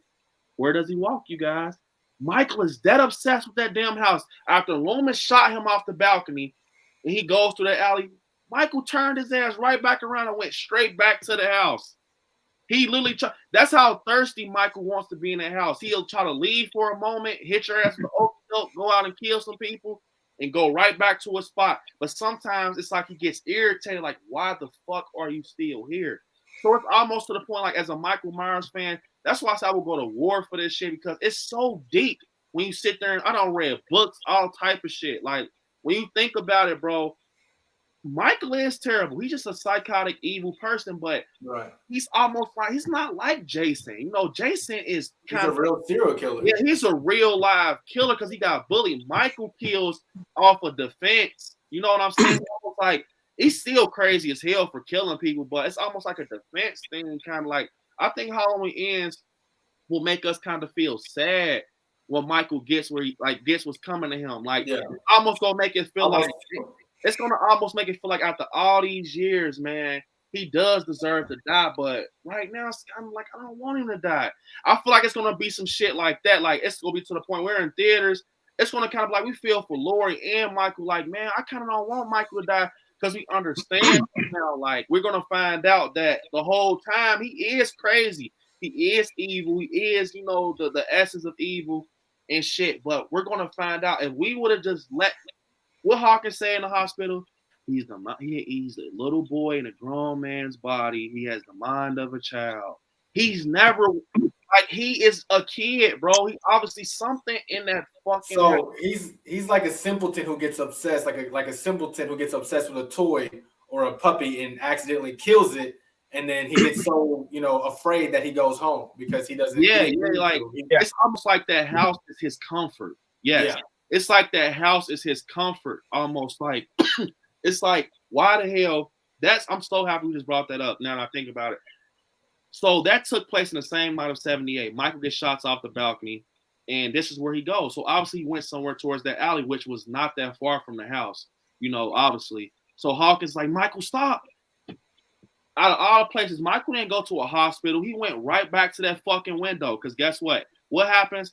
And Haddonfield, where nothing crazy ever. Soon as he's choking him out again in that same spot where Loomis just shot him off the fucking balcony. So I'm telling you, it's starting to come together, you guys. Something is pulling him to that house because there's no way I'm getting shot 6 times and I'm going right back to the fucking 6 times. And then look, he leaves. It's almost like I'm telling you, he leaves, right? He walks out the house. Like, okay, after look, you guys, it's all coming together. He chokes Hawkins' partner. Hawkins kills his partner. That shit I was telling you guys about, it happens again. It's like I gotta recharge. I gotta recharge real fast. Hold up. And he goes downstairs, but this time it's almost like a remake of how he got caught in '78 by his parents when they take the mask off. But this time it's by the police. And I'm like, it's Michael. He's standing that same way in front of the house. It's like he stops and he shuts off. Like, I can see like it's a fucking machine or something. Like, it's like, all right. Michael. So the story is still being told on 78. It's not that like it's still being told. Let's say you got our timelines. Like, like I said, in the timelines, this one here is a whole new timeline. And like I said, it goes after the original. So they're not even doing the brother and sister story. Right, but for the other timelines, it was a sister, and that's why he was obsessed with her because he's trying to get rid of the bloodline and all this like that. But this is a whole new different timeline. So Michael, as there is no obsession with Michael. He's just going and killing, but he just wants to go back home. Like I said, that's why I like this whole new trilogy, and what David Gordon Green is doing is because they're keeping it to what John Carpenter has envisioned for Michael. That he is simply pure evil. He's a force of nature, and he has no motives on why he kills. There's no motives whatsoever, and that's why I love this new trilogy of David Gordon. And that goes to, like you said, John Carpenter. And when did the movie come out? '78. What was happening? You had the Night Stalker in the '80s. You had Jeffrey Dahmer. You had all that stuff. So like, Michael is all that. He is the Night Stalker. He is Jeffrey Dahmer. He is all of that because he is a serial killer.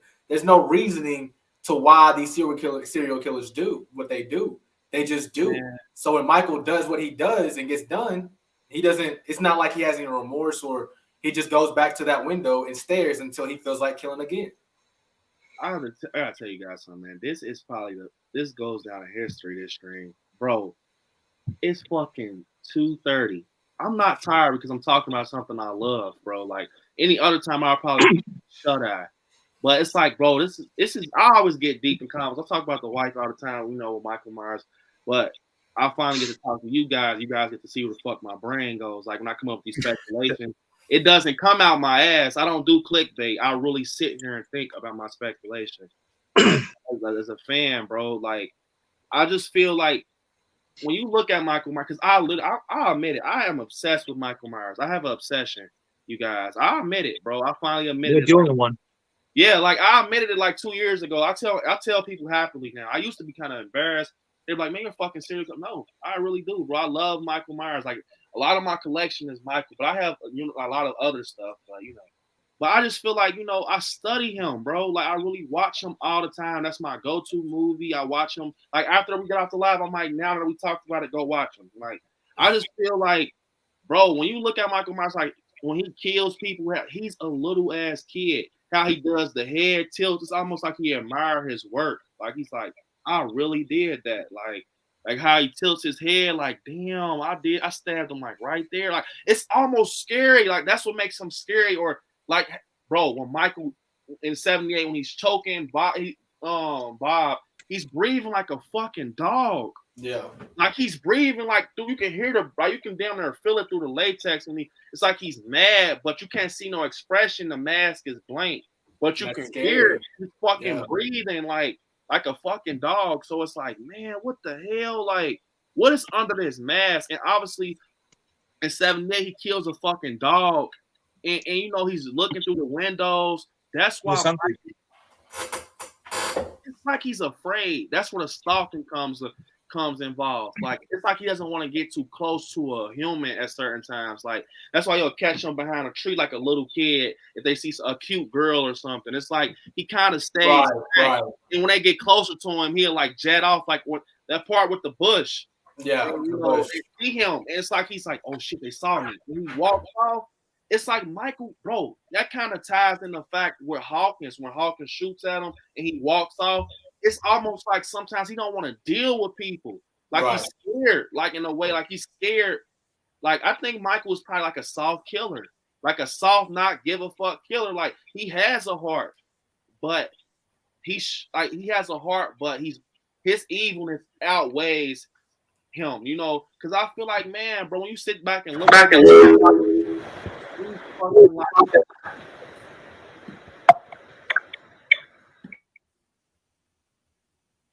what's that? That's horror gang. That's horror gang. But oh well, one thing I want to say, we were talking a lot, and we left poor horror gang out of the question that Helvington said about Michael Myers. Yeah. About what? Sorry. We kind of went off and started talking about Michael Myers, but Helvington said like Michael Myers, you know, like being supernatural or you know more human in the new trilogy. What's your take on it? That was a good ass question. God damn. I think he's more human. I don't know. I really liked your answer, Shape. It's pretty much exactly what I thought. But I gotta say though, I like Scary and Shape in the Shadows. Y'all need to write a book together about the psychology of Michael Myers. That's my guy, man. And me and Helvington, we will be the editors, bro. Yes. Bro, I'm telling you guys, when I plan this fucking Halloween franchise, I'm telling you, it's gonna be crazy, bro. Go ahead. I'm gonna try to get a shit ton of Halloween fans, bro. And we're gonna rock out for like 4 hours, and we're gonna break this shit down to the point we have about 3, almost like how we did the battle of the slashers. We're gonna break this shit down to the point we have like a few options left to pick. Right. And which theory makes more sense? I'm gonna do that, the franchise, and I want to do like Nick Castle versus James Jude, break it down to who. And I also want to do like a big ass speculation live, bro. Because if we are passing around our thoughts and speculation, we're gonna eventually get down to something that makes sense. You know, I got a speculation I want to throw in real quick. With the radio tower, right? That's been referenced in Halloween and Halloween Kills. What if there's a thing that, you know, maybe kind of like a Halloween season of the witch kind of thing, where there is some type of frequency that activates what Michael does? Because I know Shape shaking his head, but how do you explain him staring at that radio tower? That's the thing. He wasn't staring at the radio tower. He was looking at himself. Yeah, he was looking at his reflection. Okay. I think, me personally, I think the radio tower, I think the reason why David Green wanted to put that radio tower in there, for me personally, I believe that the radio tower has something to do with the final battle. Yeah. That's what I mean, that's the only thing I can think of conclusion. As I said plenty of times already, that like I said, if David Gordon Green is doing right by this new timeline and doing right by John Carpenter, and John Carpenter's there with him. And I said before, and I'll say it again, Michael Myers should not be explained why he kills, why he's doing this. He's purely and simply evil, and that should be left alone. In my opinion, that's what's happening. It shouldn't be no radio tower controlling him or like that. Like even when they went on to, even with that scene where Hawkins and his partner were standing there, and Hawkins like, oh yeah, like he picked wings off butterflies, so like that, and then his partner said, well, like I never heard anything about that. The only thing he was doing was staring at Sister's window. Yeah. That's all he was doing. Like I said, he was. Yeah, but also in the original Halloween, as John Carpenter put it, he was just a normal kid, normal family, happy-go-lucky, and then one night it snapped, and that was it. I agree. As much as people don't like this theory, man, this was my first theory with Halloween, and man, I feel that radio tower is going to be bait. I swear. I think it's going to almost be some shit like Michael's telling Lori, and maybe, or it's Allison, and it's something up there. You know how radio towers are shaped like a square at the top. You can only go so far up there. You can't run once you're up there. Man, I feel like they're gonna have a plan, bro. And they're trying to see, like, they probably like, Michael won't climb. Bro, he was trying to climb in 2018 up those fucking stairs. When you look back at it, don't say he doesn't climb. He's damn near climbing up them stairs when he gets stabbed in the hand. Like, bro, he's gonna climb. Michael that's one thing about it. If he has eyes on you, he's not going to just sit there and look at you. If he has an opportunity to get you, he's going to do it. So I feel like, bro, I know a lot of people say I don't like that, but I'm telling you, that would be a crazy ass ending, in my opinion. They go to the top, and maybe, you guys, this is where he kills Lori. Maybe it's to the point like Michael and her are tussling. I can just see it, like they're tussling, right? And Allison's right there, kind of scared. You can just, see Lori hair, her hair is blowing. You can see the moon in the background, or like, they got police cars and shit on their way over there, helicopters, and I can just see a helicopter light shining on Michael and Lori, like they're over them and shit, and they're tussling, and like maybe Michael pushes her over the thing, and she's hanging, and he has the opportunity. She's holding on to him, and maybe she says something before, like he stabs her off or cuts her arm, like maybe she says "fuck you," or maybe she says something like, you're not going to win, or something that like she goes out with a bang. I can see him looking over that radio tower, and maybe like even a shot of Haddonfield. You can see like a helicopter light shining like on them far away when they're like battling, and Michael, that's where he kills Lori. But also, you guys, this can possibly be where Michael dies too, and Allison can, bro. We don't know. Like, that's the bro. It's so crazy. Like, it's so fucking crazy. Like, maybe after Lori gets pushed down, maybe I can see Allison doing this.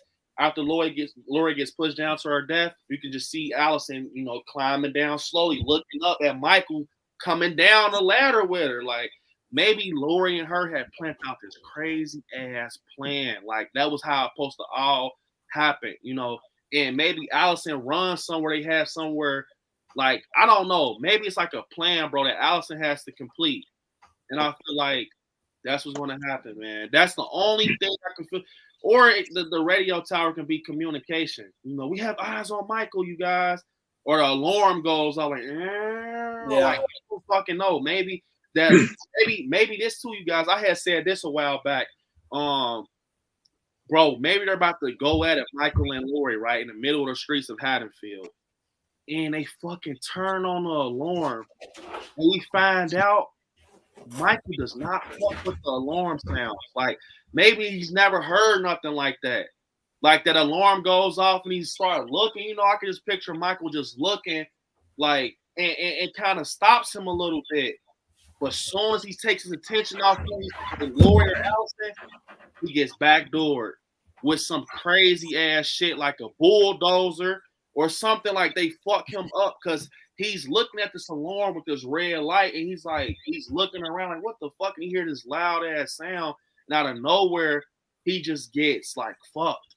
Like a bulldozer hits him. He pops up with the fucking. But that's what I think, man. I try to be real. Like, I try to really be. I like how the puppy's looking like, what are you doing to me? She was barking. I gotta take her outside. I don't know, you guys, man. I I could talk about Michael Myers all day, man. That's why Well, this is the longest stream I've ever been done. Part of 4 hours, guys. Wow. Good ass. Yeah, I'm getting a little tipsy here. Oh, Jake with a shot of something. I don't know, man. It's just I can go all day about Michael. I can't see. Maybe one day we should do a live together.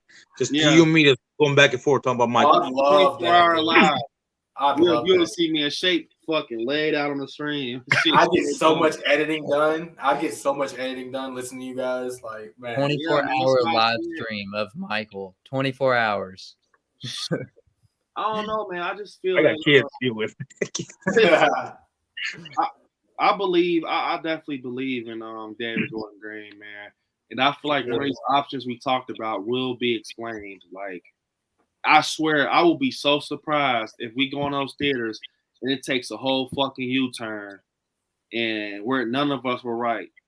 I will be so surprised because it's so like it makes so much sense. Like, so I don't know, man. I really just feel that's going to be something up that alley, man. And I definitely feel that Alice is going to be the one to walk away. I can just see her walking away, and she's fucked. She lost her grandmother, her mom, and now it's over. She has nobody. So guess who she is now? She's the new Laurie Strode. She has nobody. So now it's time for her to be in her grandmother's shoes and tell the next person her story. 60 years, 20, whatever fuck, Right. Tell now it's my time to go along and be the crazy one. I lost my grandmother, I lost my mom, and now you're the alcoholic. Now that's the And power. Michael Myers comes back, 120 years old. Comes back. I'm not gonna lie. That's the part. See, when you say that shape, my heart drops in my ass because it's like, bro, when you say it like that, man, that's what shows me that he might die. Because he is 60, man. I ain't gonna lie. You can't have this motherfucker on diapers. Diapers. Hey, wasn't there like a freaking trailer they did? It was like Halloween like 60 years or something like that. Yeah. Or no, Halloween 80 years. I don't know. I can't remember what it was, but it was like 80 years later. So one thing you see Michael, he's in like the old folks' home, and then the jurors come and talk to him and stuff. And he's like sitting in his like little wheelchair. Yeah. And then also see like where they did the scene with the closet scene where he pops out and he's about to stab the girl, and he has a heart attack and he fucking falls down, and she's like looking like, and then he wakes up and he presses the button for if I fall I can't get up. I don't know, man. I can't wait. That's why I said I cannot wait. This is the most hype I've been for any film. Yeah, definitely. I just can't wait to see what happens, man. Same.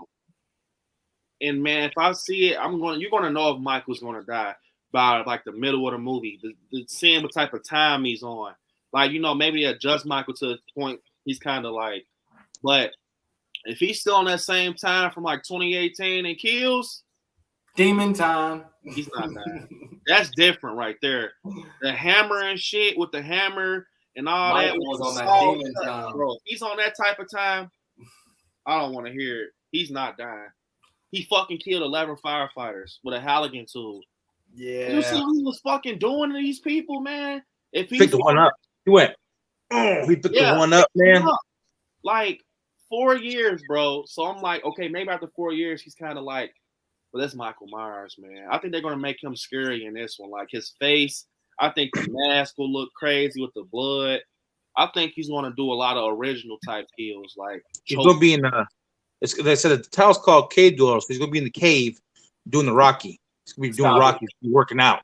Man, doing push-ups, lifting boulders and stuff over his back and stuff, lifting logs. Get out of here. Have a training montage. Get out of here. I'm not gonna lie though, that movie's gonna break the box office. Oh, for sure. I'm telling you, bro. That shit is. I think people are asking this question. Do you think that it's gonna outdo Halloween 2018? Yes. Halloween 2018 did like 240 million. I think I forgot, but I think it will. I think it's gonna pass up 2018 because I feel like this is the last one, and people are just want to go and see it because it's called Halloween Ends. Halloween Ends, bro. They ain't never had a title like that. The Ends. What the fuck? Oh yeah. Members don't want to see the end. It's gonna be people that's not even fans of Michael Myers that's gonna see it off the title because it's like, oh, y'all think y'all not about to kill him. It's gonna be people that think Michael Myers is Jason that's gonna go see it because the title is like it's Halloween Ends, so it's like we want to see, bro, if they really fucking end this shit. They're gonna pay punk ass $10 to try to see, and you know it's gonna guess what? It's gonna count as a fucking like YouTube. When somebody click on your video on YouTube, that view counts. Too late. So it's like, you know, that's why people do thumbnails and clickbait and shit. Same thing with movies. All they're gonna do is get your ass with a nice poster. Once they I was talking to Helverton about that. Like, he kind of helped me out with us doing thumbnails and stuff. Man, I need to do some better thumbnails because I have my thumbnails like this, me like this. My faces on my freaking videos. What I use, man. We can talk about that, you guys. I love to help all you guys out. You guys are awesome, man. I really appreciate you.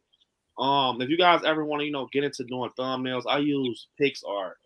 PixArt is cool, man. It's super simple. You just play around with it and stuff, and you'll get the hang of it. You know, you can take out backgrounds and stuff like that, and it's pretty much easy for real. Like I used to be in that stage too, shaping the shadows. If you go back to my old videos, I made the ugliest fucking faces. Like this is Michael Myers, right? I'll just do this for no reason. Like what the fuck? Like, bro, I look at that now. I'm like, bro, I wish I can go back and change, but I got the patience. You see it. So now it's like that was when I was, because I was so used to, like, before I was doing a horror channel, I used to watch other YouTubers that do like mukbangs and shit like that, eating food. So they'll have a fat ass taco and they're like, so I'll grab a Michael Myers. I'm like, hey, I got Michael. So no, you know, it's simple. You know, sometimes I use myself for the thumbnails, but I have this look for you gotta find out the look for your channel. That's another thing with thumbnails. You gotta find out this destined. Like I peeped, Helverton has a look. Like he has this look that is straight Helverton. Like it's very bright. Yeah, it's like super vibrant colors with like blood. And Horror Gang, I peeped that Horror Gang. He stays like very simple classic with his thumbnails. Like like very like classic and simple. And Shaping the Shadows, I see that you like you said, you just do like the pictures and stuff. But it's like at the end of the day, I can tell, like, okay, say if you erase the freaking name, I know Helverton stuff without seeing that it's Helverton. Right. Horror Gang, I can see Horror Gangs, and I can see yours. And I like your, like, what you have going though. Like, you know how you have Michael incorporated in your stuff a lot. Like, it was a thumbnail I had seen that you had. It was like, actually, I think it was damn near a picture of you cosplaying Michael. For that would be great. And I'm like, bro, that's cool, because at the end of the day, that shape, you could tell that Shaping the Shadows. You want to do something that is homey for your channel. Like mine, I've always been like a graphic art designer and stuff like that. So with me is I don't do vibrant stuff on my thumbnails. I try to make the most important image of my thumbnail pop. So if I'm doing like a Michael Myers speculation video, right, I'm gonna make him and Lori be the center of attention with something blurry in the back. That's how I came up with it. But it's pretty much PixArt. If you want to decide to change stuff up, play around with PixArt, man. They are, and another thing with PixArt, they have this section called stickers. So when you click on stickers, say for instance you wanna have Michael in your thumbnail, and you don't want to have no white around it, no squares. Go to stickers and grab Michael out the stickers and put him right in the corner. And, you could put a shadow behind them. It's super easy, man. Well, if a great idea for Shape would for him to do, since your channel is the Shaping the Shadows, you could do your cosplay and that be like you add that to each thumbnail. So yeah, I like Shaping the Shadows reacts to Nev Campbell not being in Scream 6. Well, then you'll have the picture of Nev Campbell, and then have like you on the side with your knife like that, and then that will be your thing. You know what I'm saying? Exactly what Helverton said. You want to be different, Shape. Like, I feel like we could talk YouTube, man. Give me I want to talk to you guys about YouTube, anyways. But it's like you guys with YouTube, man. You got to learn how to find your own niche. As I told This Is My Design, that you got to find what works best for you and what you will be able to do in your sleep. and what you feel comfortable doing. Like I love what Helverton just said, man. I think that is perfect for you. That'd be awesome. Like, just find some great pictures of you, like cosplaying, because that's what you love, Shaping the Shadows. You love cosplaying. Like, I will get a lot of pictures and get like a background. Like for instance, I'm trying to think of, because I use Photoshop a lot, like Photoshop, but I don't know. To me, I think PixArt you can do it. Yeah, I think in PixArt you could take the background out of a picture. So what I would do is, like Helverton said, you're doing like a nav cam reaction video to make your stuff stand out and be special. Always have yourself like with the knife, something that shows this is Shaping the Shadows. Like I said, exactly. Helverton shit is like vibrant colors with like blood, and like horror game, it's more like classic, like classic. It's like a clean look. Like it's black like and white. Yeah. It's super clean. So it's like I'm like, okay, I know this horror game. Someone else that has a real like nice look to their thumbnails is Nightmare Corner. If you check out, he always makes it a point to like have his face in his thumbnails and just have like a name tag over him. At the end of the day, man, people and I think for like you.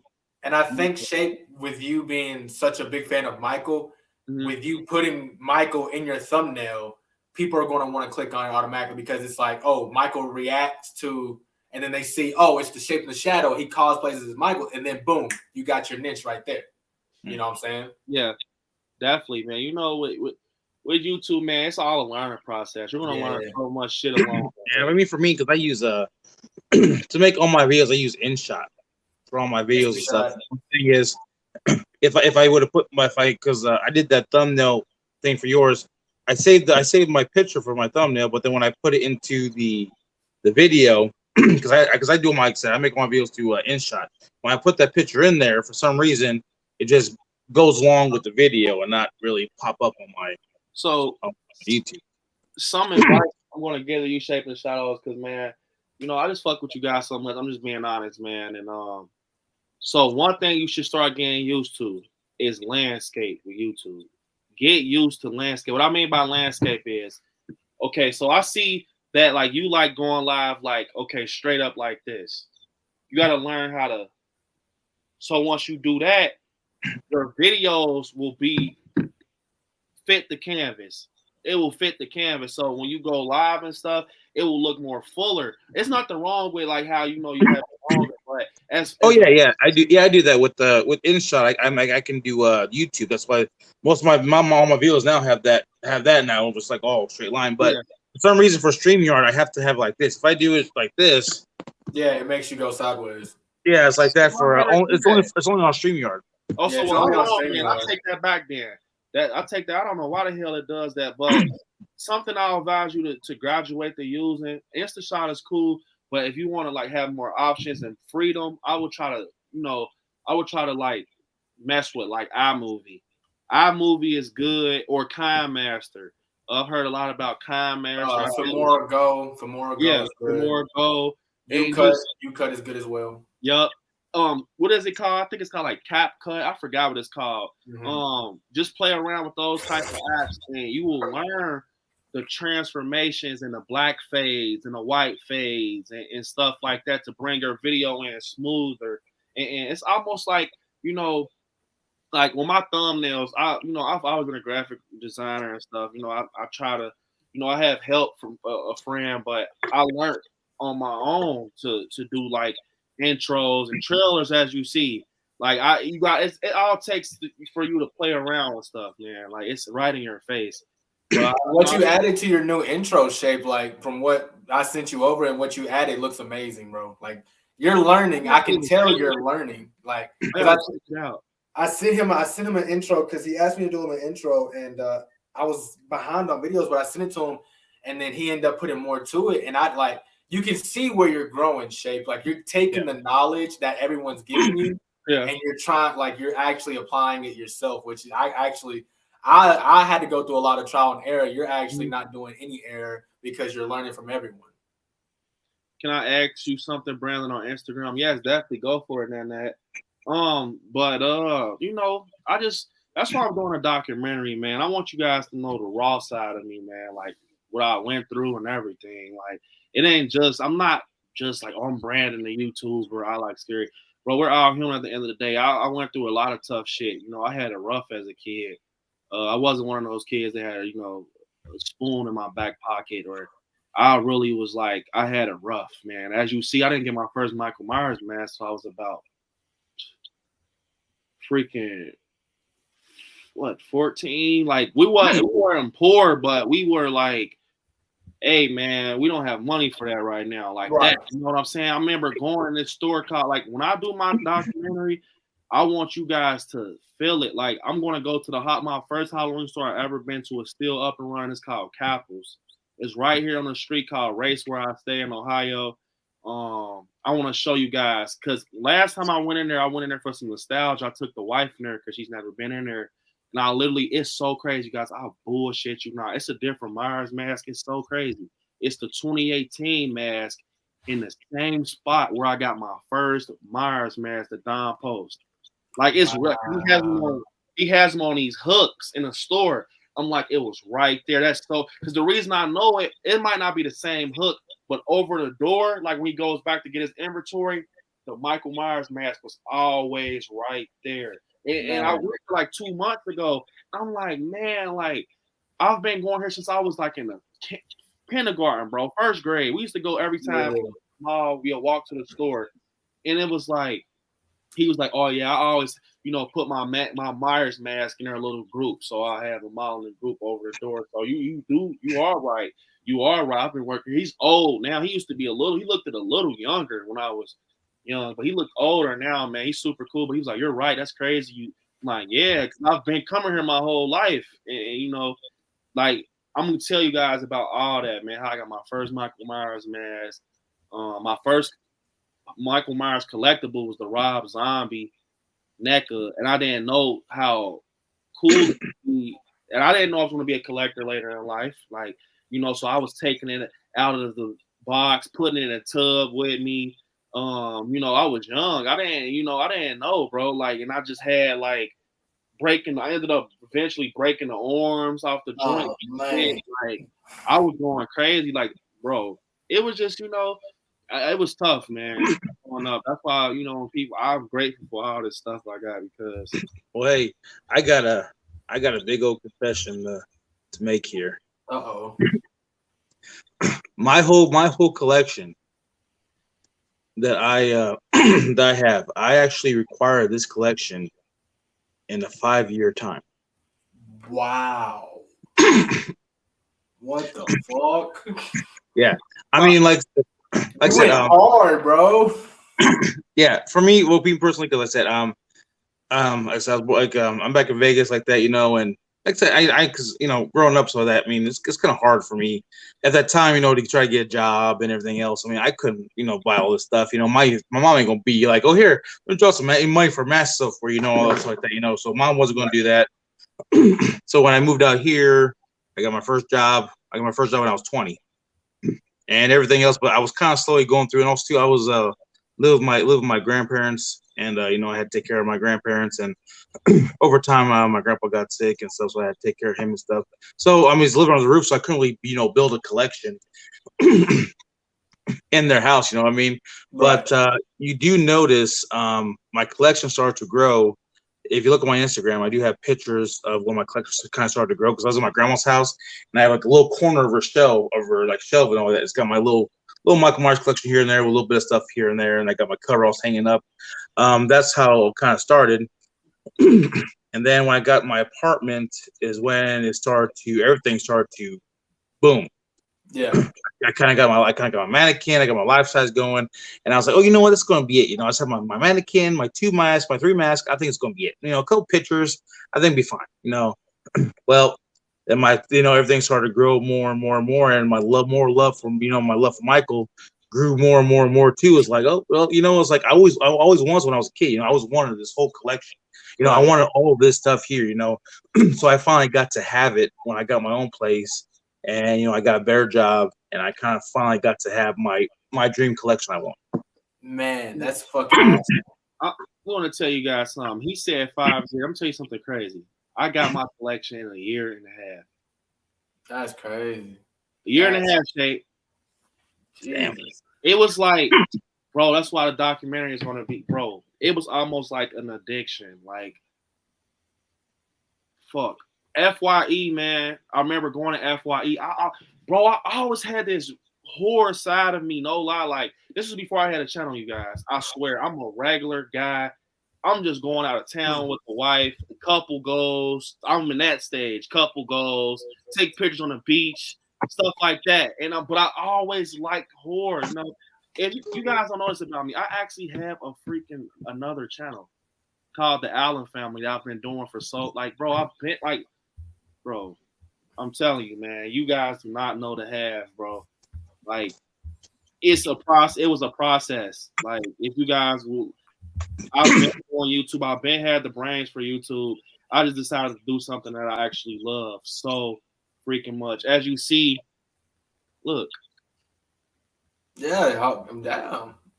I've been doing YouTube, like stuff like that. But it was like, bro, I want to do something I fucking love, bro. You know, and I remember being in FYE, and I'm like, you know what? I remember the wife was like, "Wow, you're looking at that Michael Myers?" I'm like, bro, I just after the 2018 movie came out, I'm like, I always wanted, bro. I just want one. I just want. I'm gonna start off with the little ones. And the wife is like, man, you know, she's like, I don't know. Are you gonna stay consistent? I'm like, hell yeah, I'm gonna stay consistent. You know, I'm gonna stay consistent. Like, I'm paying my money for it. I'm like, so I got this is before I was even thinking of a YouTube. I just got my freaking figures to have them for my personal, you know, I want them. I want to look and open the box when I, you know, and just collect them. But something, bro, I'm like, man, I want to do a YouTube. I want to talk to other horror fans. I want to find out if I'm weird. I want to find out if I'm weird and I'm creepy. Yeah. Am I what everybody called me as a kid? You are weird. You are that serial killer type of weird ass kid. So I'm like, let me go for it. And with that, you know, this right here, you guys should motivate you, bro. Like, no lie. This was fun. Look at this, bro. I actually watched this. Freaking look at that compared to the cringe. But I made myself. I said I'm not gonna do my first video until I get more stuff. Look, no posters. We have an empty ass spot by Annabelle. Look. It's crazy, man. Like, you know, I told myself, like, I had this specific vision. So I'm like, man, it was, I went through a lot of shit, bro. I'm gonna keep it raw for you guys. There's times me and the wife were kind of like not seeing eye to eye with this shit. Because it's like, the same way you know, like the wife, she supports the fuck out of me. She's like my number one fan. She's a horror fan. She will literally go to hell and back for me, like. But she kind of, you know, she kind of like, man, it was like, man, you're spending a shit ton of money on this shit that is not kind of like, and I see what she was talking about at the moment. It's kind of not making you money right now. So that shit can probably like wait kind of in a way. But if you know what I'm saying, because it was to the point my taste got expensive early. Now, if I was sticking to NECA, I would have been good. I'm telling you guys. I bought the PCS Myers collectible statue and like within like 3 months of collecting, that's like almost $1,000, bro. Like I started growing, like, bro, because I started finally opening up, getting out this shell. And I come from friends that we talk to females after high school basketball games. You guys, believe it or not, I used to be a hooper. Like AAU basketball, like I was literally, bro, a basketball player. Like I gained weight, but I was nice. Like you can look me up on AAU sites, you know, Cincy Profits. I used to hoop high school ball. You have to do that because, like, me too. Yeah, I used to hoop. I was a high school. I hoop in the streets. Like if you look, like, bro, I was a popular kid in high school. Like, you know, but that's one thing about me I'm not afraid to say. I was popular, man. You know, I was a popular kid in high school. I was a funny guy. But it was like I always hid this shit about me, man. I always hid this shit about me. And it was kind of weird. Like, why are you hiding this? You like, why? Like, it's cool. Like, I always used to be in my room after my, you know, we'll probably be outside with some females, you know. I'm just keeping it honest with you guys. I'm just telling you guys the truth. I want to motivate you guys in the most way possible. So I really do like, bro, I fuck with you guys, man. Yeah. You know, I really do, genuine. I know sometimes, you know, you guys post stuff and I can't get to it. You know, I have the baby boy. I try my best, man. I tell y'all, watch your videos, Horror Gang. When you tell me to watch them, I go check it out. Shape in the Shadows. I check you out when I can. It Look, just, guys, this was my first video. I didn't have any collectibles at all. Like, it's just a background, a screen, like my computer, nothing. Like, it was bad. we got to start somewhere, Helveton. You got to. You got to, man.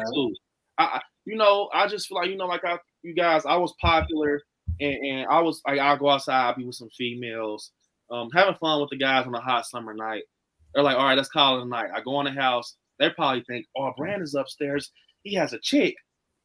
No, bro, I'll probably be texting a female or something, but whole time I'm watching fucking Halloween in my own bubble, eating this restaurant called Richie's that sells like chicken and macaroni and shit with the door locked. The grandmother's asleep. She knocks on my door. What you doing? Watching Halloween. Sometimes she comes sits on the edge of the bed with me. And she was like, you really watch him all? I'm like, yeah. She was like, dude, like I got a friend named Foolie. And, you know, she was like, dude, and Foolie, I'm gonna be honest, he's like one of my friends. He's different from me. Just know that he's different. But he's like, you know, she's like, you ever told Foolie like you like Michael Myers and stuff? I'm like, she was like, why? Are you embarrassed? I'm like, nah, like, but I had my brother right here. That's the one, you know, he died to bullying and stuff. He was the only one who knew, like, Brandon really loves horror. But we're popular, but he knows that's me and his little secret. What's so crazy, short story, I'm gonna get back to what I was telling you. It's this place I did a video called Lick Road is Haunted. One year, we had fun on Halloween night. I dressed up like Michael Myers. He was the only one with the car. And we told, you know, people came down. They always go down there on Halloween night. So I'm jumping out, right? I almost got hit by a fucking car, dressed up like Michael. So serious. Bro, when you put that fucking costume on, we feel invincible. So I try to literally stand in front of a fucking car. I forgot that this is not a movie. So they beat the horn. I hear somebody like, oh, I get that shit out the trunk. They're like, get that shit out the trunk. Get that shit out the trunk. So I'm like we get in the car. They'll take the mask off so quick. I'm sweating. You can smell the latex. I'm like, get what out the trunk? He's like, you know what they were talking about? Like, they weren't playing games. Like, we don't play them games. You want to dress like Michael Myers, we're going to treat you like Michael Myers. So, but back to what I was saying, man. You know, I was watching horror and stuff. I was embarrassed to tell friends. But now, my way of telling them, I didn't even tell them to this day. I just popped out with YouTube. And now they understand. And they always ask me, why did you never tell us? Like, now I found out that some of them might be doing it because, of course, you know, my YouTube channel took off. But some people might really be like, bro, I think horror is cool. Because I have a big group of people now that's like, man, why didn't you tell me, man? I like horror. Like, do you really like horror? Or do you just want to, you know what I'm saying? Like, or do you really support what I do? Or, you know, because last time I checked, everybody that's a horror fan is weird. That's what everybody say. You're weird. Why do you like seeing people on a big screen? And do you like killing and stuff like that? So back to what I was saying, bro. I took a lot of risks to get what I got. I'm a hard worker. This is my happy place. The lifestyles I have, I took the time and the patience to make them with my own hands. Yeah, and that's why when I look at Shape, he reminds me of me, you, Horror Gang, everyone who started off. So much of myself in Shape in the Shadows, Horror Gang too. Like, yeah, because we all start off just with the camera, no props. Yeah, we were talking our love for horror, and that's what we do now. All this extra stuff is because we got a little bit of money, right? Yeah. We bought some shit. But at the end of the day, it's all about the conversation, and that's what I said when I first started this shit. I didn't care about numbers. I didn't care about anything like that. I got tired of not being I was like you, Brandon. I got tired of not being able to talk to people about the shit that I like. So I said, fuck it. I'm going to go on YouTube and Facebook and Instagram and find people who like the same shit that I like. And now it's turned into a beautiful thing, bro. It's beautiful. And it's almost like I'm living in this dream. Yeah. And I would love to meet you guys one day so you guys can see how I operate. You know, a lot of these guys in the comments see how I'm same person, still Brandon, but I operate a little different outside of YouTube. you know, because you can't do too much cursing and stuff. I'm really a funny ass guy, like, you know what I'm saying? Like, you can hang with me, bro, like at the mall or I go to the house. You know, I gotta keep it kind of PG on YouTube, but bro, and once you see me in person, bro, I'm a whole different guy. I'm telling you, like Nightmare Corner will tell you, like, it's just like, you know, I just feel like you guys outsiders, like, you know, we're friends, bro. Like, so if we hang out, you would be like, oh damn, Brandon really does keep it PG for you. This is still me, but I do simmer down a little bit. I'm not like, oh my god, Brandon's kind of he's crazy. I'm the same guy, but I keep it PG for this. But it's just like, you know, I'm still me, man. And at the end of the day, you know, where I'm from, it's crazy, bro. I live in Cincinnati, Ohio. When I go to horror conventions and stuff now, as you see, if you watch the videos, I have people I can't. It's a lot of places I can't go anymore because it's like now people know me from I Like Scary. People come up to me and it's like they're like, man, I never knew you were into that Jason stuff or that Jason shit, that spooky shit. You met Candyman, man. Like, it's just like, it's so weird now because I remember me keeping this shit bottled in. Now, when I go to the corner store in my old neighborhood and I see an old friend, they're like, man, I just seen you like on YouTube, man. That shit is wild. You going to all those places. And it feels like a dream to come true, you know, I can say if I was out, I could be right now playing basketball. I don't love basketball no more. You know, I don't love it. It feels good to be doing something that I love and it's actually working. And I met you guys through it. If you told me this, bro, years ago, bro, I'd be like, you fucking lying. You know, you're lying, bro. Like, no, because I was living a whole different life, man. Like, I was literally keeping shit. I was so good at hiding stuff, but if like bro, no lie, you guys, it used to be to the point, like, if I had a friend over to play the game, I used to have like a dual VHS connected to a DVD player. They were both on the same box. I remember one time my guy Michael had came upstairs. Yes, his name is Michael, but he's cool. Like, but we were coming upstairs to play the game and stuff. We were gonna play the PlayStation, and he's like, "Bro, hold up, bro. I remember you guys. It's so cringe now that I think about it. I remember it was fucking H2O on VHS, along with Scream 2." Where they're lapped up with the big 2 on the front, where Jada Pink and they're all lapped up. I hid them in my drawer. Oh, wow. I didn't want them to know I watched horror movies. I hid them in my fucking drawer, bro.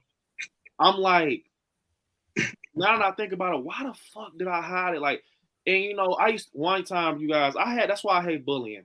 It wasn't bullying because I would kick your ass. Like, that's one thing about me, you know. Like, I'm just, you know, but it was kind of weird, like, I remember one time I was probably about 12 or 13, and this was around the age people were like graduating from not wanting to dress up on Halloween anymore. And I wanted to dress up like Myers. I still have my mask, you know. I didn't have the accurate coveralls. I just had some blue coveralls, probably a little lighter than the regulars with some regular fucking work boots. But I'm like, I want to go out and scare people. I want to go out and scare people and put a mask on and just have some fun. I go out. I love Michael Myers that much. I went out, you guys, and my Michael Myers mask, I'm not gonna lie, hair sticking up, spots of hair missing, bald in the back. They're like, bro, what the fuck type mask is that? That mask is bald as hell. Take your hair, ain't the real Michael. I was so mad, you guys. I'll never forget. I'm on the back porch, like, I should really go in the house and get like a real live broomstick or something. Whooping their ass with it. I'm like, bro, I really felt like it was going to be a fun night. I'm going to go out and scare people. And I used to have this badass habit. Like, if I put the mask on, I used to like play the theme in my head and do the beat with my teeth. Like, I used to like in the zone, like, and they fucking knock my spirit down. I'm like, I really want to take this fucking mask off and beat your ass with a broom.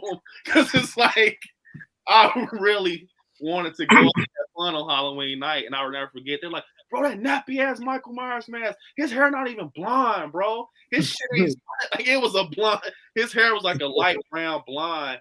And now that I look at that mask, you guys, that fucking mask was terrible. It was fucking terrible, you guys. It was worse than any Halloween mask you ever seen in the movies. It was like closer to the Halloween 5. It was terrible, you guys. Make a long story short, man, that's my story for real. But you guys are going to see it in a documentary. Bro, I'm a fucking human, man. I'm regular. I just decided to take a leap of faith and go about it right.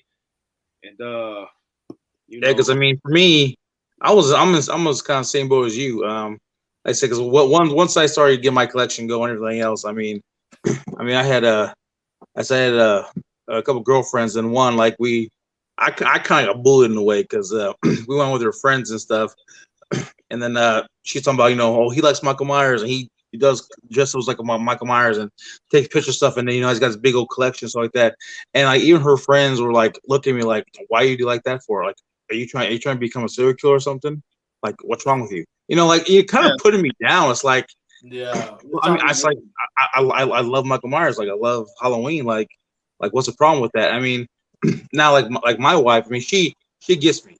She knows I love Michael Myers. She's all for it. And I mean, hell, she'll like for my birthday or Christmas, she gets me like Michael Myers stuff. Like she got me 2 of my my trick or treat 1/6 scale figures, and she got me that Jude Myers tombstone. Hey. Yeah. But yeah, like even her family too. They always say, well, he's gonna kill you guys one day. He's gonna put the mask on side to kill you guys. Even like guys at work, like, oh, he's gonna kill you. Like even that one kid, one guy that I work with, like he even said too, like, oh, are you gonna kill somebody one day, boss? So I kind of like joke with him a lot. Say, man, I'll follow you home one day, man. I'll see where you live at. Joke with stuff. But I mean, that's it's kind of feels, you feel that way, you kind of want to hide. You want to tell people, you like this, whatever. Yeah. Like, I mean, like for me, like that's why I relate to Brandon so much, because like we're kind of the same in a way. Even like with me and kind of even with horror game. I mean, he loves all the old horror films, the 1920s, 1930s, all the black and white ones. I love those too. I love, Frankenstein, Wolfman, Dracula, even like older ones, Family Opera. I mean, anything black and white and horror. I mean, I love all those movies. And I mean, because I mean, for me, my mother loved those movies too. She loved Boris Karloff. She loved Lon Chaney. She had a love and passion for all those movies. And that's how I got into this. And you like with the horror game, loving Halloween 6. I love Halloween 6 too, Yeah. But like I said, I mean, it's for me, as I said before, it's kind of a dream come true to actually have you guys here and all of us talking about all different horror stuff. And like I was so excited when you got on Horror Gang, because I want to talk to you about all the old horror films. I even like that London After Midnight, because I want to know what your take on that, because I didn't even know you might not even know how London After Midnight. I was like, you know what, I want to ask him about London After Midnight, because I don't think he probably knows about that, but you did, and I was so surprised when you did. I was like, oh, like this guy knows his whole old horror films and like that. So I'm so happy to be a part of this. So much fun. That's me, man. As you see, I have a fucking stream knife with a ghost face mask. That's what I mean, you guys. As a kid, I used to look at shit like that. Like, bro, I used to complain to my grandma, like, I can't do this. This is not the matching match. She's like, I don't give a fuck. This is the one you have to wear right now.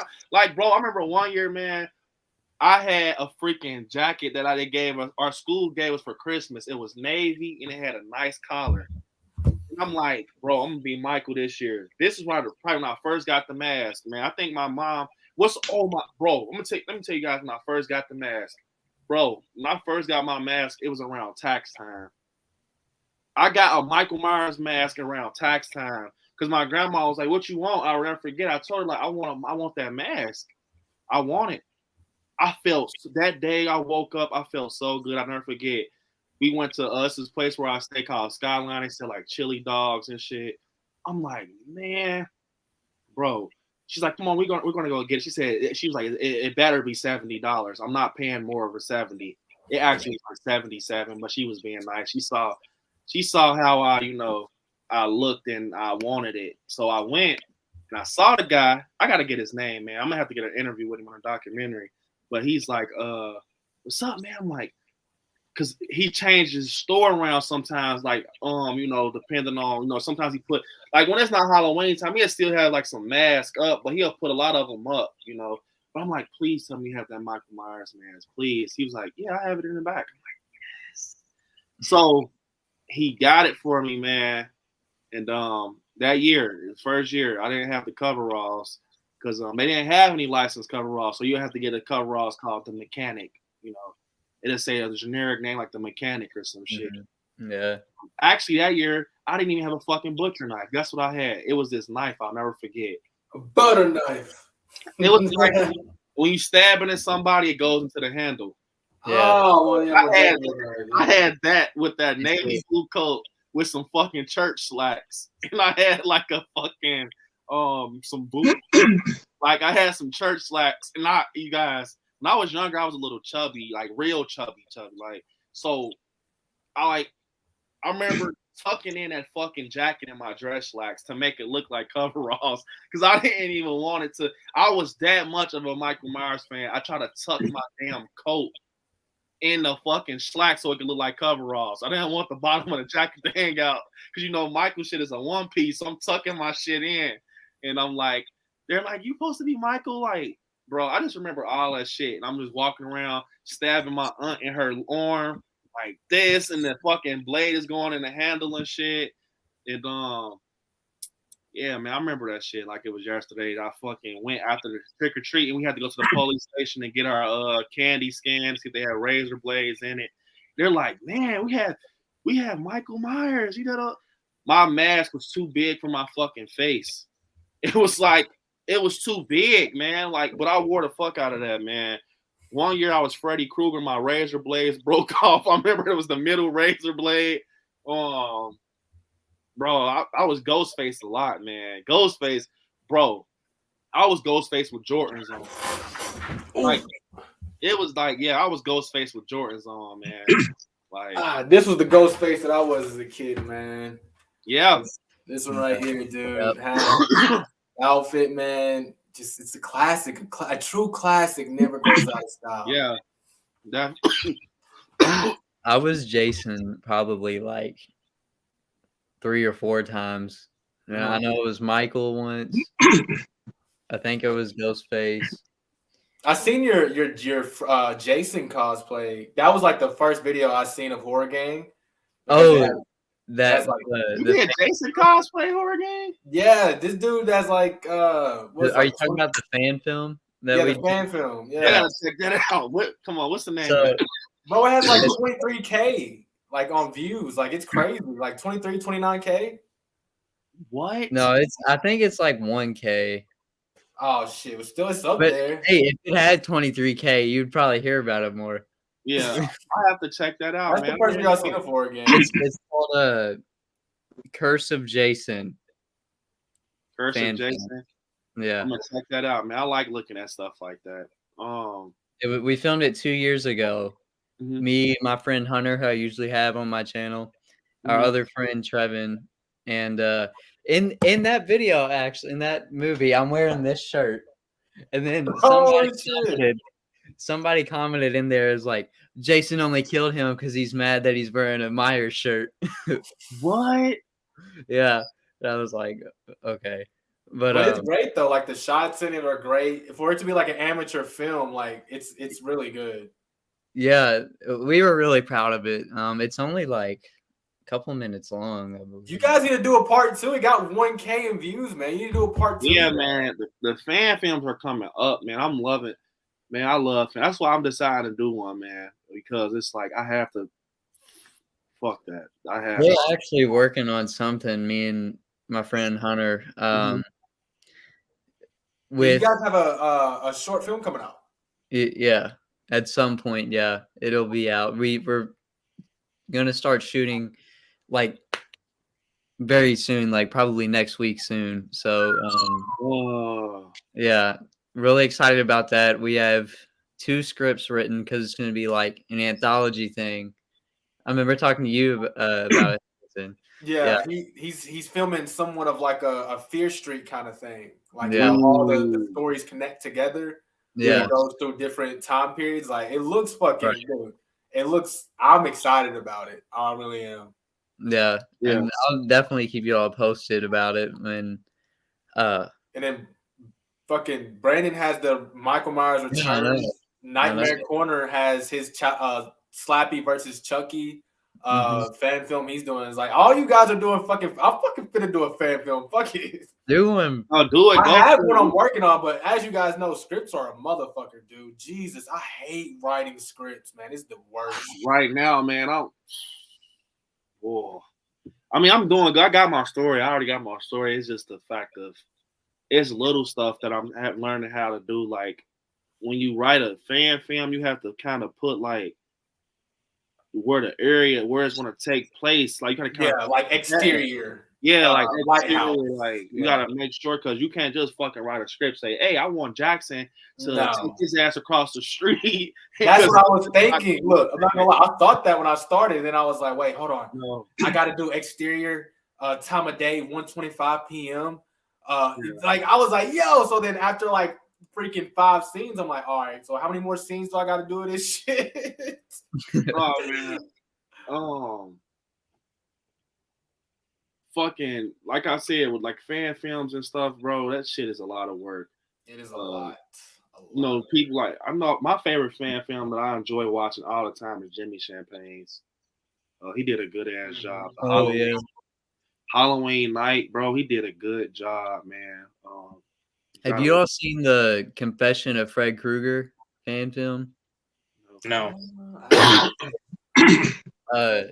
The director and writer of that. So it's like Freddy before he was Freddy, and he's like getting interviewed by somebody.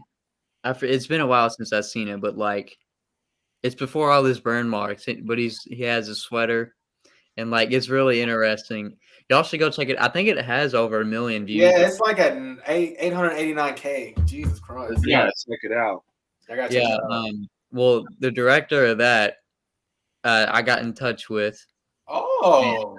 And, is going to be like somewhat helping with the thing that we're shooting. Hey, turn that's up. sweet. Yeah. That is sweet, man. Hell yeah. Yeah, so yeah, fuck yeah. I'm ready for that shit. Man, bro, something else that I, would like to tell you guys is, man, what you got, like, when you guys do on YouTube, right? Jackson, Shaping Shadows, Helton. One thing you guys don't do, man, is get lost in the numbers. Because if you get lost in the numbers, it becomes very unhealthy. It becomes real unhealthy. It's like, man, you start to almost doubt yourself in certain situations. Like, you start to lose your love for horror and you start to feel like you don't want to post anymore. I just want you guys to know, don't get lost in those numbers because it's going to be videos you feel you worked your hardest on, you put your all in, and you post them and they get fucking 20 views. Yeah. But you got to think of it long term. Keep pushing because that 20 view video will eventually have 10K if you keep grinding. Because it's all about algorithm. You know what I'm saying? So it'll come and go. You know what I'm saying? Like there'll be times where, like, I remember when I first started, I was doing news stuff. So like all the breaking news I was doing it. So all my videos were getting like 1,000 each. And then I was like, yeah. And I started getting too caught up in the numbers. And then it just said, it just went down. And then like you said, Brandon, I lost the love for it because I was like, man, fuck this shit. I just went from getting 1,000 views on like 5 videos from the past, like back to back. Now I'm only getting fucking 50. Fuck this, right? Yeah. But then I was like, you know what? Let me get back into it for the love of horror. And when I started doing that, the views started coming back. So it's like you really gotta love this shit because you got to. Because it's like any type of business. You're going to have days where it's like, yeah, I'm getting a lot of money, but then there's gonna be those days where it's like, fuck, right? But you got to stay consistent within that time period. So those days, man, I feel you, Brandon. I feel you. Because if you don't, it's like a disease. It's like cancer, bro. Like when I first started, I was looking for like, bro. I will admit it. My favorite YouTubes are Grim Life Collective. I don't care how big of a YouTuber I am. I will always say Grim Life. They play a big part in my YouTube, bro. I love Jessica and Michael. They're actually like friends now. It's fucking weird, bro. Like, I'm literally going with the flow. Like, I swear, you guys, I am going with the fucking flow. None of this is planned. Like, You know, I try planning my lives and topics and having you guys on and like, you know, filming location, but the flow that's going on, this shit is not planned. It's just happening right before my eyes. But it's just like, you know, I remember posting and looking at their numbers like, oh my fucking God, bro. I'm stressing if I'm only getting 10 views and these fuck. So as I start to love it more, you know, and do stuff that I love, and you know, which is Michael Myers. I love Michael Myers. That's why I'm gonna tell you something, you guys. Michael, the reason I call Michael the face of my channel, he has gotten my fucking bills paid, and he just brought a different type of happiness to my life, and he got me through the darkest moments, you know, in life, you know. And it sounds weird, like how the fuck did Michael Myers get you through the darkest moments? You know, but it's true. When I was young and you know, shit was tough in my house, or I'm on punishment or some shit, or I'm, you know, it's just tough, bro. My mom is upset about something financially, and she don't want to be bothered or something. And you know, shit gets tough in life, bro. Financially, emotionally, and sometimes that was my runaway, bro. Like it really was, man. Certain people don't have fucking things to go to and relate. I want everybody in the chat to listen to me, like clear, like literally, like take this in. Certain people out there do not have shit to run to. You know, like I said, my brother took his last breath over shit like this. Not, you know, he's just not thinking and getting bullied. You know, I just feel that, you know, certain people, this is their gate out. This is their comfort, their happy place. This is what they do to get rid of those dark. I know it is for me. It's been that way since I was a kid. The darkest shit on TV in movies got me through my darkest times. So it's like, what the fuck? It's so weird. Like, because when I'm going through some crazy shit, I go to Michael Myers. Like, what the fuck? You know? But it does help. It's like medicine. It's like medicine. Think of how happy you are when you go to the theaters to watch your favorite horror film, or when you turn on a horror movie in your room. And it's like you literally are in a different world. It's like you don't think about nothing. You just think, bro, it's an escape. World, yes, like it's weird. It's like whatever world Michael's living in right now, I kind of would rather be in that world right now. Like, you know what I mean? It's weird as fuck, bro. Like, that's why I say, man, horror is powerful, man. It's something, as people in the comments, you know, they come around and listen to us talk. This is something, some people, this is all they have. You got to realize that people look forward to this, man. They look forward to being able to relate and you know, do this, because some people don't. I don't know. It's like it's just a perfect distraction. Mm-hmm. It's a perfect distraction. When you go to conventions and shit, you don't think about nothing that's going on bad in your life. You just think like, man, I'm having so much fun around horror fans. You know, I really do just feel that people, they don't give horror enough respect. They don't, because away from people that love action movies and sports and shit like that, if you put horror in that category, hey, the horror community is huge. It is. When you go to conventions and shit, you see how many people love Michael and Pennywise and Freddy Krueger. You got babies walking around dressed up like fucking Jeepers Creepers, all type of crazy shit. It's like, bro, man, I see it all the time. I'm not gonna say anything to no one, but I see it all the time in the freaking comments where this is all a lot of, even some people inbox me, man. This is all people have, you guys. And you have to take that in when you're doing this. You know, that's why earlier with the fucking troll, it's no time to play like that, man. It's like, this is really what all people have. And, you know, some people go through depression and shit. You know, when I lost my brother, I'll admit I went through like depression and shit. You know, I lost literally my best friend. So it was like, damn. Right. I ran to that right after I lost my brother, when I started my YouTube, you know, and I was kind of scared for myself. I'm like, man, this shit is getting crazy, man. Life in general. But really, man, the fucking YouTube, it's an honor to do this shit, and just horror, bro. It's powerful, man. I'm telling you. Horror is worldwide, guys. So yes, it's a big. Matter of fact, Jalissa just said, watching scary movies are a great way to distract your mind from problems. I've turned to Michael Myers before. It's comforting too because he's a familiar character. It's so weird when you say it out loud. It's like that's where people that are simple-minded gets that, or he's a fucking serial killer. Because we relate to Michael Myers, but it's like, let us relate in our own way. We just like this character. He's like, Michael's not real. He's not real. He's not real. He's fictional. You know, he's just like, let us just relate. How are, horror fans bothering people? I hate that shit. Like, how, because someone likes a character. We're not saying that because you like LeBron James. Like, you know what I'm saying? Like, Michael, I always tell people this. Michael is no different from the Incredible Hulk, Superman, Spider-Man. Michael Myers is some people's superhero. He's my fucking superhero. If you can fucking watch Power Rangers and fucking Thanos on TV, why can't I just be obsessed with Michael and buy Michael merch and shit? What's the difference? Yeah. Thanos is not real. Spider-Man, motherfucker swinging from webs on the building is not real, man. It's because Michael guts people. People don't like that. But it's like, in a way, it's kind of like, it's just like, it's a character that's not real. It's Hollywood. So it's like, this is why movies are made, for us to get attached to the characters and the story and stuff like that. And Michael is just that character, man. For a lot of people, he helps them. I don't know what the fuck is going on with his character. I'm depressed all the time, so yeah,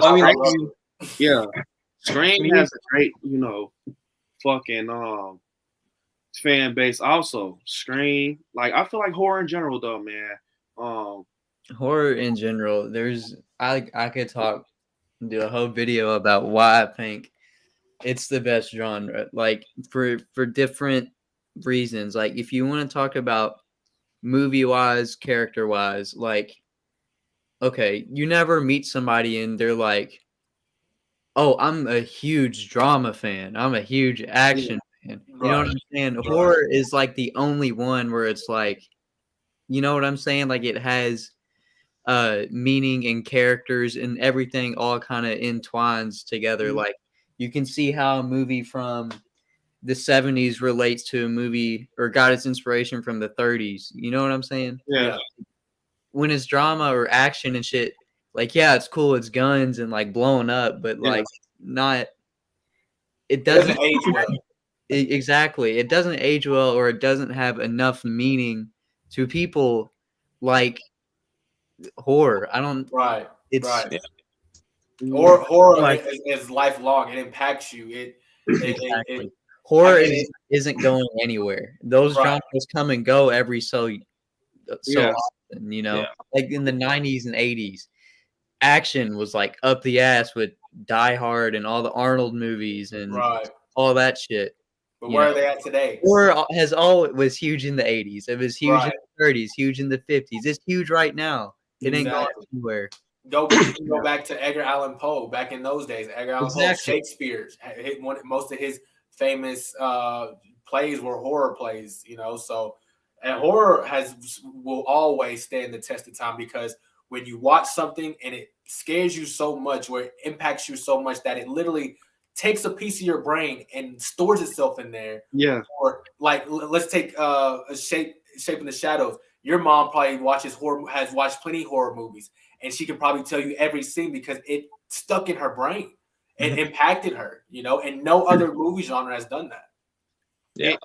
What's crazy is, man, to touch on, with Horror Gang said how he said, horror's not going anywhere. That's so fucking like true, because it's like, when you think about it, like I told you guys, my grandmother is the reason I love horror. So I was born in 1997. So that's around when Scream came out. So it was like, to think, bro, that's when the first Scream came out when I was born. Bro, Scream 5 is out. Scream 6 is about to come out. It's like, it's never ending. Bro, fucking Halloween came out in 78. Bro, look at Nick Castle with the curls holding the mask with the fucking Pepsi can. And you go see him at a convention right now. You see the shape. You see him. But it's like, you can see also when you look at him, you can see the history of Halloween. Like, this is the guy. This is him. What the fuck? This is really him. From that black and white picture, when they were fucking blowing leaves and picking them back up, this is him. Mm-hmm. So when my son gets older, James Jude Courtney, it's gonna be like, that's what it's ongoing. It's gonna always just, that's the thing, man. That's why I feel like they try so hard to bring these villains back in different ways and shapes and forms, because without these villains, it's kind of like, man, horror kind of takes a pause for a minute. You know what I'm saying? Like, you got to think, you guys, this is why I call this man the fucking face of horror, because it's like, I don't know if you guys don't remember, but before Halloween 2018, horror was in a big ass dip. It was in a big ass pause, bro. Like, I don't know what the hell was out. Matter of fact, now that I think about it, I don't know what the fuck we were watching before 2018 Halloween. We were watching like older horror films that we just pick up off the DVD shelf. We weren't going to theaters, sitting down with our popcorn, unless it was like Conjuring or Insidious or some shit that was just made up from another. Michael literally brung this. I'm talking. He brung back everything. He made people come out. He made people take that leap of faith. Like, man, fuck that. I'm bringing Scream back. They brought Michael Myers back. I'm bringing Jason back. I'm bringing Chucky back. He literally was I'm like, all, fan shit aside, if me even not being a fan of Michael Myers, going in this to say I'm not a fan of him, and you gotta admit, the reason horror has came back in the way it did, because I feel like, it shows with his merch getting bought, his mask, and that's why he's getting the most credit, because he's the one, he's the one to bring this shit back. Now it's up to someone else, once Halloween ends, to take it and go about it right. Now, it's scary because I'm not gonna lie, I don't have faith in a lot of these films as much as I do in Halloween. So when it's passed over to Scream and it's their turn, please don't make me lose my love for going to the theater and watching shit, and I have to go back to the old movies, because I've did it for 10 years, pulling shit off the shelf, watching it like it's brand new. I will go back to doing that shit. Please do not fuck up the horror community. These bogus ass reboots where you can just be smart about it and make a great horror film. Because I definitely will go back and pull Halloween 4 off the shelf. H2O. Now I have 2 new Halloween movies. Well, I'm going to have 3. And I will go back to watching fucking Scream 2, 1, and 4 and all that 3. So that's how I look at it. Mm-hmm. Yeah, I mean, because if you look at it, like I said, there's always, like you said, the horror is, like I said, so big, and for us, like, it's our go-to, it's our escape, especially a lot of things going on in our lives like that. Like for me, but I talked to all 3 about what's going on with me and my mother and stuff, everything else going on and stuff, but before like, so now, if I get in my mood or whatever, I'll go in my bedroom, sit, my horror collection, watch Halloween movies or horror film, just kind of get that escape. Before, this was my escape, and that was bad. Yeah, same, bro. Same. I mean, like I said, when I lost my grandpa, I was nonstop drinking and smoking, and I was doing all kinds of stuff, and just, for me, to me, drinking always kind of cope with stuff, but but next morning I saw that problem. Like, it never went away. So, but even though it's stuff I'm dealing with now, like I said, me and my mom talked a lot about situations that's going on and stuff. But like I said, I just once I start getting down a little bit, I just go in the bedroom, turn on Halloween film. My wife come in there, she's like, "Are you doing okay?" So yeah, I'm doing all right. She's all right. She can't leave me alone, but she knows something's bothering me. But she lets me have my time to, get out of the real world. To disconnect. Yeah. And that's what's great about this, is because, like, you guys have no idea what's going on in my personal life. So that's why I love you guys, because, like, I can come and talk to you guys and get away from whatever's going on in my real life and step into this world of a bunch of blood, guts, and gore, and just talk about that for fucking 6 hours, 5 hours. And then I'm like, you know what? I can go handle this bullshit because I just got 5 hours of just the fucking best time ever. And I want to come back. So let me get through this bullshit over here so I can get back to this bullshit.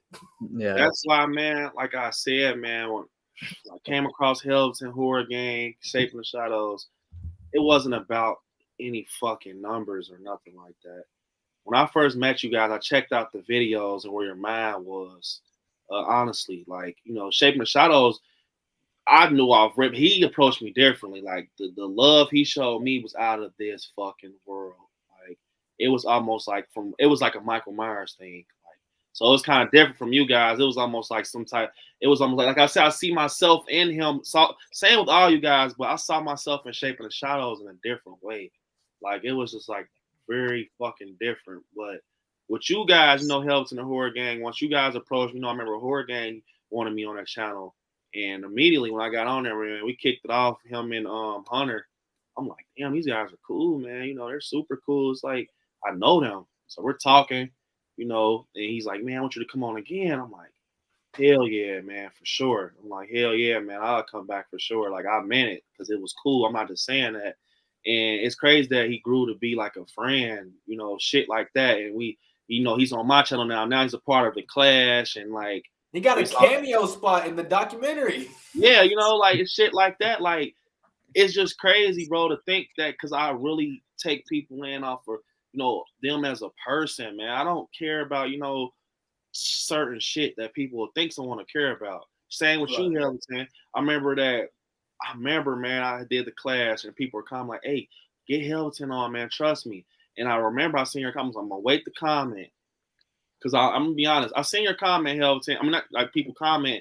And I could have commented, but I'm going to be all the way 100. I'm like, I'm about to check out his videos. And I remember the first video I clicked on, he was reacting to the Halloween trailer. And the way he just talked about it, I'm like, man, you could tell he really cares about this shit. And I remember I even went back to his Horror Hound video. I went to a horror because he went to one of my state and he was like, the way he went about it, he was so happy. He's, you know, getting Tony Todd in the video. I'm like, bro, I see myself in him because I know the happiness he has having Nev and them. Like, that's what I really did the same shit he did. Like, so that's what we shared. I'm like, man, he's cool. And, you know, Helveton, I grew even closer to you guys. Like, tonight, we're going to be even closer. That's how shit works. Because we were the first out of the whole Clash. I'm going to just say it. We did a fucking 6-hour live. So, obviously, something in this live was fucking infinite. Like, I don't know where we, like, bro, 6 fucking hours, bro. Like, what the hell? Like, I don't get it. We covered so much shit. It was just like, it happened. It happened. It's crazy. It's just like, I don't know, man. It's shit like that, bro. That's just, it's crazy, man. And I just literally, you know, the horror class, I was going around, you know, trying to pick people. And now, you know, I was giving people the offer, but I'm glad with the people I have. I will, at this point, I don't even want to bring anyone new on board. You know what I'm saying? It's really, I don't. I really don't. I'm good with the people I have, bro. The bond is there. The ice is broke. I stick it out with the people I got, man. Unless it's so crazy seeing everyone grow. Like Horror Gang's at 700, about to on the road to 700. Shape is just broke the 200 mark. I just broke the 500. You're about to hit 3K here soon. So it's like, I mean, you can see that the people that you got are constantly working. You know what I'm saying? They're not just here for the ride. We're all working for this shit, bro. And I told you guys on the freak, I think it was the first or the second Clash. I think it was the second. It was the second. I told you guys that was you're gonna see a change, bro. Because what we're doing is different. I came up with this idea, and I'm like, bro, it's gonna help all of us, bro. Because what we're doing is different. Like, bro, remember the fucking play Horror Jeopardy Friday? Like, what the fuck? Like, who's doing that? Nobody. Like, that is out of this world entertaining. Like I go back and watch. It's just so crazy, and it's to the point now we're really like a horror class. People know Jackson. People know Helveton. They know Shaping the Shadows. You know, this is my design. They know them. Like, bro, they're part of the Clash. Like, I wanted it to be that way. I wanted it to be like you get best of all worlds with us. You, like I said, with James, it's like James and Horror Gang are like a pair. Me and Shape in the Shadows, and like freaking Helveton is universal as fuck. That's what I like about Helveton. I'm gonna be so honest, and I'm just keeping it so fucking honest. Like I'm just keeping it real. Helveton's universal as fuck. You want to talk to him about Halloween? He's going to talk to you about Halloween. You want to talk to him about Scream? He's going to talk to you about Scream. You want to talk to him about Stranger Things? Bring up a horror video game. He knows about it.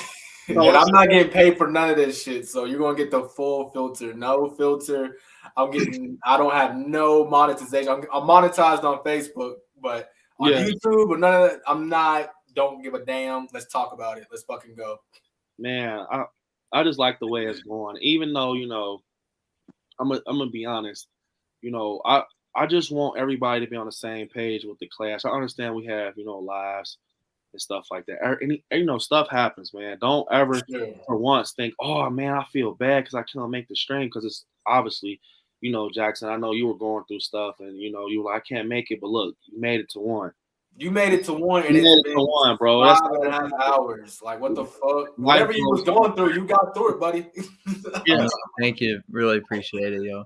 Definitely. It's just like, it doesn't matter, man. If you can't make it, it's times like Helveton told me, hey, man, I can't make it, man. Unfortunately, I gotta, finish. There's sometimes I can't make it. It might look like I'm on here every day, but no, there's some times where I'll message Brandon like, yo, I just can't fit into my schedule right now.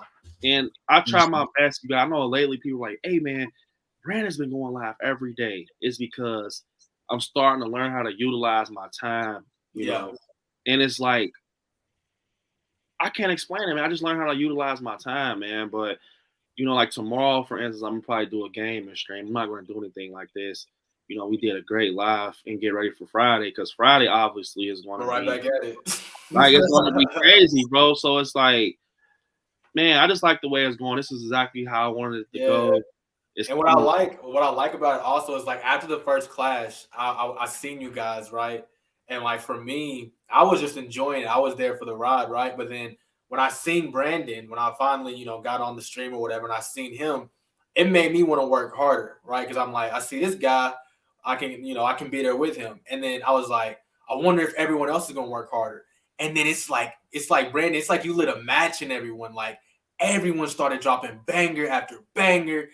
Everybody was doing promos, and I was like, man, that shit's crazy. And then the second stream started, and then everyone kept doing it. I'm like, yo, okay, so like we really surround ourselves with people who actually fucking love this shit. Like, you guys impressed the fuck out of me, especially Shaping the Shadows and Horror Gang. Like, Horror Gang, you changed your whole vibe up. Like, you went from like, doing your thing to like, okay, we got an intro, we got I've seen the growth transitions, and it's crazy.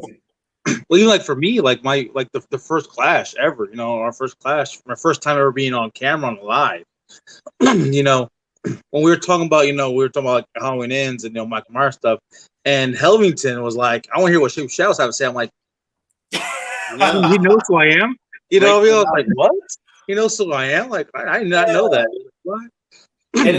And I had you on the podcast a couple weeks ago, and just to see, because like me and Shaping the Shadows had a conversation. When we record videos, it's easy to talk to a camera because, you don't have people watching. Mm-hmm. But when you're doing these live streams, you have people actually listen to what you're saying. So Shaping the Shadows has done really well with being how articulate he is and the way he puts his sentences and his thoughts together. Like, I seen you change from like the first stream and like you were kind of in the back, but now you're in the forefront with the main people talking. You know what I'm saying? I'm proud of all you guys, to be honest, man. You guys definitely made me feel like I did the right move. Shaping Shadows, man. I remember he came to me. I'm like, man, because Shaping, before even he supported the fuck out of me, you guys. Like, I swear. And it was crazy because I'm like, man, I want to talk to him, even if it's not through a fucking lie. I want to talk to him one-on-one, because this shit is out of this world crazy. I really want to talk to him one-on-one. Like, I will call him personally on my personal number. I want to talk to him. But it's like, I seen that Shape had the love. I checked his channel out. I loved his room. And I checked his channel out because I had did a rehaul for him. And he was like, hey, man, I got this from I Like Scary. So I started checking out his other videos. And I'm like, man, like, this is fucking crazy. Like, he loves Michael Myers, just like I have to talk to him, man. Like, and I'm like, he does YouTube. So I decided to invite him into the horror class. This was before any fucking Patreon package or anything.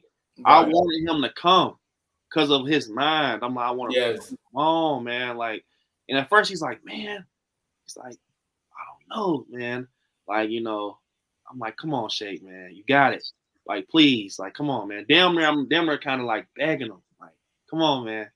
Like, we're gonna break this ice. I got you, man. I got you. He did it, and I seen the growth at times when he was talking from the first class. I'm like, he fucking did it. So I feel like I'm so happy I did it because now I see him elevating and stuff and as a content creator, and it's just gonna keep happening. You know, keep going the pace you got, and it's gonna work. I'm telling you. But yeah, I mean, for me personally, like for when I because I was so hesitant actually coming on with you guys because when I see you guys got a lot of subscribers. Yeah. I mean, at the time when I was when I first came on our first clash, I was only at like 80 subscribers. I remember that. You know, and now I'm already at, you know, at almost the 300 mark. You know what I mean? Yeah. So it's kind of like, whoa. It was like, well, okay, everything's kind of been booming and stuff. But I mean, I've been putting the work into, you know, and trying to get more content out there and trying to figure out what I want to do else with the channel and stuff. But yeah, because I mean, I just kind of felt, you know, for me personally, it's like, I know you guys are real big in YouTube and you guys got a lot more subscribers than I do. You know, you guys are way up there. You know, and I kind of felt, I mean, for me personally, I kind of felt like, you know, like, do I even belong here? You know, I'm like this little bitty, you know, little guy, and you guys are like way up here. You know what I mean? Definitely belong here, man, for sure. Yeah, and that's something to say. You haven't had that many videos. You don't have that many edits in your videos, and look how much you've grown in literally 2 months. Something's working, and it's literally your take on Michael Myers, and that's why I tell people every time is that Shape has a take on anything. But especially Halloween, that is literally like nothing I've ever seen before. Yeah, like you say things that I'm like, damn, I didn't think about that. You know, because you remove all biases out from every situation. You remove every bias out, and that's what a lot of horror YouTubers can't do. Some YouTubers like, well, let me cater to this crowd or cater to this crowd. Shape of the Shadows, I love you because you're straight down the fucking middle with it. You know what I'm saying? It's like, yeah, it's raw with him, kind of like, and I like that because I come from a raw ass environment. Literally, shit is just blunt. So I just like you know, I like how he goes about stuff. And what's crazy is, you know, like with his channel and everything, like it's like, bro, Shape and Shadows have the mind of a fucking content creator. Helveton, you have the mind. Horror Gang, you guys do. Obviously, we're fucking 6 hours in, you know. It's like, but the biggest horror content creator, I couldn't talk to them. No. I'll talk to you guys. I know for a fact I couldn't. We want to relate in these ways. It's all about vibes and connections and stuff like that. You know, like, bro, I'm telling you something. Like I told Shape, I knew I was fucking doing something right when I walked up to Chris Nelson and he knew who the fuck I was. And he told me, like, bro, I dig your Halloween content. Like, I know who you are. Like, basically, like, I'm subscribed. I know you. I like scary. I'm like, I'm doing something. This is crazy. Never in a fucking million years, you know. That's the power of just horror and stuff like that. So he kind of broke the ice with me, man, you know, with celebrities. Because I was kind of a nervous guy. So now, like, when I was talking to Nev, I was nervous. But sometimes, you guys, we're all humans. Nev is a human. James U. Courtney is a human. They just got better opportunity than us, but they all piss and shit at the end of the day. So I feel like we can always put these people on a pedestal. They're our favorite, you know, horror celebrities. But don't degrade yourself or think you're less of a person because you're nervous to talk to a horror celebrity or something like that. You know what I'm saying? We're all the same. At the end of the day, we all are humans. Right. We all got our own issues. We all that's why I'm saying my door, if not just for horror, if you guys need anything, because I know we all go through depression, anxiety, paranoia. We all have that on our outside lives. So my door is literally always open for you guys. For whatever. Same. If you guys need anything, let me know. For sure. You guys know, you guys always reach out, man. You guys know I'm always here to talk to you guys anytime. Definitely, because I know how it feels to not having anybody to talk to. Sometimes you can't It's always. the worst feeling in the world. Yeah. You can't always run to your family for advice. Sometimes you need a friend or someone that doesn't even know the point of view of anything just to get their advice. That is the best way to put it. Someone who doesn't, you don't even have to tell us your situation. Just come and talk to me for 4 hours, and then you can go on about your day. But I know for that 4 hours that we talked, you weren't thinking about what was making you depressed, and that's what I do it for. You know what I'm saying?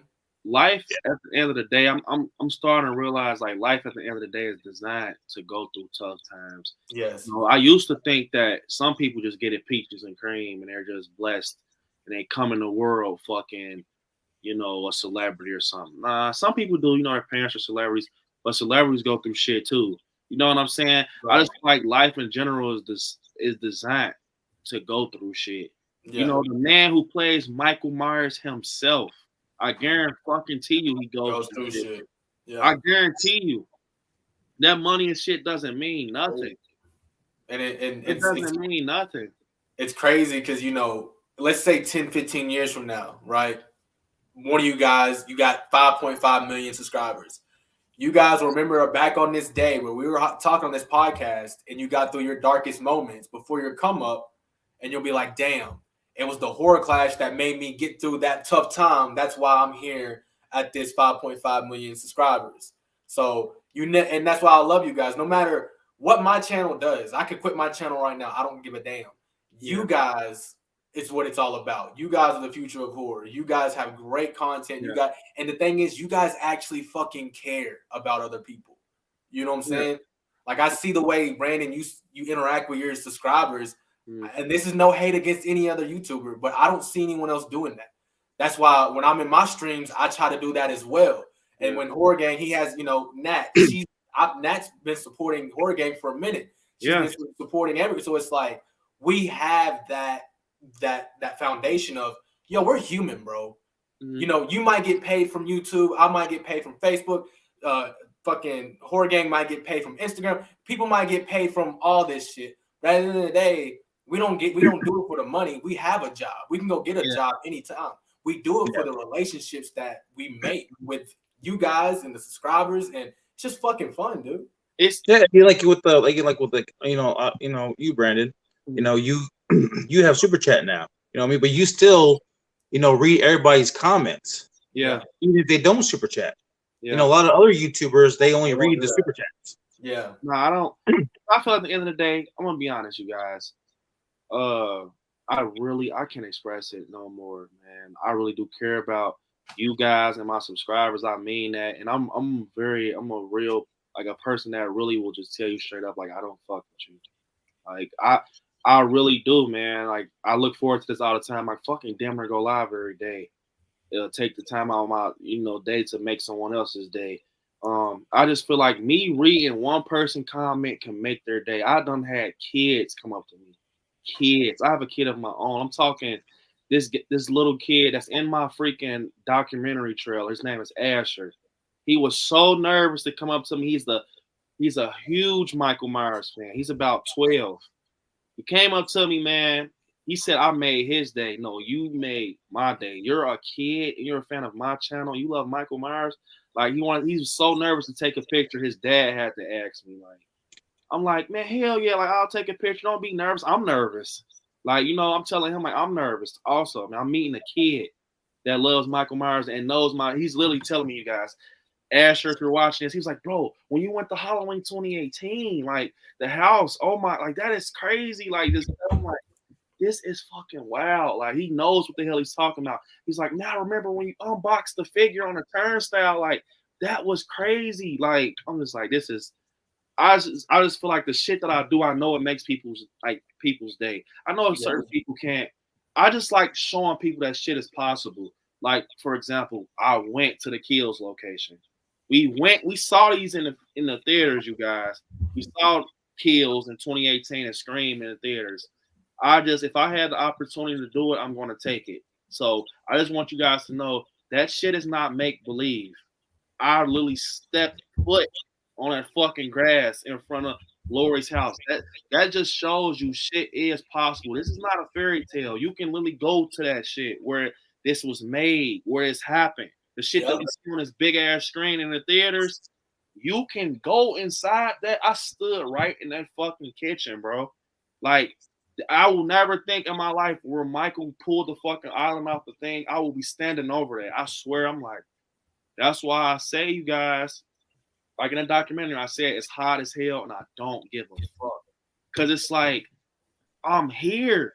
Like, that's why I try to just do shit so people can live through my eyes and they can see and just see the positivity and stuff and see that shit is possible and don't limit yourself. And because I remember as a kid, like, I'm gonna be honest, I had negative people in my family, man, telling me that you will never see those people in your life.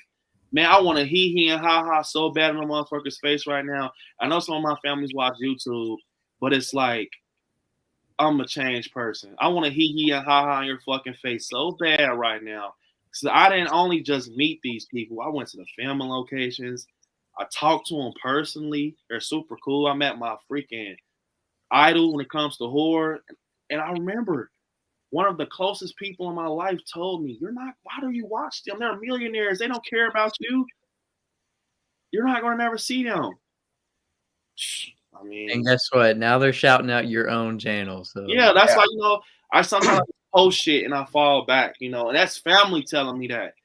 Like, it's family that told me that because their mindset where they come from, nothing good happens. And, people don't make it out. People dreams don't work. So they try to tell another person, this is not my family, this isn't just in general. They try to tell another person like, oh, that's not going to work for you because it didn't work for me. Mm-hmm. What the fuck type shit is that? That don't mean nothing. I made the impossible happen. Like Hannah Montana said, life's what you make it, so let's make it right.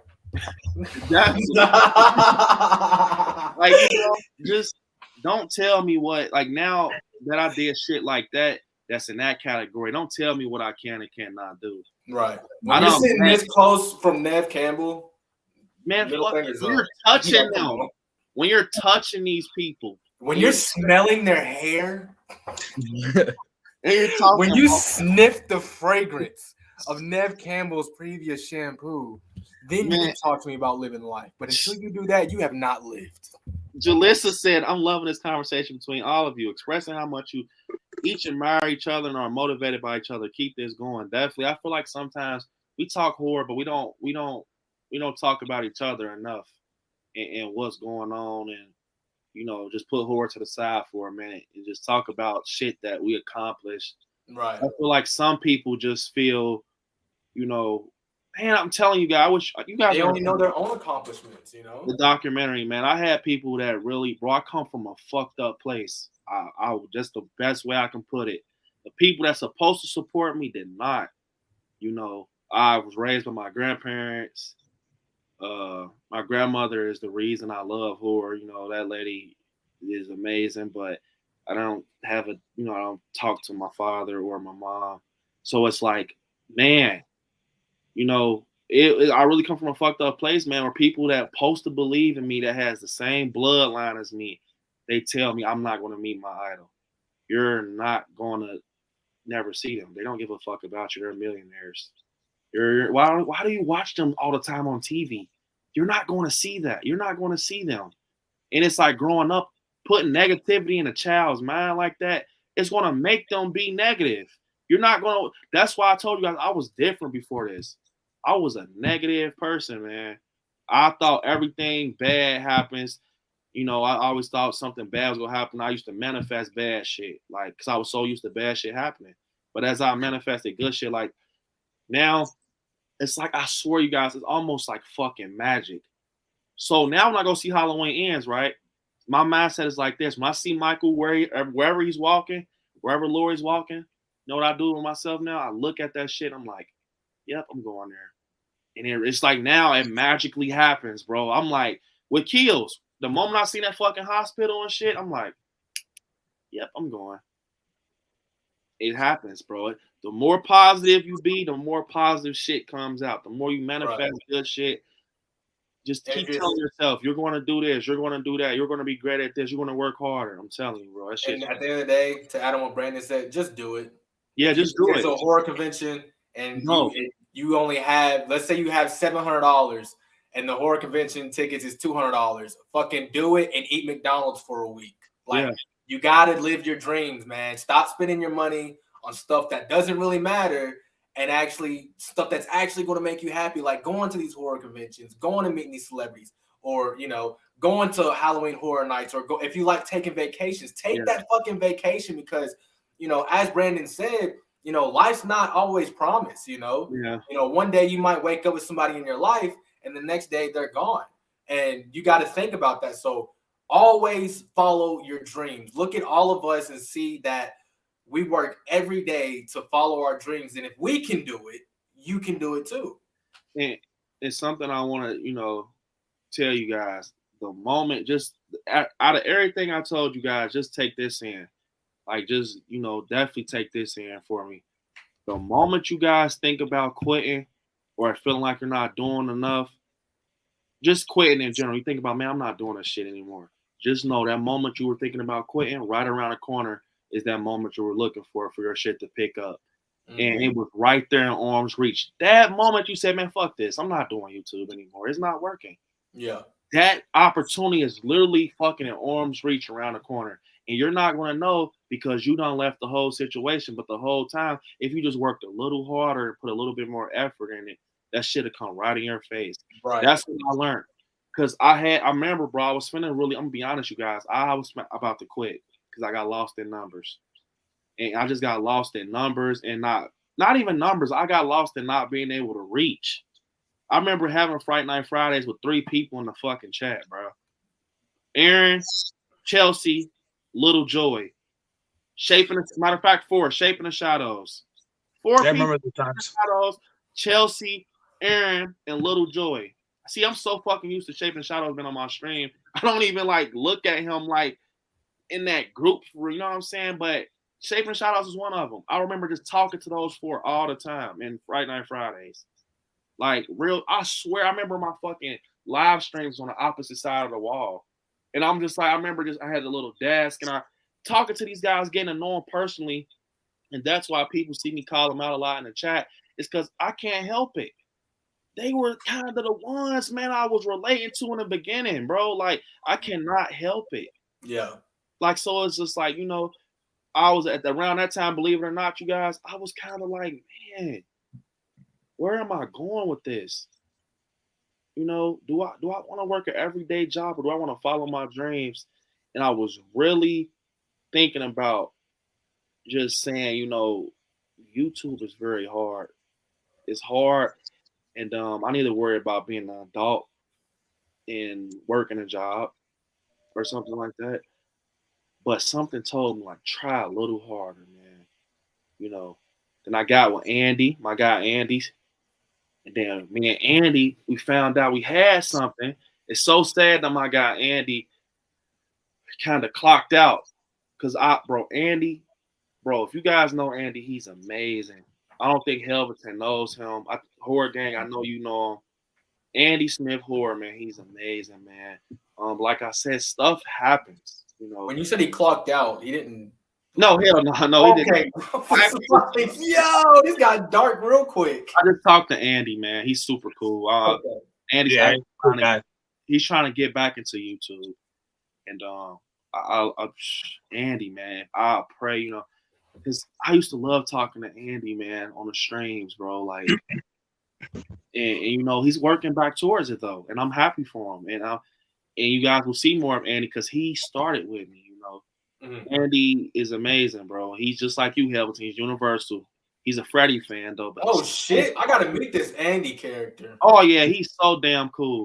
Yeah, Andy is awesome, man. I remember the streams that you got, your lives and stuff. You had Friday Night Fridays, and you had Andy on there too, man. I was like, I like Andy, man. He was all fun. He always had a beer right there, drinking and talking. Yeah, man. Andy up right now. Tell him it's going down. Yeah, but because I haven't seen him in anything. I messaged him on Instagram a couple times, but he hasn't really kind of responded to something. I didn't know what's going on. He's been so fucking busy, man. what's so crazy is, bro, I swear it was so crazy how I met Andy. He was like a fan of the channel, and he said, "Hey man, you live in Ohio? I'm a big fan. You know, I want to come to, you know, the convention with you." I linked up with Andy. We became good friends. You know, we became good friends. We every day of the horror convention, we was rocking out with each other. We met Robert in England and everything together. It was amazing. And then one day, like matter of fact, I knew that me and Andy had like a horror type of some type of horror connection. Like when we were standing in line together at these conventions, we're just talking horror in person. Man, he's like, bro, we should do a live stream. And it all started about this is how it all started, you guys. We had a live stream about our experience at Horror Hound. And I brought Andy on, and we had brought my guy Zaire on. He was an extra for Halloween Kills. He was in the scenes. He actually met like Courtney. He saw Jamie Lee. I brought them on. And the connection. Zaire is awesome too, but he's not a content creator. He was like an extra for Halloween. And you know, we kicked it off. I'm like, man. And I started to see it pick up. Because we just found we loved it. We weren't looking at the comments, like seeing how many people we have comment, and we just loved what we were doing. And as we seen it, it started to pick up, and that's how Friday Night Friday started. And I got into live streaming, and like I said, I just talked to Andy, man. We're working on it, man. I would love to get Andy on a clash and get him back on streams, because I'm gonna tell you something. Andy's that guy, man. That when he talks horror, man, he's funny with it. He'll definitely crack you up. Oh shit! He will crack you him on the stream, man. I done got some competition in here, man. So he'll crack a cold when open. Let's do it. That's what I'm waiting on it. That's why I can't wait. I can't wait for Horror Hound this year. I can't wait for Scarefest in Kentucky, because like I said, when I meet up with you two guys, we're cracking a cold one, and we're about to go meet some fucking celebrities. We're gonna have a great fucking time, man. I wish we all live. I know the closest person I live to all the whole clash is freaking Jackson. He lives. Don't you live in Lexington? And I'm literally right underneath him. And you live, and then second is Helveton, and then third is Shape. So first off, Nanette said Brandon, Helveton, Jackson, and Shape. Thank you. Definitely, man. Anytime. It's amazing to have you guys in the chat, and that I'm happy we can give you some type of inspirational words and make you guys feel good. We definitely love you guys. But man, you know, I just, you know, wish that we can all link up at a convention. It will be hard. Man, that shit will be crazy. Oh, I do have a question about convention. What convention always happens in where you're at in Ohio? Horror Hound. That's one of the biggest conventions. And when does that usually take place? Well, this year it takes place. I'll give you the exact dates. I'm actually buying my tickets for Horror Hound Friday. That is crazy. They usually have 2 to 3 days. They have one in the spring, one in the fall, and sometimes one in the summer. How did I forget to tell you guys this? Well, especially you, Shape of the Shadows. I've heard rumors. Just know. I've heard rumors from someone I know that's, you know, real deep in the Horror Hound. They're planning a Halloween anniversary Horror Hound. They had one. It was at I think it was Horror Hound Indy. They had brought the whole, I swear, Dick Warlock. Bro, it was literally everybody but Laurie Strode. And of course, you know, Donald Pleasance, but it was literally everybody. Like, they're planning one. They're planning an anniversary for Halloween. I think it's going to be. So wait, was it the 40th? It was the 40th anniversary, the one that they had. But they're planning like the 45th. Bro, I have to go. I didn't get to do the 40th, but I have to do the 45th anniversary. I have to fucking do it. Like, they're planning it. If you ever go to a horror convention, just let me know what fucking horror convention. I'm there, buddy. Yeah, I'm actually planning on going to Horror Hound either sometime next year. Yeah, because me and the wife talked about it, and we were like, you know, because if I could take a weekend, because I mean I work weekends, so I could take a weekend off work, and I'm planning on seeing when the next one's going to be for next year. And me and the wife already talked about it, because I know her son goes through his dad's weekends, and I don't got my other daughter on the weekend, so me and her and our little one can actually go down there and like either I kind of want to drive, but she kind of wants to fly. But it's only like a 4-hour drive, maybe a 5-hour drive down to Ohio. Yeah. So I told her, why don't we just drive down there? So we kind of talking about it. We're kind of planning on it. So sometime next year, I was planning on going to Whorehound with her and going down there and linking up with you guys down there at Whorehound. Hell yeah. I would definitely drive just in case, you find some merch that you want to like bring back. Yeah. That way you don't have to pay to put it Yeah. on the plane and all that. And I'm fucking down, bro. I don't give a fuck. I'm down. This was the closest I was to a freaking 40th, like an anniversary of Halloween. They had everybody. PJ Souls. PJ Souls is so nice. They had Nick Castle, James Jude Courtney, Dick Warlock, Tom Atkins. Bro, they had Bob. But this was in when I went to Orlando. They even had the Baby Myers. He's right there in the blue. Did you go to Orlando last year? Did you go to Spooky Empire last year? No, I had went to Phantasm. And I actually got a free ticket to go to Phantasm, but I ended up going to Spooky and I regretted it. Spooky Empire, let me just tell you, if you ever go to Spooky Empire, it's one of the worst horror conventions ever. I've heard. It's bad. Look how crazy this look, you guys. All the cast from Halloween on one couch. We got James Jude. We even have the Halloween 3 look. Oh, wow. When I went, you guys, I dropped a tear. I swear I dead ass dropped a tear. Seeing James Jude, they're all talking. I'm like, but this wasn't the 40th anniversary. It wasn't the anniversary. So imagine when they do plan. I've seen one on YouTube. Bro, when I say I haven't seen so many Myers cosplayed in my life. Yeah, I've seen that. It was like, bro, I'm like, hold the fuck. Bro, I'm talking Laurie Strode's are everywhere. Michael Myers. It was to the point they took a group picture of Michael Myers. Like, they all took a group picture. You literally had every Michael Myers in the picture. Like, like Dick Warlock. You even had Blood Tears. You had every single one. I'm like, I have to go. I actually seen that John Carpenter went to a horror convention. It was either sometime this year or last year. He went to a horror convention out in New Jersey. So John Carpenter, he's making his runs, man. I've heard rumors about Whorehound because they're having that thing reunion. Oh, I swear to God, if they do that, dude, oh my God. Shape, I'm coming to pick you up. I'm going to come and kidnap you. This is what we have so far. This are the guests we have so far. But we have everybody from the thing. We're only missing John freaking Carpenter. Look at all that blue. We're only missing John Carpenter, man. They said they're trying to get him. I fucking will go crazy. I will rip that poster off my wall so fast to get it signed. And if anyone knows horror conventions, they save the tickets for the last because they want you to buy the last tickets. Yes. So like it's unusual. Like Scarefest, they announced Freddy Krueger or Robert Englund first. So that's very unusual for them to announce their big guest first. So I'm super excited. I can't wait to go to Scarefest because I know they have 4 people from Friday Part 3, and that's my favorite. And I'm hoping Nancy comes, dude. If Heather Lankamp comes, because I don't want to go.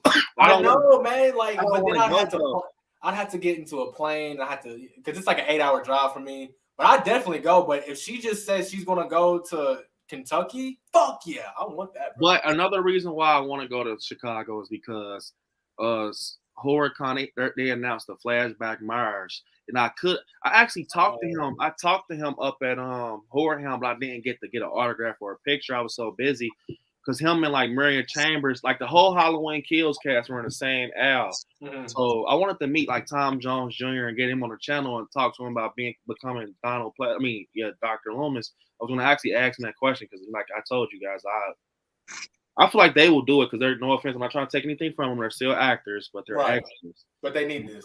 Yeah, like so it's kind of like So I'm like, I want to talk to him. So can I ask you a question, Brandon? How is that the next level for you? Because I know you've gotten into them doing your intros and but are you looking to move into that area of maybe getting one-on-one interviews? You want to know what's so crazy, man? Me and Andy had this crazy ass idea that would have worked. I was going to get a microphone and everything, and we were going to do Whorehound with James Jude with like how James went to see James Jude Courtney, but we were going to do the one for Nev, and we were going to go around to their tables and do how Grim Life does. Grim Life says this: We go around to every horror. They do it so professional. They say we go around to every horror celebrity table. They want to just ask them one question, just one question. No other question, just one. And when you say just one question, it's like, oh hell yeah, I'll do it. What's up? Right. They put that camera in their face and they do it. They got one from James Jude, and I love Michael from Grim Life. Guess what he was about to do, you guys? But James Jude was not at his fucking table. What? He said, because I'm talking to Michael and Jessica from Grim Life. We're chilling and laughing. He's like, you know what? I like scary. Give me your camera. Come on, give it to me. So is this thing going? So he takes my camera. He said, I know you're a big James. He said, I know you're a big Halloween fan. He said, I'll be right back. So I kind of peek and see where he goes. He goes to he goes to James Jude Courtney's table. He's not there. It's just his agent. And he's like, man, unfortunately, man, he's not there. But he said, come back in about 30 minutes and I'll go back. And James Jude, he just never came back downstairs. But he was going to get James Jude to do something for the channel. I was definitely thinking about, you should, because since your fan base is growing so much, I was thinking maybe, take some of the money that you are earning from this and, offer James Jude, like, hey, James, I have this amount of money. Would you want to do like a 5-minute interview for my channel? And I think that would be fucking amazing. Just know this. It's not James yet, but I do have something in the works. I'm trying to get going with Nick Castle. Hey, I'm trying to get going with Nick Castle. It is going to kind of not come free, but just know that but for things like that, it happens. Once I say something, I stick to it. Once it's on my mind, I have to do it. Yeah. So I'm gonna start with Nick, man. I'm gonna start with Nick Castle. And that's huge. That's awesome. To get a one-on-one interview, bro. Like celebrities don't do interviews. So like, even if you did bring the money, the people, what you offer is these people actually watch your channel. Yeah. It's the same thing with Grim Life Collective. That's why they're so easy to get interviews, because like they're like friends now. They're like friends. Right. So when you go out to these celebrities, you're gonna be like, man, I like scary. Of course, fuck it. Let's do a 5-minute interview. I got 5 minutes, bro. Let's do it. Yeah, I'm definitely what's so crazy is I was gonna fucking get James Jude on the channel. You could have did it too. James is such a nice guy. Like I couldn't imagine him saying no.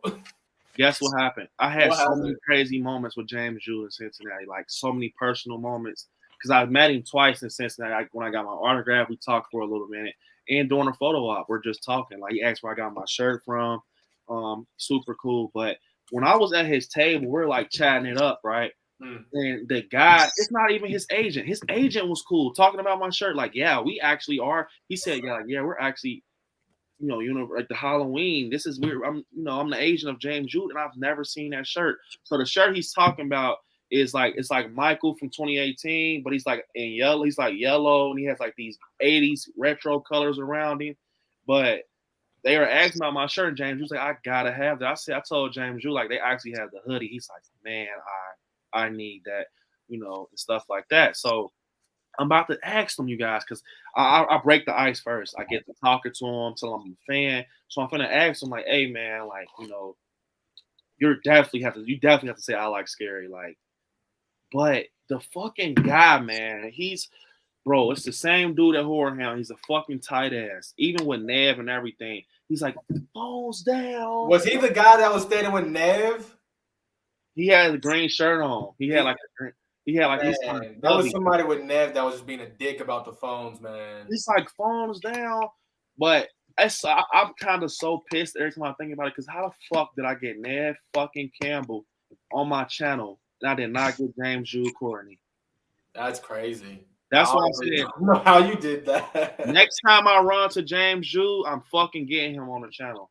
Yeah, for sure. I definitely know, He's and what's so so crazy, Andy actually is so cool. He surprised me with the Nick Castle I Like Scary.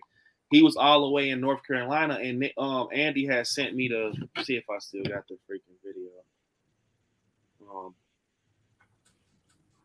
Andy had surprised me, and he was like, hey man, I got a surprise for you. Like, just open your video, like open the video I sent you. I'm like, what the hell is it? And this what it was, you guys. I like scary. Hey, what's up? I like scary. So it was Nick. I'm like, what the fuck? And I'm gonna show you guys something, bro. Andy's just like blessed. Like, this guy's chilling with Bonnie Aarons from The Nun. I'm just like, bro, this man is with Robert Englund. That's gonna be us, horror gang. That's gonna be us. I'm like, bro, what is going on, bro? But you know, I'm gonna definitely get dream come true, man. I'm gonna get James Jude, man. I'm gonna definitely get him. I want to get James Jude as an interview though, man. He's awesome, bro. Like he's my favorite Myers. I have to get him. Like I had moments I talked to him about the spiritual place. He's talking about, passing the torch and shit. I wish I could have got this shit on camera, but they were for some reason with James Jude Courtney, it was so tight ass with the cameras. But it was only Horror Hound because we went to Phantasm Orlando. People were walking up to him with cameras, but I didn't get the chance to do it because it's like Jalissa says, do you have a video on your YouTube when you met Nev? Yes, it's in my Horror Hound video, but I can show you a little bit right now. One moment. I met Nev. It is just here in a second, you guys. I'm not gonna lie, we're probably gonna have to end it off, man. We're gonna fucking bust the computers.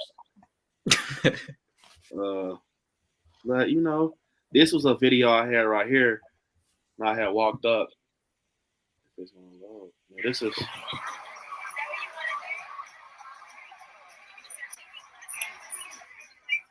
at this moment, I'm so fucking nervous. I'm next in line. So I have the courage to end up getting this. But before that, I was talking to her, and she was like, "That's so cool. You have a YouTube channel." But she was fascinated with my son because my son has a head full of hair. Like she's like, "Oh, I've never seen that." Like, and she was just talking to Monica. She loved Monica, like, because Monica was a mom. So she was like, "Yeah, I have kids, and these conventions need to take in the fact that mothers are in the lines and stuff." And my friend Terry, he's like, "Hey, so what's your favorite?" So he does this freaking cringy ass thing and goes in her face. And he doesn't really even do conventions. Like I got him hip to him, so he doesn't know how to go about them. So he will put his fucking camera in Laurie Strode's face. That's how much he doesn't care. Like what can they possibly? He's that type of guy. What can they possibly say? So he goes up to Nev Campbell and say, "What's your favorite scary movie?" Like he really says that, bro. I'm gonna have to ask him for the video so I can show you. And she was like, The Changeling. The Changeling's mine. That's exactly how she says it because he was like, "What's your favorite scary movie?" Like, like, why would you use that fucking line? Out of all the fucking lines, he says, "What's your favorite scary movie?" That's funny. I gotta show my Nev Campbell off real quick. This is when I met her at the same Horror Hound that Brandon was at. Yep. Oh, the glare is terrible.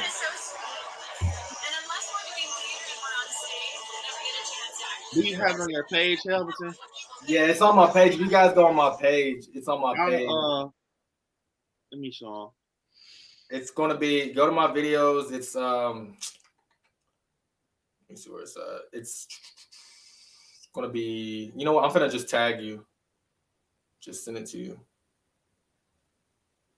Yeah, Helverton shit. When he posted it, that's crazy. I had seen Helverton's post before he even showed me. Yeah, that shit was viral for a minute. Where are we at? I'll just send it in the group chat. But if you show that video, Brandon, I'd really appreciate that. No, definitely. I'll show it. I will show it. Actually, I have it right here. I just found it on Instagram.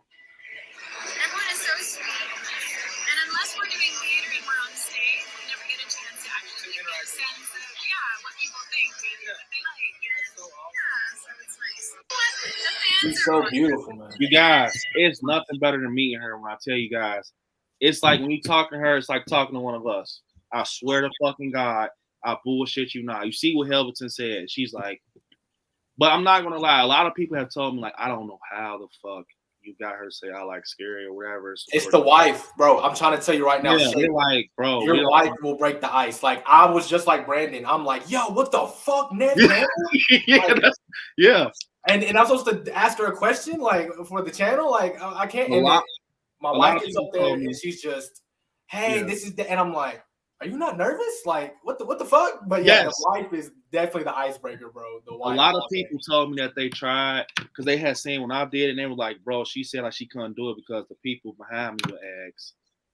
Matthew Lillard was doing them also, but they said it got so bad with him. People were FaceTiming people like, say hello to my grandpa at home. He's a Scooby-Doo fan. Like, I'm like, the key is to like when you're doing it, you don't start off with that, right? You don't start off and say, hey, I'm a YouTuber. Can you do this? You literally just go up and be like, oh my God, I'm such a huge fan.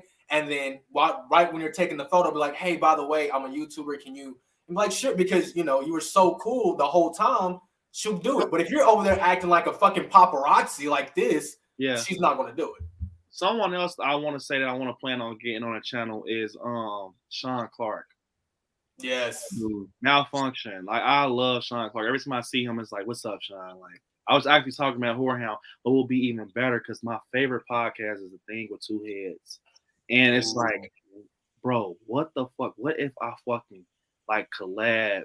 I'm telling you. Like, bro, that shit will be out of this world crazy. And like, it's so crazy because the wife is like, bro, Chris Nelson watches your channel. Why don't you just, because I don't want to be that guy because he's a busy man. He's working on shit. He just won a fucking Grammy or an Oscar for you know what I'm saying? So it's like, man, that's kind of, it seems like, bro, why would you ask him? He's a big, like, he's huge. Yeah. It's like, bro, when I talk to him, it's like talking to you guys. He's like, no, I watch your channel, man. Like, even in the front of like 3,000 people, he calls me out in front of a whole fucking panel.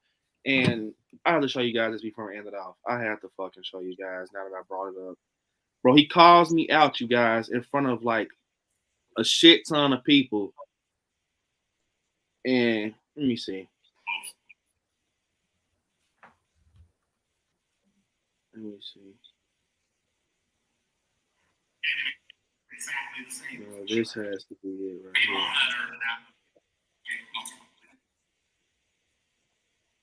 Come on with you guys. I cannot believe he went live this fucking long. 6 hours. Jesus. There's only 24 hours in a day. We almost went a quarter of a day. And what's funny is I gotta be up in about let me see. I could be up in 2 hours. Who said that? Shape. What the fuck, Shape, man? You should have told me. Nah, that's all right. I'm off tomorrow, but I got all 3 kids tomorrow. But they'll be playing Fortnite. I can take a nap with the baby. She got an ear infection, so she's been sleeping most of all day and stuff. So. Yeah. For sure. I'm trying to show you guys. I hate when you're trying to look for something in this. I talked to what's his name? Officer Doofy from Scary Movie. I talked to his manager, and his manager is like his video guy, right? And I asked him, like, what is your secret to, because he interviews everyone from wrestlers to celebrities and all that. And I'm like, what do you do? Like, how do you do it? And he's like, honestly, dude, you break the ice first, and then once you break the ice, you just ask them, and if they like you, they'll give you a 2-minute interview. Don't ask for like a 15-minute interview without paying, but like they'll give you a quick 2-minute interview on the floor if they're not busy. You just gotta take that chance. Let me see. Bro, I can't wait to go to Scarefest. Dude, it's gonna be. What guests do they have at Scarefest? Bro, so they have like the entire cast of Nightmare Part 4. Yes. Like 4 people from Friday Part 3. Robert Englund and Kane Hodder will be in the same building. I think they'll be together in Chicago this year, and then they'll be in Kentucky this year. Like, just to have them in the same building together that's enough for me, bro. Like, that's enough for me. Oh, they have almost the entire cast of Return of the Living Dead. Oh yeah, that one's big. The thing about Kentucky is like it's not well known like Horror Hound or your Spooky Empires. So like the guests there are very more intimate with the people. Like, they're so much more intimate. I'm thinking about going to Days of the Dead, Indianapolis. My wife just told me. Oh yeah, me too. I'm actually going there for one day though to drive down to to meet Sheriff Brackett. Who else is it? So I'm thinking about even the only day I could go would be the 24th. The 24th. I gotta see which day. I want to get a photo op with I forgot something. I gotta show you guys. The wife sent me the lineup. Who's the lineup? I would Joe Bob is there. Ken Forey, who's in Dawn of the Dead. That's who I want to meet. Yeah, I want to meet. Yeah, definitely. Because I have a Dawn of the Dead poster and like that needs to get signed. Hold on, let me look it up. Here it goes. Yeah, the wife literally just sent me this like yesterday, talking about we need to go. And I'm like, I already have like 3 conventions planned. I don't know if I can afford anymore. Doug Bradley. Oh yeah, Doug. Kane Hodder. A bunch of people from Tara Reid. Oh shit, Tara Reid's gonna be there. Yeah. Oh, here we go, you guys. Here's the video. When they fucking called me out and embarrassed me. Fucking Chris Nelson and Sean Clark. When somebody, when you got the tray that's attached to the seat, I'm hurt that you guys are leaving. I thought you were. I was looking at you guys going, they're hardcore. They're staying. No, they're leaving. Wow. He's got a podcast to do. I've seen his show. Okay. I've seen his YouTube show. Okay, then. I know you guys can't see me, but bro, I went back to screen recorded the fuck out of that because he literally pointed me out and everybody literally did this. Turned around in their seats like. My wife was like, she's hitting like, say I like scary, say I like scary. I'm like, no, I'm not saying that. Like, bro, she's like, why the fuck did you say I like scary when everybody turned around? Like, but yeah, Chris Nelson, that was right after that was the day after he said, hey, I know you're I like scary. Dude, that's crazy. And he subscribed. That was, bro, that's awesome. That's the highlight of my whole YouTube career right there. Yo, I just found out Roger L. Jackson is going to be in fucking. Oh, yeah. Oh, I need him on my picture. You need him on the intro. Like, imagine Ghostface, bro. What the fuck? I'm going to Days of the Dead for. I'm definitely going. I got it. But I'm gonna tell you guys why I'm. Really I'm buying my tickets right now. You guys just convinced me. Look, it's happening right now. He's not fucking playing. I'm not playing. Hey, Shay. The only day I could go would be the 24th. 24th. Is that a Friday or a Saturday? Sunday. I think it's that Sunday. Oh yeah. Oh what? Oh yeah. I need that on my poster, bro. Oh yeah. Look who else they have, bro. He's going on the Halloween Kills. I ain't gonna lie. I'm not gonna lie. This lineup is godly right now. Right. How far are you, Shay, from Indiana? I'm an hour away. I'm pushing it. I'm an hour away. Shape, how far are you? If you're about an hour away, I'm about possibly maybe 5-6 hours, possibly maybe 7. I'm not gonna lie, bro. To meet, that's why I have to go. Nancy Loomis. I have to. Yes. Yeah, I actually talked, bro. I'm about to show you guys something crazy. Dude, I can't wait. I got a signed plaque by Roger L. Jackson that I got off of CPA Authentics. It was like it was expensive, not gonna lie. It was like fucking $300. Hey. But fucking, to get Roger L. Jackson on my intro, I die. I just fucking die, bro. Oh, he follows you. Oh shit. Ken Faree. What's crazy is I talked to him and I talked to him before. It was that fucking I think I wasn't at Days of the Dead. It was probably at Horror Hound. I forgot. But I talked because he heard me debating with somebody, and I swear, man, I think he remembered me because I was talking to him about Rob Zombie's Halloween, and I was like, "Yeah, that's the guy from I'm Joe Grizzly, bitch." Like, and bro, whatever he said. So I don't know how, but bro, I sent him a friend request, and. Bro, same with Chris Duran, the freaking Michael Myers from H2O. He follows me, bro. I'm like, bro, what the fuck? Like, it literally, people, take it from us. It takes one fucking, just do it. Ask the question, buy the ticket. Yeah. It doesn't matter. Just do it. Like, Shape, do it, bro. I'm going to see you next year at Horror Hound. I'm gonna see you there, brother. I swear to God. Look, that is him, Chris Duran, the H2O Myers. Wow. That's awesome. Bro, I forgot. I don't know why I never told you guys this. Guess who else follows me? And I feel honored for her to follow me. Like, Danielle. Nev Campbell, I'm unfollowing you. Wait, no, I wish. Oh yeah. Oh, no, Sandy. And I love Sandy. I She's so told nice. you guys that I'm working on getting her on the channel. She's like somebody's grandma. She's very nice. I want to ask her. I want to talk to her about the Judith Myers scene.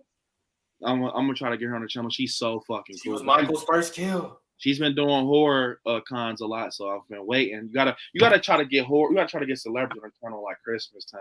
I know it's weird, but you gotta try to get them like around Thanksgiving or like sometime in the winter or something where everybody's home and they're on their laptops and shit.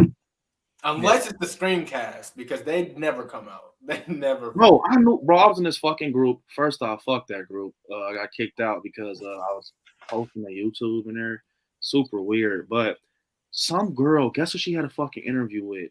Who?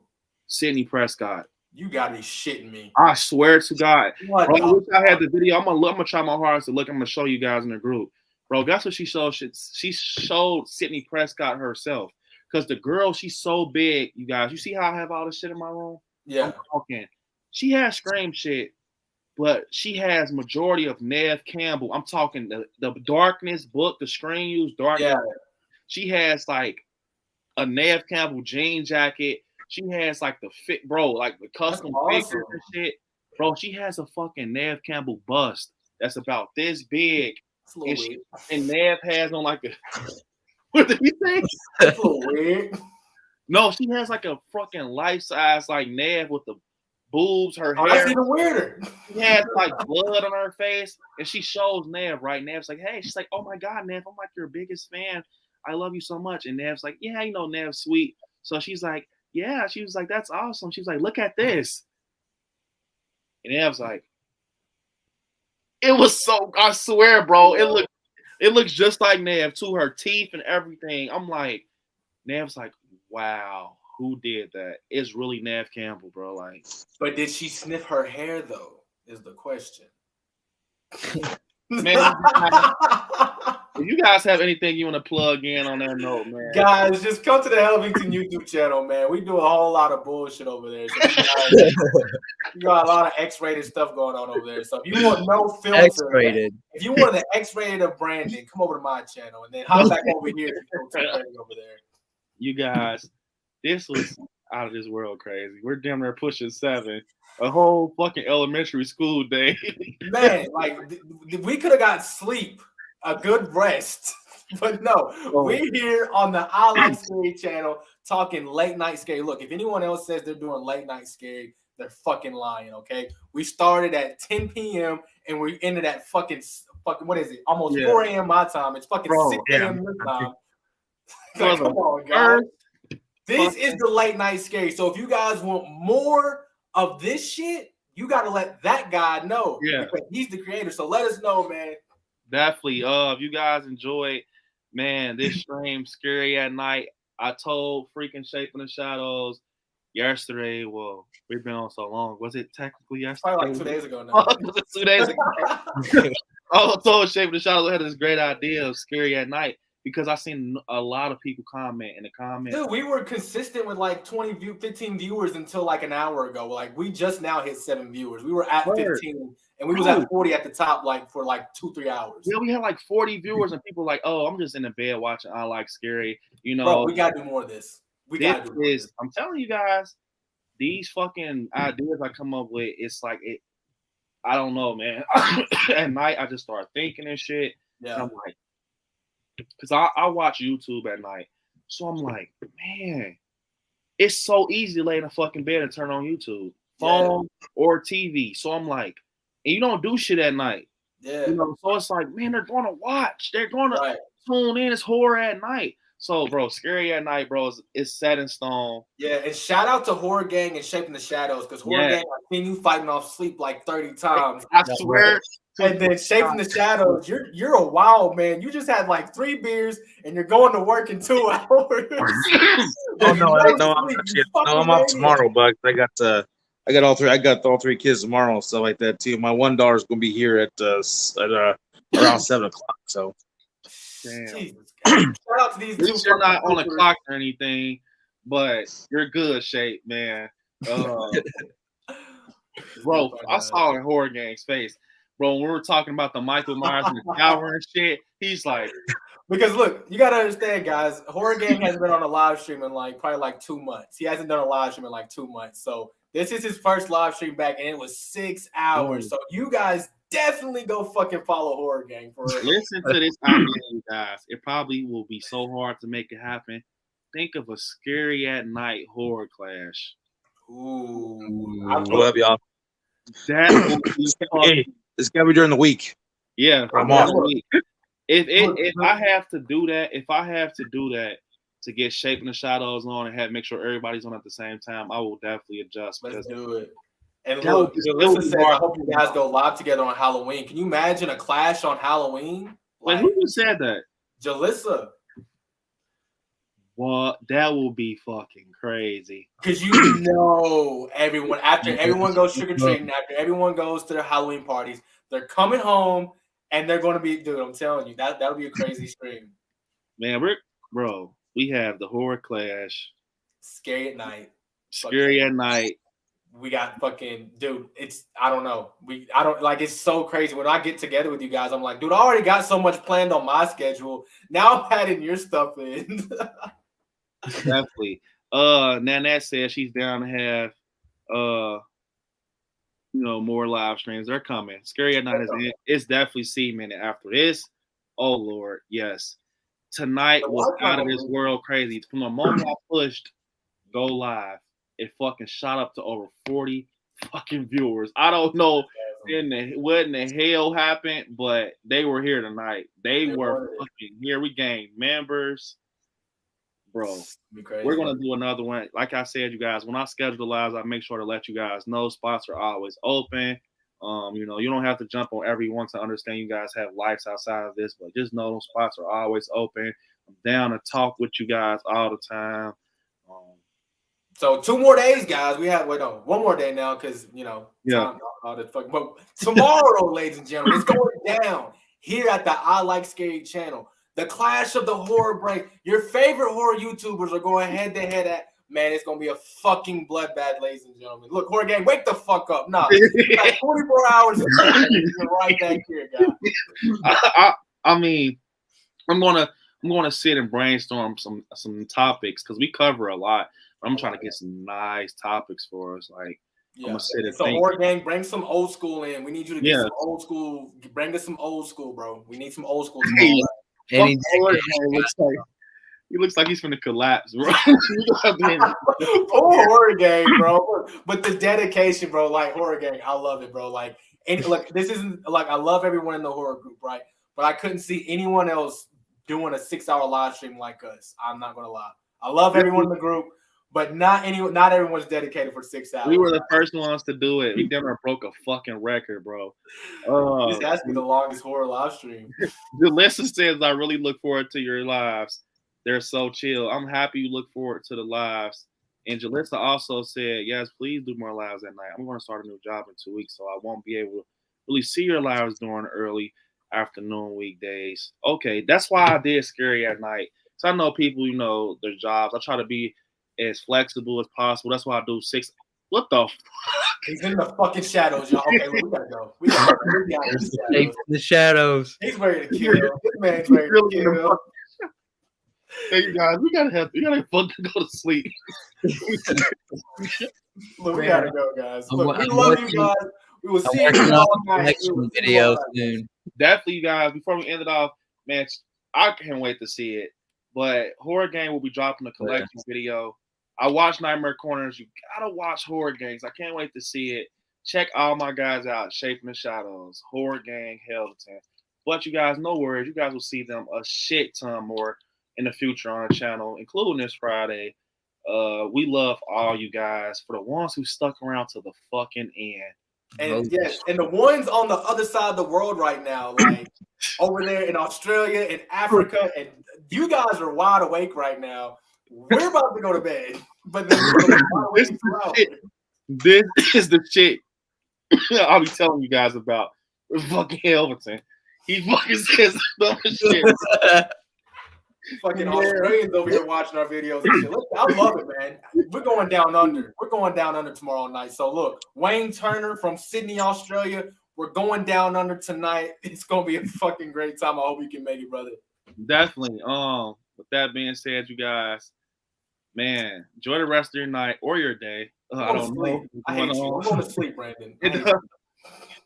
Watch some horror movies out there, and stay scary.